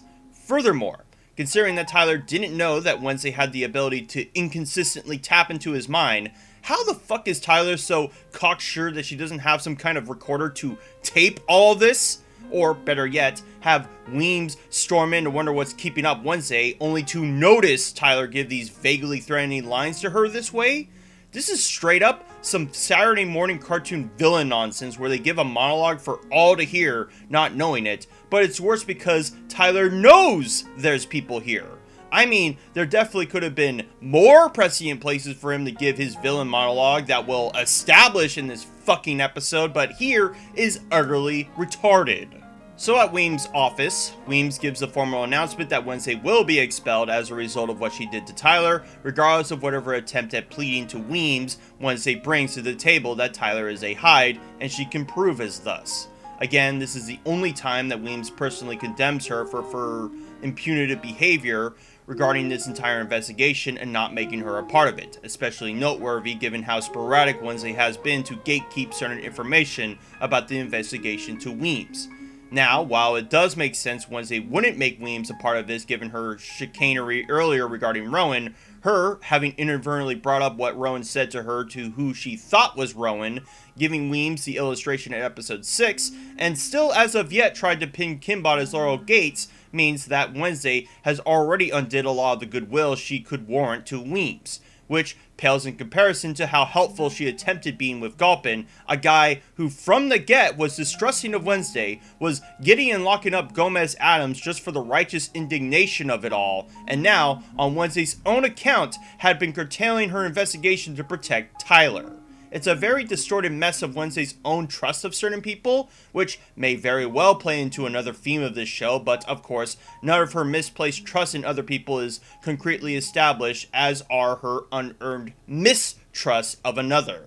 In the jail, Xavier is moping around in his new Hannibal Lecter getup before Wednesday sneaks in, trying to apologize to Xavier and explain that Tyler is the real Hyde. Of course, the only reason Wednesday is here is in the hopes that Xavier had drawn up something that could help her pin Tyler as the Hyde, to which Xavier obviously doesn't and continues to lay into her, which is simply delicious to me how Wednesday believes that Xavier would even bother helping her after how much damage she's done to his reputation.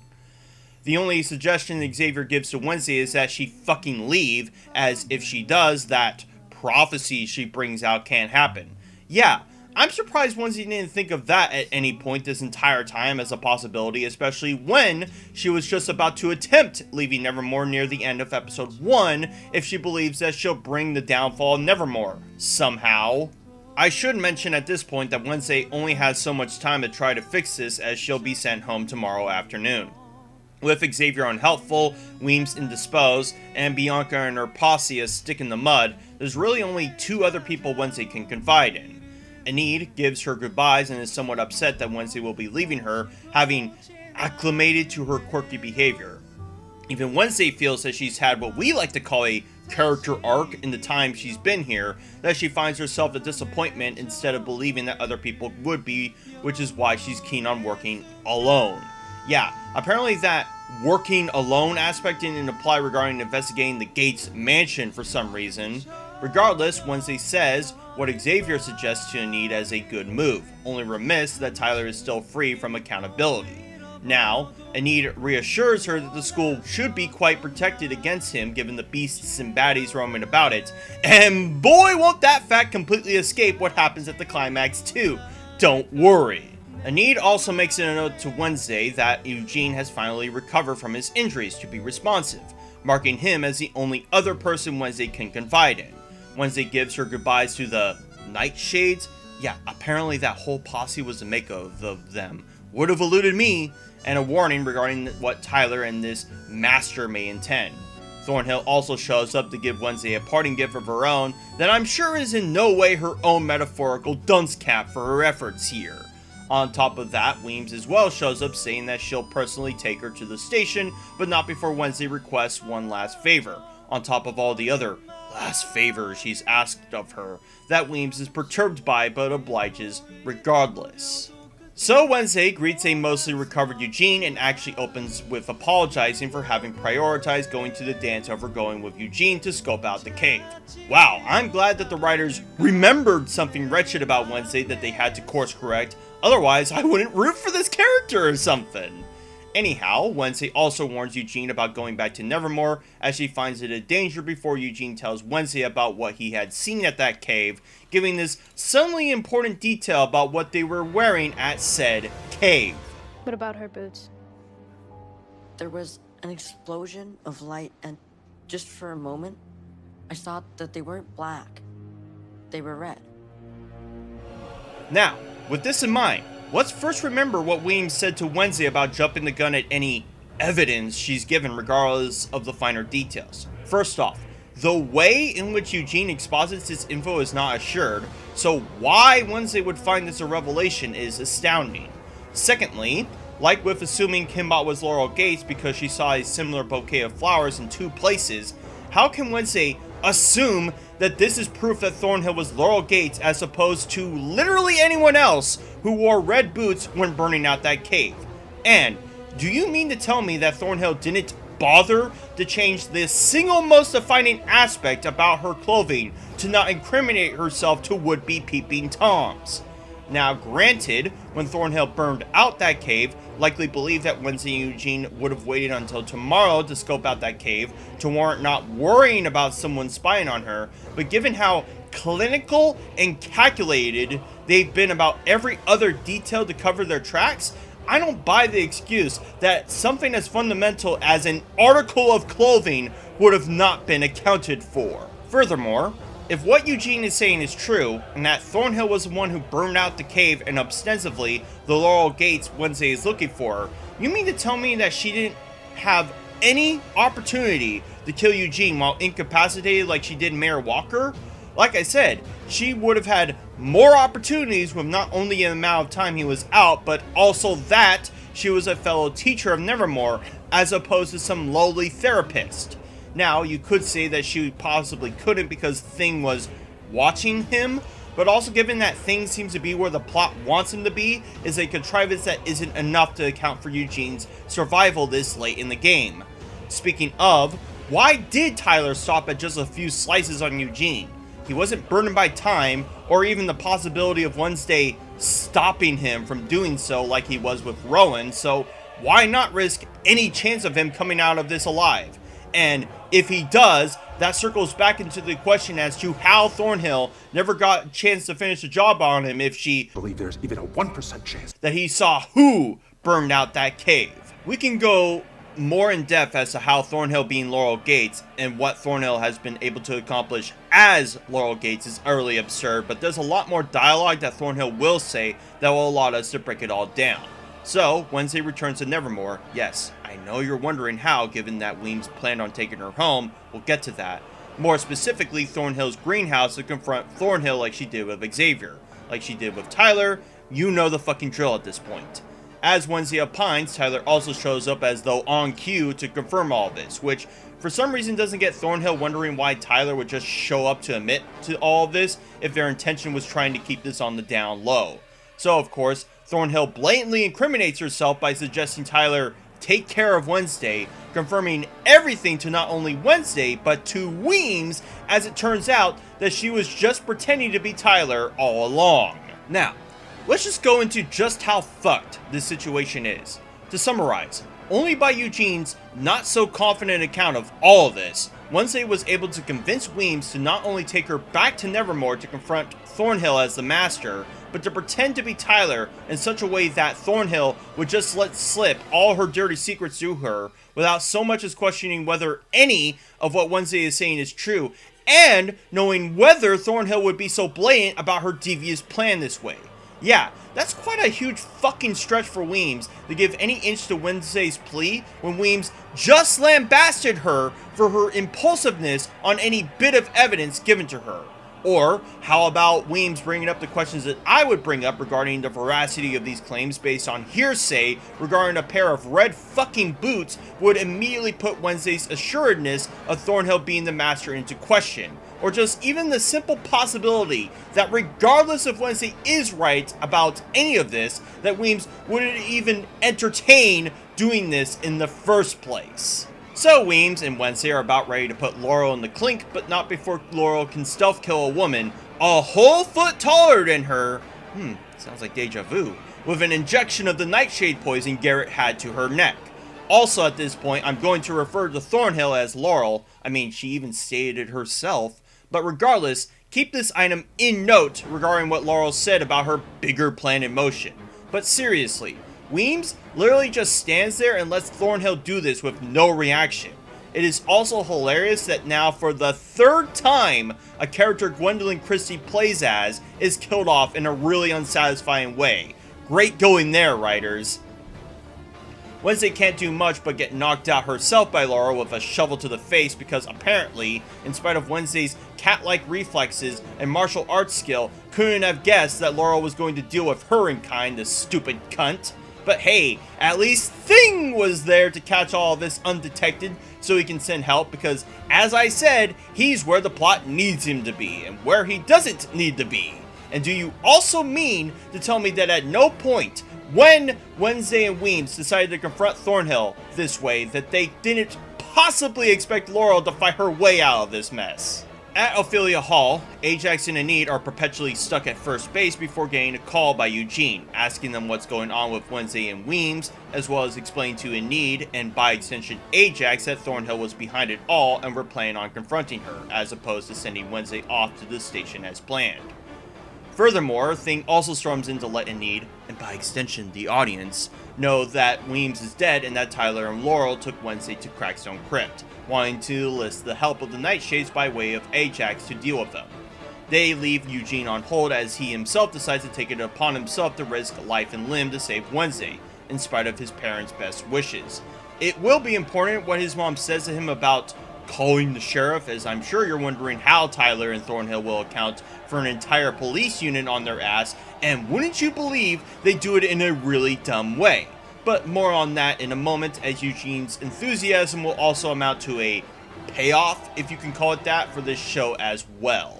Strung up by her wrists, Wednesday awakes in Crackstone Crypt to Tyler, making a joke regarding the familiarity of this place. Wednesday chastises Tyler for his blind loyalty to Laurel as his master before Laurel sends him away to the boat. I suppose they also spent all day dragging Wednesday here between the time when Laurel killed Weems, knocked out Wednesday, and went to Crackstone Crypt, as well as Thing 2, even though the distance between the greenhouse and Ophelia Hall isn't far. Again, time is quite convoluted in this episode especially. With Laurel and Wednesday alone, it's time to monologue some more. Mainly, that Laurel finds Crackstone a visionary and that after what happened with her brother, she tried a different approach. An approach that was so bafflingly convoluted, especially considering the only reason that Garrett's approach failed was that he was too horny for Morticia to focus his iron on Gomez, as opposed to killing him and everyone at Nevermore discreetly like he could have. Yeah, about that discretionary method in a moment. Anyhow, Laurel explains that with the book she stole from the replica meeting house, a detail that I forgive you for getting from episode 3, as well as all the body parts she's collected, she can attempt to resurrect Crackstone. How does Wednesday fit into this? Well, apparently, the sealed goodie trapped Crackstone's soul in with the book needs a direct descendant to unlock it, and that Laurel needed to keep Wednesday around in Nevermore just long enough during the full blood moon in order to do so. And with that particular revelation, let's go into the numerous, frankly, astronomical ways in which this plan would have gone awry. First off, Laurel had to not only account that Wednesday would have gotten expelled from the prior school she was at, but that her family would have taken her to Nevermore next, given that Wednesday has hopped between 8 schools in the last 5 years, according to Weems, and having done so just shy of roughly a month before said blood moon would occur. Secondly, she would have had to assure that Wednesday somehow stayed at Nevermore, which Laurel didn't really do, and only by way of the conveniently vague nature of Rowan's murder exposition did she do so. Going on that, it's also lucky that Laurel had Weems clean up her dirty work for her and likely somehow knew she would do so, but given that Laurel didn't know Weems was a shapeshifter until just a few minutes ago, means that she didn't account for Rowan being sprung back to life, and thus couldn't have taken part of the cover-up, as I mentioned all the way back in part 1, for this exact reason. And even if Laurel didn't look a gift horse in the mouth by this convenience, she still wouldn't have taken part, as it would lead culpability back to her if Wednesday found out it was covered up. Not to mention that Laurel had to time her monster killings in such a way to account for Wednesday's arrival as to not burden Gulpin with wanting to bring his son to account if he knew his son was doing the monster killings all along, as well as assuming that Gulpin wouldn't have brought his son to justice upon the slightest hint of him being responsible for the monster killings too.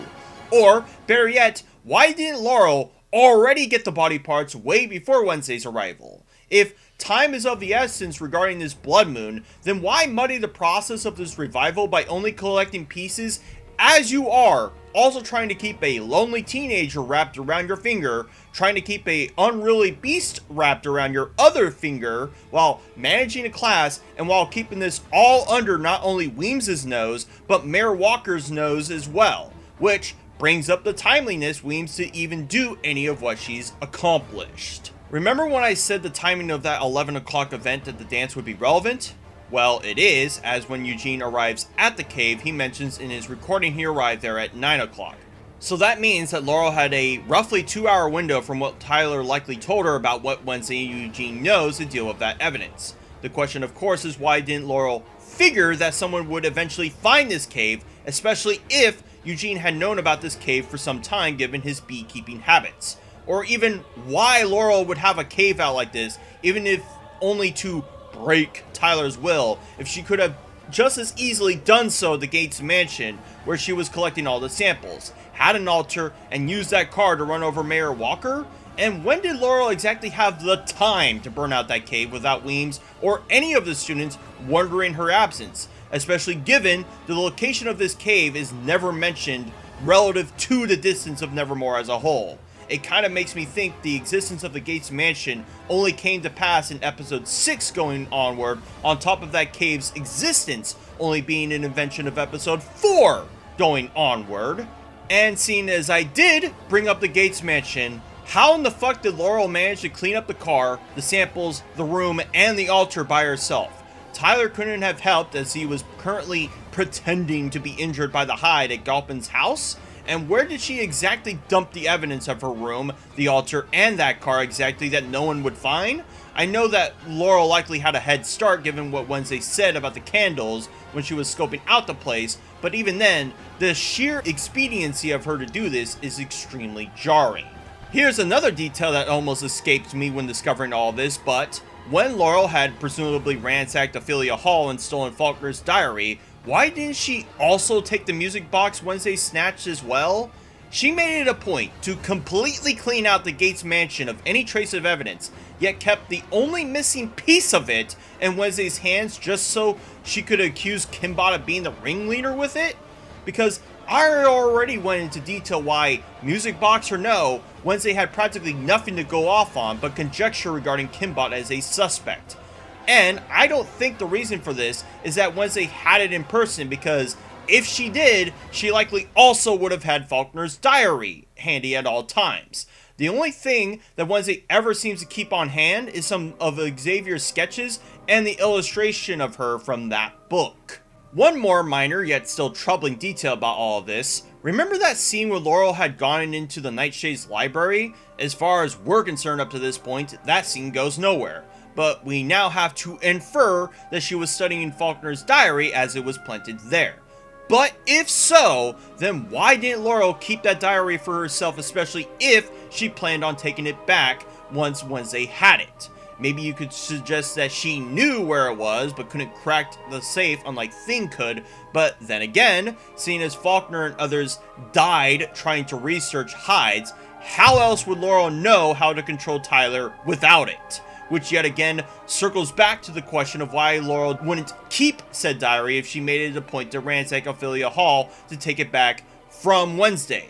The only other way you could reason this is that Laurel wanted Wednesday to find that diary so she could inevitably accuse Kimbot of it, but that is contradicted by her decision to then steal it back from her once Tyler is made aware that Wednesday has it. There's other problems of Laurel's plan here that I'll go into soon, but there's a lot that Laurel says to Wednesday about it that I can bring up when relevant. I also want to bring up a matter regarding the nature of what being a direct descendant of Goody means, but I don't want to put my foot in my mouth until that is explained and shown also. What I lastly want to bring issue with is the nature of this entire setup that Goody put together. So, you mean to tell me that at no point could Goody elucidate to Wednesday that she had gone, killed Crackstone, and trapped his soul in some seal that only a direct descendant could open? The only hint that Goody gives is this line at episode 2, and reminder, this is the first time Wednesday has been made witness to this entity in her visions up to this point, meaning that for all she knows, Wednesday is merely hallucinating her. And how does "you are the key" translate in any way to "you are fundamental in a ritual reviving Crackstone"? Huh? In fact, a lot of Goody's help in these visions have been nothing but unhelpful, like how her pointing Wednesday to the Gates mansion did little to help in her investigation, apart from the suggestion that Laurel Gates is still alive and the cryptic clue regarding the music box. Also, why would Goody manufacture a seal like this with any intent to release the soul you've caged in the first place? That somehow Goody would suddenly have a change of heart about Crackstone and let his spirit rest into the afterlife? Or her descendants for that matter? Whew! Wow. That was a lot to dig in from very little. We can finally get the plot moving again. So we cut to Xavier being escorted by Gulpin and Squad Car to somewhere, I guess? Keep in mind that Xavier still has all his chains on, so shouldn't he be escorted by APC instead? And we'll get to that too, don't worry. Anyhow, Gulpin's partner calls up to inform him that Eugene told the cops that something was going down at Nevermore and that they can't make it out on account of every single police car's wheels being slashed up. Because of this, it's up to Gulpin to save the day because, in spite of the fact that Nevermore to Jericho is a 25-minute walk, according to Thornhill, assuming she wouldn't lie about a detail like that, the other cops are utterly helpless to assist. Furthermore, when did Tyler find the time to do this and without raising any suspicion? In fact, wouldn't doing this to every single squad car raise more suspicion rather than stop the would-be cops from interrupting Laurel's plan? I mean, I suppose this accounts for the length of time between what happened at the greenhouse to now, but even so, you mean to tell me no cop was on a routine patrol before noticing their wheels were slashed? And that Gulpin's car just so happened to be the only one unaffected by this sudden contrivance because for some reason he was going to take Xavier in chains personally to wherever? Back at the ritual site, Laurel drags Wednesday to the altar and cuts her palm open to release the seal on the crypt. So with that detail in mind, let's properly discuss the nature of this blood seal. Now, there's a bit of leeway to consider that when Laurel says a direct descendant means anyone who is even remotely related by blood to Goody Addams. What doesn't add up for me is that Laurel specifically needed Wednesday in person to open the seal as opposed to getting a small sample through a more subtle means and then trapping the blood with a latex glove to get the desired effect. Meaning that her plan to keep Wednesday in Nevermore is even more needlessly convoluted than it had any fucking right to be.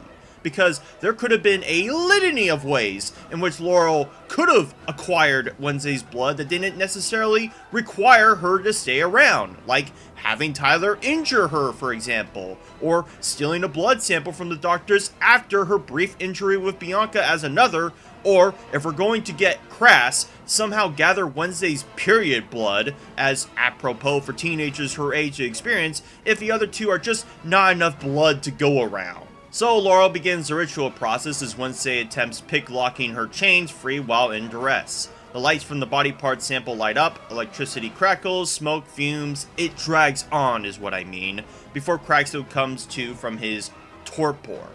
Now, I should mention how narratively dissonant it is how Laurel is going to bring the fight to the outcasts, by outcast means and by extension making Crackstone himself an outcast if being a normie simply means you don't have any supernatural qualities. But we'll discuss the themes of this show in the latter sections of this breakdown as I usually do, and whether it accomplishes such a task. So Laurel pleads her case to the newly revived Crackstone, but not before Wednesday attempts to subdue the both, getting Crackstone to wave his staff around to lock Wednesday in place before giving her a gut stab as penance for what Goody did to him in turn. Yeah, we'll discuss the power level of this Crackstone that Laurel so desperately needed to help rid of outcasts in a moment, because right now he's not much stronger than Rowan, but what he was able to accomplish. Throughout all of this, Enid and Ajax were just spinning their wheels in the Nightshade's library as Enid finds it a surprise that Ajax belongs to a secret society along with Bianca and the other two characters who finally get name dropped here. Good to know that Siren that nearly killed Enid was named Kent. I'm sure that's a detail I'll need to remember for Season 2. I guess they were waiting to tell Bianca and the gang about how Thornhill is really Laurel, because apparently they couldn't tell them anywhere else but here, as well as Ajax showing the illustration that Wednesday has had for most of this show to Bianca, getting me to wonder just how he got a hold of it at this point. Did Thing take it from her while she was knocked out and being sent to her fate by Laurel and Tyler? Because it's not like Thing had a rucksack of his own to haul that thing when he was warning Enid and Ajax about Wednesday's fate. And not to mention how odd it is that Wednesday never once showed anyone this illustration when everyone doubted her claims about Rowan being killed at the Harvest Festival. In fact, do Bianca and the Nightshades still believe that Rowan wasn't killed at this point?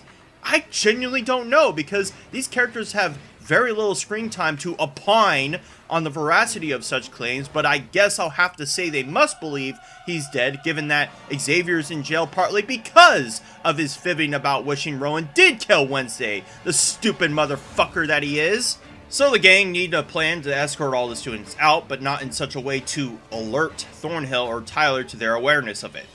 Because I guess what Enid said about having a whole bevy of beasts just won't cut it for Crackstone, but like I said, we'll get into what Crackstone is capable of in this form. Bianca suggests, albeit reluctantly, using the Siren song to hypnotize the students into safety, while Enid and Thing look for Wednesday, and I guess Ajax will continue to gaze at himself. But not too long, or else Enid will think he reneged on their relationship. So, crack at Backstone's crypt, Wednesday is not feeling so good, Mr. Stark, as she's bleeding out from her wound. So, who the fuck else to save her but Goody Addams, who tells her that necklace Morticia gave Wednesday, lucky Wednesday didn't throw it out on account of, you know, hating her back in episode 1, can heal her, but at the cost of losing Goody and those visions. Wow! What a neatly contrived bow to excuse these visions not being problematic in future, huh? But even more absurd than that is that Goody tells Wednesday that in order to kill Crackstone for good, that she needs to stab him in his black heart. Jeez! I wonder why Goody didn't try doing that when she had the opportunity beforehand, yet decided to trap his soul in a way that can be reopened for certainly stupid reasons like what just happened prior. It's like there's two brain cells between Goody and Wednesday, and they're both vying for third place. And seeing as this will be the last of Goody Addams, can I just say how I hate how these visions were incorporated into the story? Did it make my sentiments clear in how they were only going to be used as a narrative scapegoat whenever the writers couldn't be damned to write Wednesday smart in a way that wasn't prescriptive? They've oscillated between showing random visions of the past, of the future, and not even that at times, and only working half the time with the way they're described to work. Not to mention, in episode 5, Morticia says these visions are passed through their bloodline, but Morticia herself wasn't born a fucking Addams. So, am I to believe the moment she married and took Gomez's last name, that she suddenly got a bevy of visions, and these visions themselves receded from a near-death experience like Wednesday here at some point for them to not be relevant to her anymore? It's like the writers want me to believe that Morticia was an Addams day one, yet make it explicitly clear what her last name was before meeting Gomez, and making it a point that his side of the family were the ancestors that settled in America. So, inadvertently, they've implied that Morticia and Gomez were likely distant cousins that had an incestuous relationship for any of what Morticia described in The Powers of Wednesday to make any sense for her to experience. And as for Goody herself, it's great how only now does she bring up these details in Wednesday when prior she was being purposefully cryptic for the sake of the audience to keep asking questions, assuming that Goody intended for this not to happen in the first place. There's a difference between wanting to seek easy answers and literally just give me a straight answer as to why you want me to seek out this mansion or what being the key fucking means. There's nothing in this show to suggest that Goody was limited to afford any of this info. It's like she was just being a tease to Wednesday in spite of how dire the situation is for Goody to warn her any of this in the first place. So the healing proceeds and Wednesday recovers from all her current wounds, hand and all. It would be funny if Season 2 somehow retcons Goody to return in some contrived manner regardless of establishing that Wednesday already used her Ankh of Reincarnation so she can try to kill Kel-Thuzad before he reaches Anderhall. Poor analogy to what's going on? Sure, but you get the reference. Returning to Galpin's squad car, he parks at a random spot to leave Xavier to his own devices in the back. What's interesting about this is he pulls up his phone, and not only do we see the specific location of where he parked at, but also that he presumably had a tracker on Tyler. And for all I know, he's likely had this since the beginning of the show. But there's one more scene with Galpin that'll get me to wonder whether he knew all along or not. What's odd is that Galpin said that he was going to Nevermore on the double, but according to the map, he missed his spot. So was he lying, or is this his way of saving Nevermore?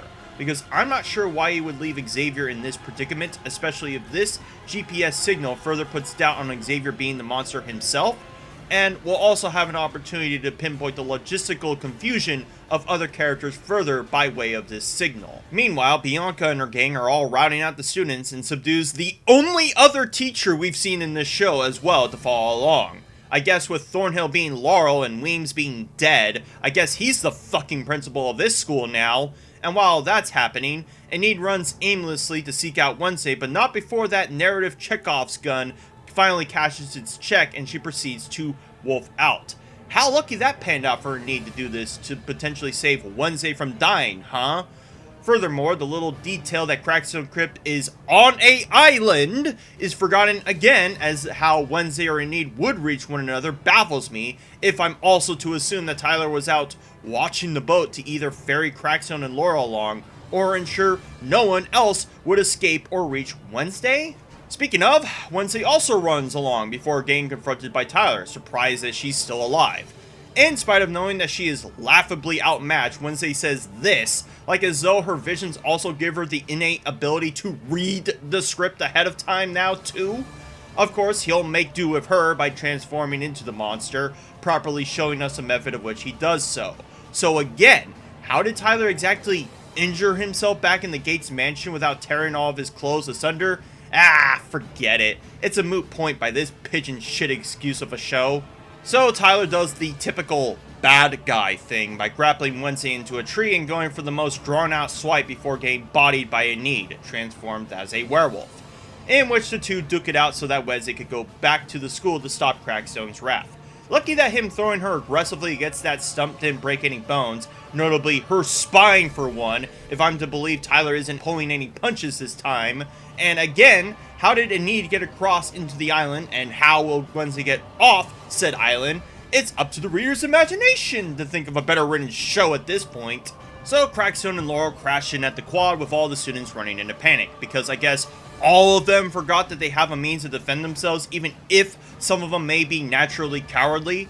It'd be like if just Voldemort came storming into Hogwarts and none of the students who know how to use magic tried to defend themselves from him. Because let's see what Crackstone is capable of. He seems to have limited telepathy, even more limited in Rowan's, and does this neat parlor trick where he engulfs the quad's fountain and a good portion of the courtyard into a bevy of flame. Now, that would be dangerous, but this is the only time that Crackstone does it, and he apparently can't do it again. So yeah, where are all the fucking werewolves that could tear this literal undead flesh bag limb from limb, or even the Gorgons who could attempt stoning him, or even the Sirens who could try to hypnotize him to kill himself? It's not even that I'm suggesting that does work, but at least make an attempt to show how powerful Crackstone is, because right now, I'm not convinced. Especially when Laurel's plan to destroy Nevermore hinges on reviving Crackstone as opposed to any other easier way. But we're almost to that point. Whiplashing back to the squad car, Thing inexplicably finds Xavier trapped in the back seat. How and why does Thing know that Xavier was stuck here, considering that he was with Enid heading to Crackstone Crypt, which is effectively northeast from Nevermore as opposed to where Gulpin parked his squad car at? Again, who cares? We're just happy to see Xavier will be freed. As for Gulpin, he's still searching for a signal of Tyler but loses it, only hearing the distant roars of Tyler's fight with Enid in the process. Tyler nearly gets a kill shot on Enid in said fight before getting shot by Gulpin, who says this. Tyler, son, is that really you? Before we can discuss Gulpin's knowledge about Tyler as a Hyde, knowing that Enid and Tyler are fighting in close proximity to Gulpin, who parked opposite of where Crackstone Crypt was relative to Nevermore, did Wednesday and Enid literally run circles around Nevermore to find one another? I mean, it wouldn't surprise me given it seemed that both of them were running aimlessly around. And so with that, let's inquire. Did Sheriff Gulpin know all along that Tyler was a monster? You might think him having a tracker on Tyler would be enough, but I'm going to assume that he was merely tracking Tyler's phone using his own and didn't legitimately have some kind of implanted chip on him. However, knowing that Gulpin does have one does lead me to speculate that Gulpin had suspicions about Tyler's actions up to this point. The problem is, if Gulpin did know all along that Tyler was a monster, wouldn't he, I don't know, try to console him on it, confront him as a father before being a police officer? I don't think Gulpin would be fine with his son being a serial killer if he knew that he was the monster, and only in this episode does Wednesday even lampshade the possibility that he covered up for his son. Furthermore, with what Gulpin says to Wednesday about the DNA evidence being inconclusive, if Gulpin did know that Fang belonged to Tyler, wouldn't he have tried to make regarding who the bloody rag belonged to? Conversely, with as doggone Gulpin was to frame Nevermore for these killings, you could reason he was doing that to cover for his son. But assuming he did know, I feel the veil of protecting his son would have ended after the third or fourth kill and would have confronted him justly had he known. So with that, I can only assume that Gulpin truly didn't know for certain that Tyler was the monster, but must have known that Tyler likely had the capability of committing these acts, especially when Gulpin delivers the line like this as though he can't fathom his own son being responsible. It's just such a shame that Gulpin and Tyler get barely any time to interact with them to make the subtext of why Tyler commits to these acts in the first place, as well as weave some duplicity into Gulpin that was literally only sprinkled in this episode alone. The two monsters effectively knock the wind out of each other while Gulpin tries to comfort his bloodied son, a mix of disappointment and worry from this revelation. Too bad this show can't stay on any scene for too long, we got more action to show. And with that, effectively ends Tyler as a antagonist for this show, and what wasted potential he was. I will say that on first viewing I was quite impressed with how Tyler had seduced Wednesday into sticking around, but now knowing the full context of how these scenes came together makes it as though Tyler suddenly became evil only in the last episode. And as for weaving any intrigue as to why Tyler commits these violent acts by his own words rather than being assumed by Wednesday, we'll likely never know why Tyler was fine with doing this or whether his actions were of his own doing and not by the whims of Laurel. Was he upset about how his mother was treated by normies when she became a Hyde, and Laurel used that anger to direct it towards her goals of creating Crackstone? Or did Tyler truly hate outcasts, as Xavier alluded to in episode 4, because of his own hatred of discovering that he was one? We won't know, and I don't take it by Wednesday's word for it, given how utterly wrong she's been on every other psychoanalysis of a given character. The students run out of the school while Wednesday runs in it to grab a sword, presumably the same one that Gomez used to kill Garrett. I get they want to have poetic irony with how the next scene will play out, but shouldn't this sword been rid of or perpetually stuck in an evidence locker considering the cover-up of said murder? Shit, I didn't even mention how the investigation into whether Anwar truly Jeffrey Epstein himself never is concluded, or that Laurel was lucky that Wednesday inadvertently helped her to kill Anwar and frame it as suicide because of that fucking bubblegum too?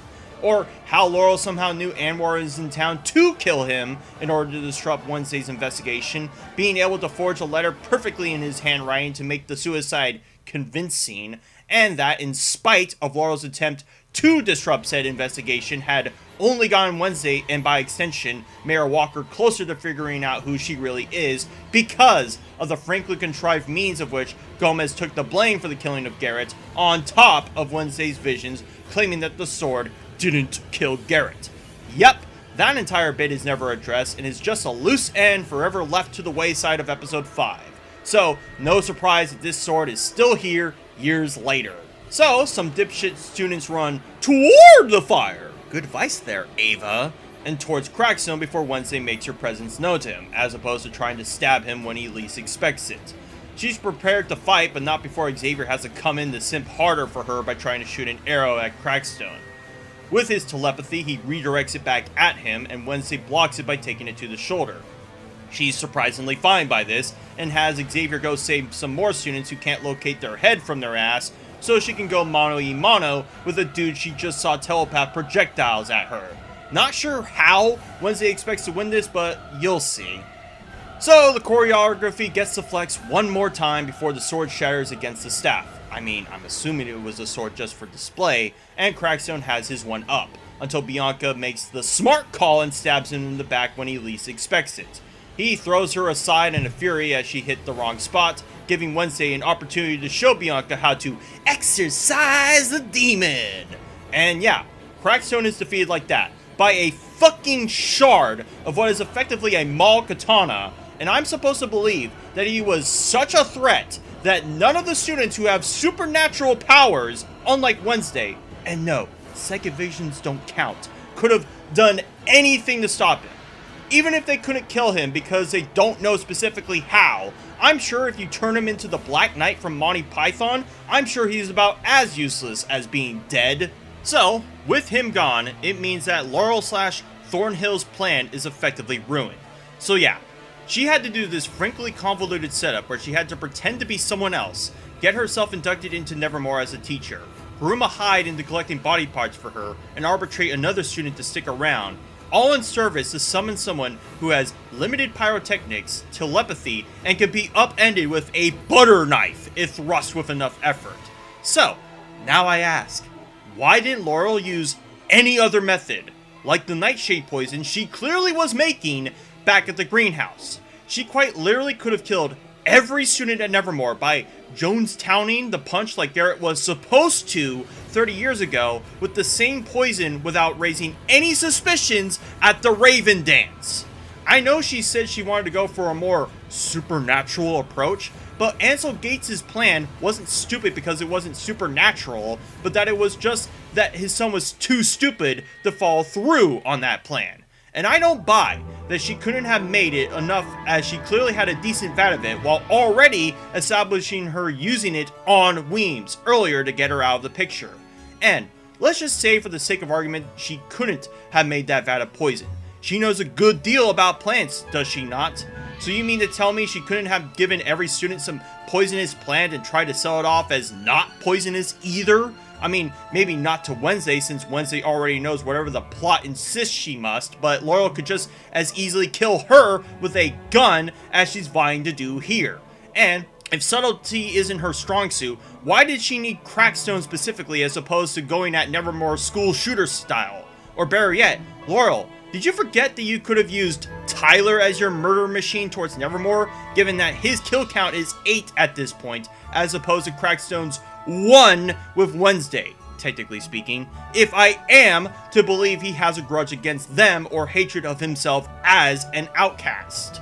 Is it just because had she not would have made Rowan's prophecy a red herring, or that this show trying to inject the theme of the conflict between outcasts and normies too on the nose for them to regard how effective reviving Crackstone would be in the long run?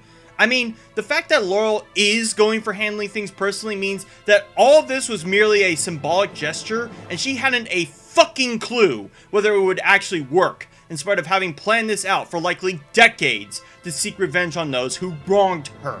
So Laurel comes in with Luger in hand, ready to kill Wednesday as she's certain she won't be able to kill all the outcasts. What's stopping her from pulling the trigger now?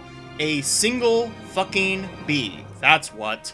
Yeah, Laurel isn't just holding the idiot ball for this episode, she's practically dribbling it at this point. On top of the hilarity that one bee becomes many, and Laurel tries to shoot at the swarm approaching her, because yeah, that'll totally stop them biting you. It turns out that Eugene was controlling them, as only now do we find out that he has that ability, giving Wednesday the chance to give Laurel her just desserts. And that was the end of Laurel Gates, a character who was apparently real clever until the show decided she wasn't, and drapes a proverbial crevice across what little foundation is left from this despondent show. So, what else is there? Ajax comforts a naked and bloodied Enid, whom only has Wednesday currently on her mind. I guess as one payoff, considering how Wednesday feels about hugging, Wednesday herself embraces Enid in a hug as opposed to her. And as much as I want to like this, they've not had nearly enough chemistry, nor Enid enough of a character to convince me they've earned this moment. Is this show fucking over with? I think I need a cold shower after having to trudge through this nonsense. We get what is effectively a time skip, as it's the dead of winter as Lurtz is helping pack up all of Wednesday's stuff. As another payoff, Wednesday finishes up her novel as was alluded throughout this show, even if said novel was only a allegory for everything else that was happening to her.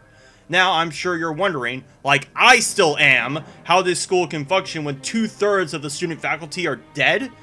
Apparently it doesn't, as the school will be closed for the semester, but I don't know if it's because of the winter break or because of the lack of faculty. Neither Wednesday or Enid elaborate. They both reminisce on the loss of Weems, as though Weems ever truly got a chance to have a character beyond her wanting to preserve the integrity of Nevermore by any means necessary. And it's odd how there was a whole funeral concession for the mayor but not for Weems, if I'm made to believe that Nevermore had a lot of institutional power over Jericho as a town. Regardless, Weems is yet another of many characters throughout this show that either had one defining characteristic, or two, and the other is quickly dashed away as soon as it's addressed, like with her supposed jealousy about Morticia as one. We get one more scene with Xavier and Wednesday, where Xavier bafflingly regrets the things he said in jail, even in spite of all the charges dismissed on him. And, if the simpery couldn't be even greater, he literally gifts her a phone. Geez, Addams might have some competition for once. As for Xavier, since this is the chance for me to talk about the characters at the end of this travel, Xavier is exceedingly frustrating as one because I want so badly to root for him, but not only does the show make him out to be the bad guy, but he himself doesn't help his case with not only how much he puts up with the emotional abuse Wednesday coats over him, but how quickly he'll get over her blatantly fucking with him. And I'm seriously supposed to believe that he wants to tongue punch Wednesday's cooch simply because she inadvertently saved him from dying when he was younger? I get that he would be grateful, maybe even more patient with her attitude than most from that, but hardly on the cusp of romance, much less simpering romance, would I expect one to reciprocate that gratitude in turn. So, with Wednesday Addams leaving while Nevermore likely gets liquidated on account of the lack of faculty, multiple examples of neglect to the student's safety, and the literal dead bodies present at Nevermore, this should be over, right? I wish it was, but this show never exceeds to piss me off by trying to imply a second season teaser, by way of some anonymous contact who texts Wednesday on her brand new phone about how they're watching her, on top of her passing by the APC with Tyler in the back trying to Hulk out of it.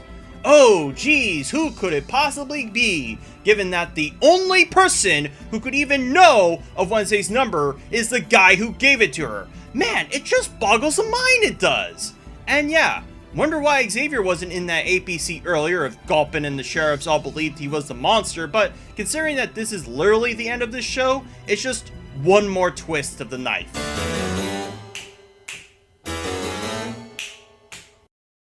And now, that closes the book on the Wednesday show, episode for episode. I still have some of my trademark analysis to do about the show as a whole, the themes, and where I will go next with my projects. So, how to describe a show like this? Well, it hardly earns the reputation of anything it's trying to be, whether that's trying to be a dark, twisted murder mystery, or a dark comedy high school drama, or a Addams Family adjacent show. Even with that, this show hardly bears the distinction of being good on its own merits, something that doesn't elude casual audiences in spite of how much of a powerhouse it was for viewing. It bungles on almost every facet if you don't pay attention to the finer details, literally events, places, people, and situations to be quickly discarded in latter episodes. The characters that are present barely have the distinction of going through any arc, much less have one worth engaging with, all propelled by a main character that couldn't be more insufferable to root for or respect given how they've written her. Wednesday is a self-righteous, overtly presumptuous, holier-than-thou cunt who, in spite of how rude, demeaning, or up her own ass she is, has a gaggle of people who gravitate to her every verbiage, never getting the licks she deserved for her attitude throughout this show. Now, I should clarify, because apparently people think if you hate a character, you must hate the actor too. I actually like Jenna Ortega's performance as Wednesday, even with as passionate as I've been about hating said character. Because ultimately the issues with the character are down to the writers, something Miss Ortega likely had no onus on. But I've also heard from the grapevine that she had a lot of input in said character, so for all I know, the version of Wednesday we ultimately got was likely better than the one we could have gotten had she not stepped in. And it's very odd that actors even have to do this in the first place because the writers are more preoccupied shoving the pen down their nose than on the pages. But that is also assuming the writers had it in their heart to even write this show with the Addams family in mind. I mentioned back in part 1 that I've watched several reviews tackling this show, and a lot of my basal criticisms about said show were derived from the Judgmental Critters video discussing the show, especially with the theory that this show was made with the intention of competing with HBO Max's Monster High special, that came out just a month prior to when this show did. Details like how Wednesday was originally supposed to be a vampire vindicate why the vampires depicted in this show might as well not have been, and more importantly how Wednesday is early shoehorned into the central plot by way of Rowan. And seeing as I've not delved into every last facet about that contrivance, let's. So, if Rowan needed to deliver Wednesday the plot by this drawn out murder exposition, you would think he had mentioned Crackstone in the illustration at any point, do you not? Or bring the illustration in full to contextualize why he believes Wednesday would destroy the school? But even looking at the illustration in full, how do you suppose Wednesday would when she's standing opposite of Crackstone as opposed to next to him, hand in hand? Maybe something in the book was written to elucidate that detail, but alas, the book is completely irrelevant from the moment Wednesday acquires it and the other half of the illustration. That book might as well have that illustration with all the pages blank for how useful it was to the whole of the plot. So why even make it a point for Rowan to have stolen it? Or better yet, you mean to tell me Rowan stole the book, ripped out half the illustration, got confronted by Xavier in their room with said book, and politely put it back just before planning to confront Wednesday about this when the opportunity finds itself? And let me remind you, he only managed to find an opportunity because of Wednesday bumping into him with visions he couldn't have possibly accounted for when she was running away from the Pilgrim bullies. So, for all I know, he was just keeping that part of the illustration as a reminder to him, as though he fucking needed one. That is how utterly borked the circumstances are in involving Wednesday into the show proper, getting me to speculate that what the judgmental critter said about this being stapled with the Addams family sheen post-haste to be true. But there are a variety of other examples as to how Wednesday is only Wednesday in name alone by way of the themes. To start off, the most prominent one is the conflict, prejudice, and misgivings that the outcasts and normies share with one another. Now, if I'm to take it on Enid's account that the difference between being a outcast as opposed to a normie is simply that normies are people without supernatural qualities compared to outcasts. The problem with that, of course, is that this show wants to have it both ways. Make this theme a allegory about racism and bigotry, yet simultaneously acknowledge a lot of the superstitious worry about outcasts as a whole regarding their supernatural powers. Let's look at the candidates for exploring this theme, starting with Joseph Crackstone. Despite how thinly veiled Crackstone's own hatred for outcasts are, given the time period and circumstances involving the Salem witch trials, it would actually make sense that what Crackstone perceives of Goody's powers to be from a demonic source, so there really isn't any qualms there. As for whether it's compelling in exploring this dynamic is another thing entirely, as it's simply delivered like the paranoid hysteric we see in Crackstone. The second person that explores this dynamic is Lucas. His disposition towards outcasts as a whole seems contrived at first to establish Wednesday as a girl boss when she kicks his and the other bullies' ass at the weather vane. Only until episode 6 do we establish that his hatred towards them was founded on his own inadequacies as a person of any worth, and was projecting that onto the other outcasts in turn. Of course, this gets squandered by the polite veneer he puts on with Enid to go to the dance with her in episode 4 to try to ruin their dance, only to then have a sudden change of heart when he finds familiarity with Enid, as though the concept of outcasts sharing similar interests with normies a completely alien one. It's also odd too how his reaction to the death of his own father didn't further fuel his own ire towards outcasts if he was willing to blame them for embarrassing him by way of the ruination of the Crackstone statue coronation, or at least put him at odds with the friendship he briefly established with Bianca. It could have been an opportunity to set Lucas as this constantly conflicted person who needs to punch down others to make himself feel better, yet still has a conscience to know what he's doing is wrong, when the scenes do little to explore that part of him, ultimately making his dynamic exploring that theme a C-plot shoved far back in the closet. The third and most damaging example of exploring this dynamic is none other than the titular antagonist herself, Thornhill/Laurel. We are first given to believe that her hatred of outcasts is completely hereditary by her family, who also hated outcasts for no discernible reason. Yet, when Thornhill had gone and killed Dr. Anwar, a suicide note she wrote for him seemed to imply she had more of a hatred for those who had covered up the truth about her late brother's fate, that being Principal Weems and Mayor Walker. This glance that she shows in this scene is excellent subtext of her realizing that the two people whom let the Addams walk to boost their own respective careers are still profiting off their success years later.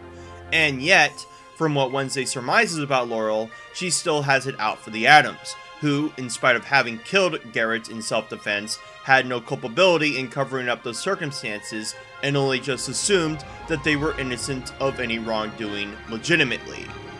Is it just because that what Laurel probably understood when she was young was that the powers that be had it out against normies for the sanctity of outcasts? Because if I'm going to be pedantic about what defines an outcast, none of the Addams who have gone to Nevermore are considered as such. They are quirky, weird, and macabre, but none of them presents any supernatural powers beyond psychic visions, of which even Gomez doesn't even have the luxury of even that as a technicality. More importantly, Laurel likely also knew that Garrett had an obsession with an outcast himself, which set in motion his fate to be had he had just gone along with his father's wishes. So, shouldn't that also be running interference with Laurel's cold instinct to kill all outcasts? Or even that her going out killing normies to fulfill her greater plan in motion, and that part of her revenge for those who wronged her involved a normie and Mara Walker cause further conflict with her own blind bigotry of outcasts? Like I said, this show is trying to have it both ways, but also trying to square the circle of the Addams' involvement in any of this, in spite of them not even being outcasts in the loosest definition, nor having taken part in the self-destruction of Laurel's own family. So, what this amounts to is that Laurel's own convoluted revenge plot to resurrect a level 1 skeleton mage to kill the outcasts came from her brother's own obsession with a non-outcast dying and having been covered up by a normie sheriff and a normie coroner. Do you see now how nonsensical her own motivations are when we break this all down? Even more so regarding the method in which she enacts her revenge plots would require her to make the person she adores a outcast by Craxton's own admission, if reviving the dead would be witchcraft in his own eyes. So all in all, this theme doesn't really work for this show, even for the parties in question. What other themes are present in this? The only other one I could glean was of Wednesday's own regarding her trust issues about certain people, although this could also be just another arc of hers. This is quickly established with her own estrangement towards her parents, although as I presented chiefly in part 1 and part 3, this also gets quickly dashed away as a conflict we can meaningfully explore, as though Wednesday's own hatred of her parents was thinly veiled from the start. Secondly is her distrust towards Xavier, which also seems to come out of left field, largely this line she says to him at AIO practice as an example. She knows little about Xavier's upbringing up to this point, and whatever legend status his father is to this show is of little circumstance regarding her disposition towards him. And it's clearly apparent that this was done to fast track her suspicions towards him when he would show up in such timely moments to incriminate himself. Thirdly is the inconsistent nature in which she lets in on Principal Weems regarding her investigation compared to Sheriff Galpin. I fear that with making it so Galpin has a chip on his shoulder regarding the Addams, that he and Wednesday would be opposed to each other in spite of seeking the same goal. Yet Wednesday goes to bat for Galpin at every turn and even uses his disdain for Nevermore as a bargaining chip. I'm given to believe that Wednesday had no patience for Principal Weems because she exemplifies the idea of what Nevermore presents as an obstacle to Wednesday, but this is only lampshaded in episode 1 as going forward, Wednesday is keen on figuring out how she's fundamental in its destruction. In episode 2, Wednesday literally makes it a point that she wants to talk to Galpin alone, that she believes someone is covering up Rowan's murder to Principal Weems. Meaning, she must assume that Weems had some part in it, yet not once considering the guy who was out looking for said body couldn't have also had a hand in it. And this is even before Wednesday even figures out that Weems is a shapeshifter, and that she and Mara Walker had made an arrangement covering up the Gates' incident in episode 5. So, like with her distrust of Xavier, this was all in service to fast track a frankly dysfunctional aspect about herself.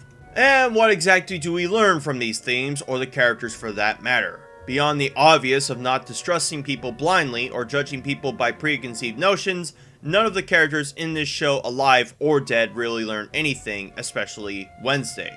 She doesn't have any second doubts or regrets about those she wrongly accused, feelings of guilt regarding how she treated those who saw her as a friend in spite of it all.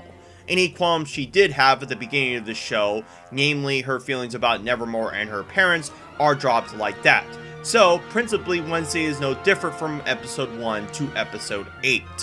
And I think the fact that Nevermore 2 Wednesday Beyond the Aesthetic has a social dynamic no different from the one we get a vertical slice of in episode 1 is indicative of how Wednesday as a show fails in whatever it's trying to be. So, now you ask, how would I have made this show if given the basic premise? Well, I think first and foremost, I would make it so that Wednesday would have to struggle with the fact that in spite of being a shut-in in most other schools, she would be in Bianca's position as the Queen Bee in Nevermore.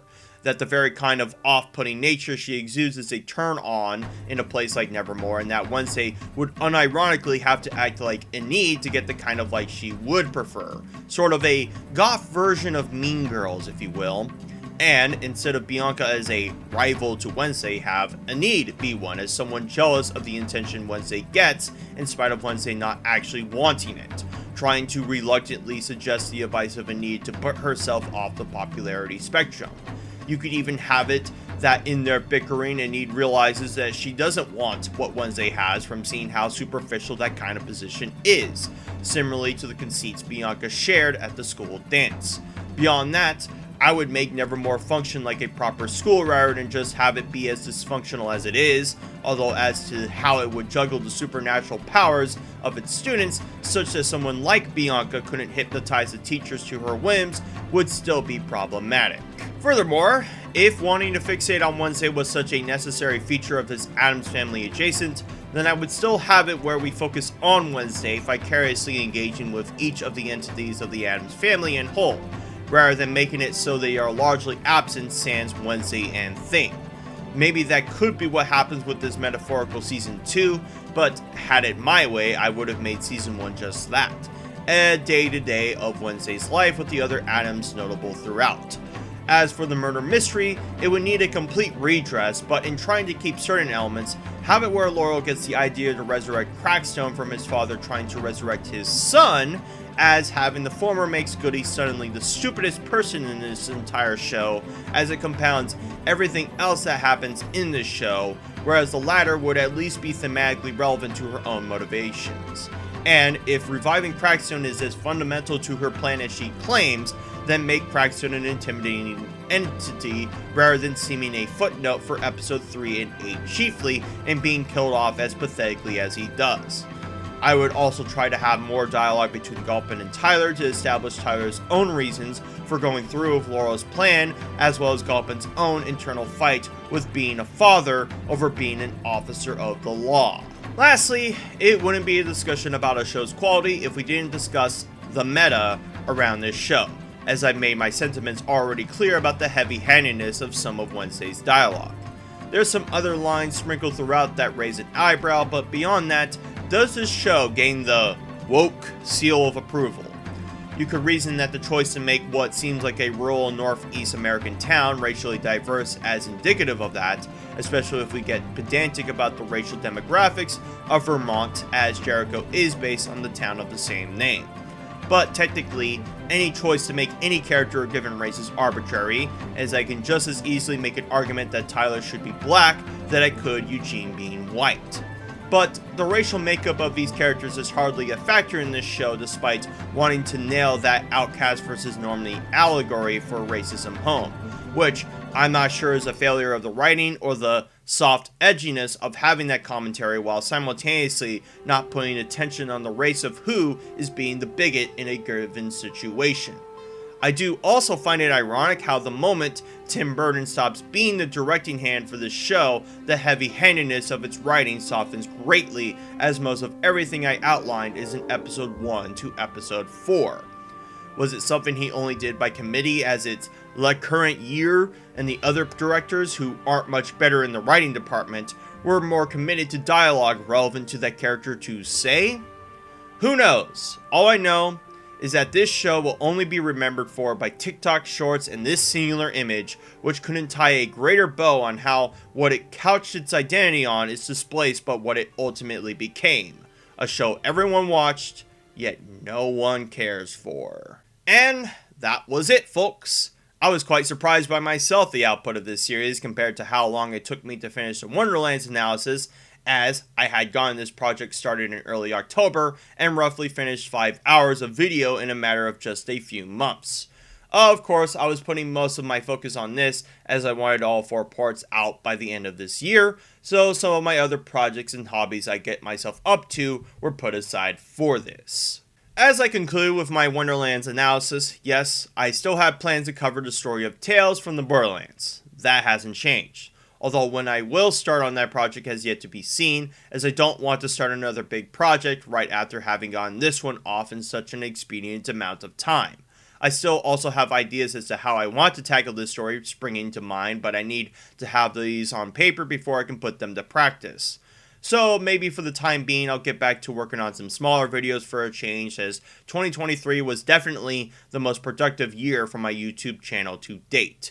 For posterity's sake, even though this is still part 4 of me already having done this, all citations are available for each part in the pinned comment of each respective part's comment section. And I always make sure to put in the citations for redundant sources I already use in the prior parts. Of course, if you happen to find only this part by mistake and don't know where to find the others, a playlist for the Wednesday show analysis in whole can be found on my channel. But if you did watch front to back part 1 to now, then I hope this was as entertaining and enlightening for you as it was for me to make it. Hope to see you next year for more to come.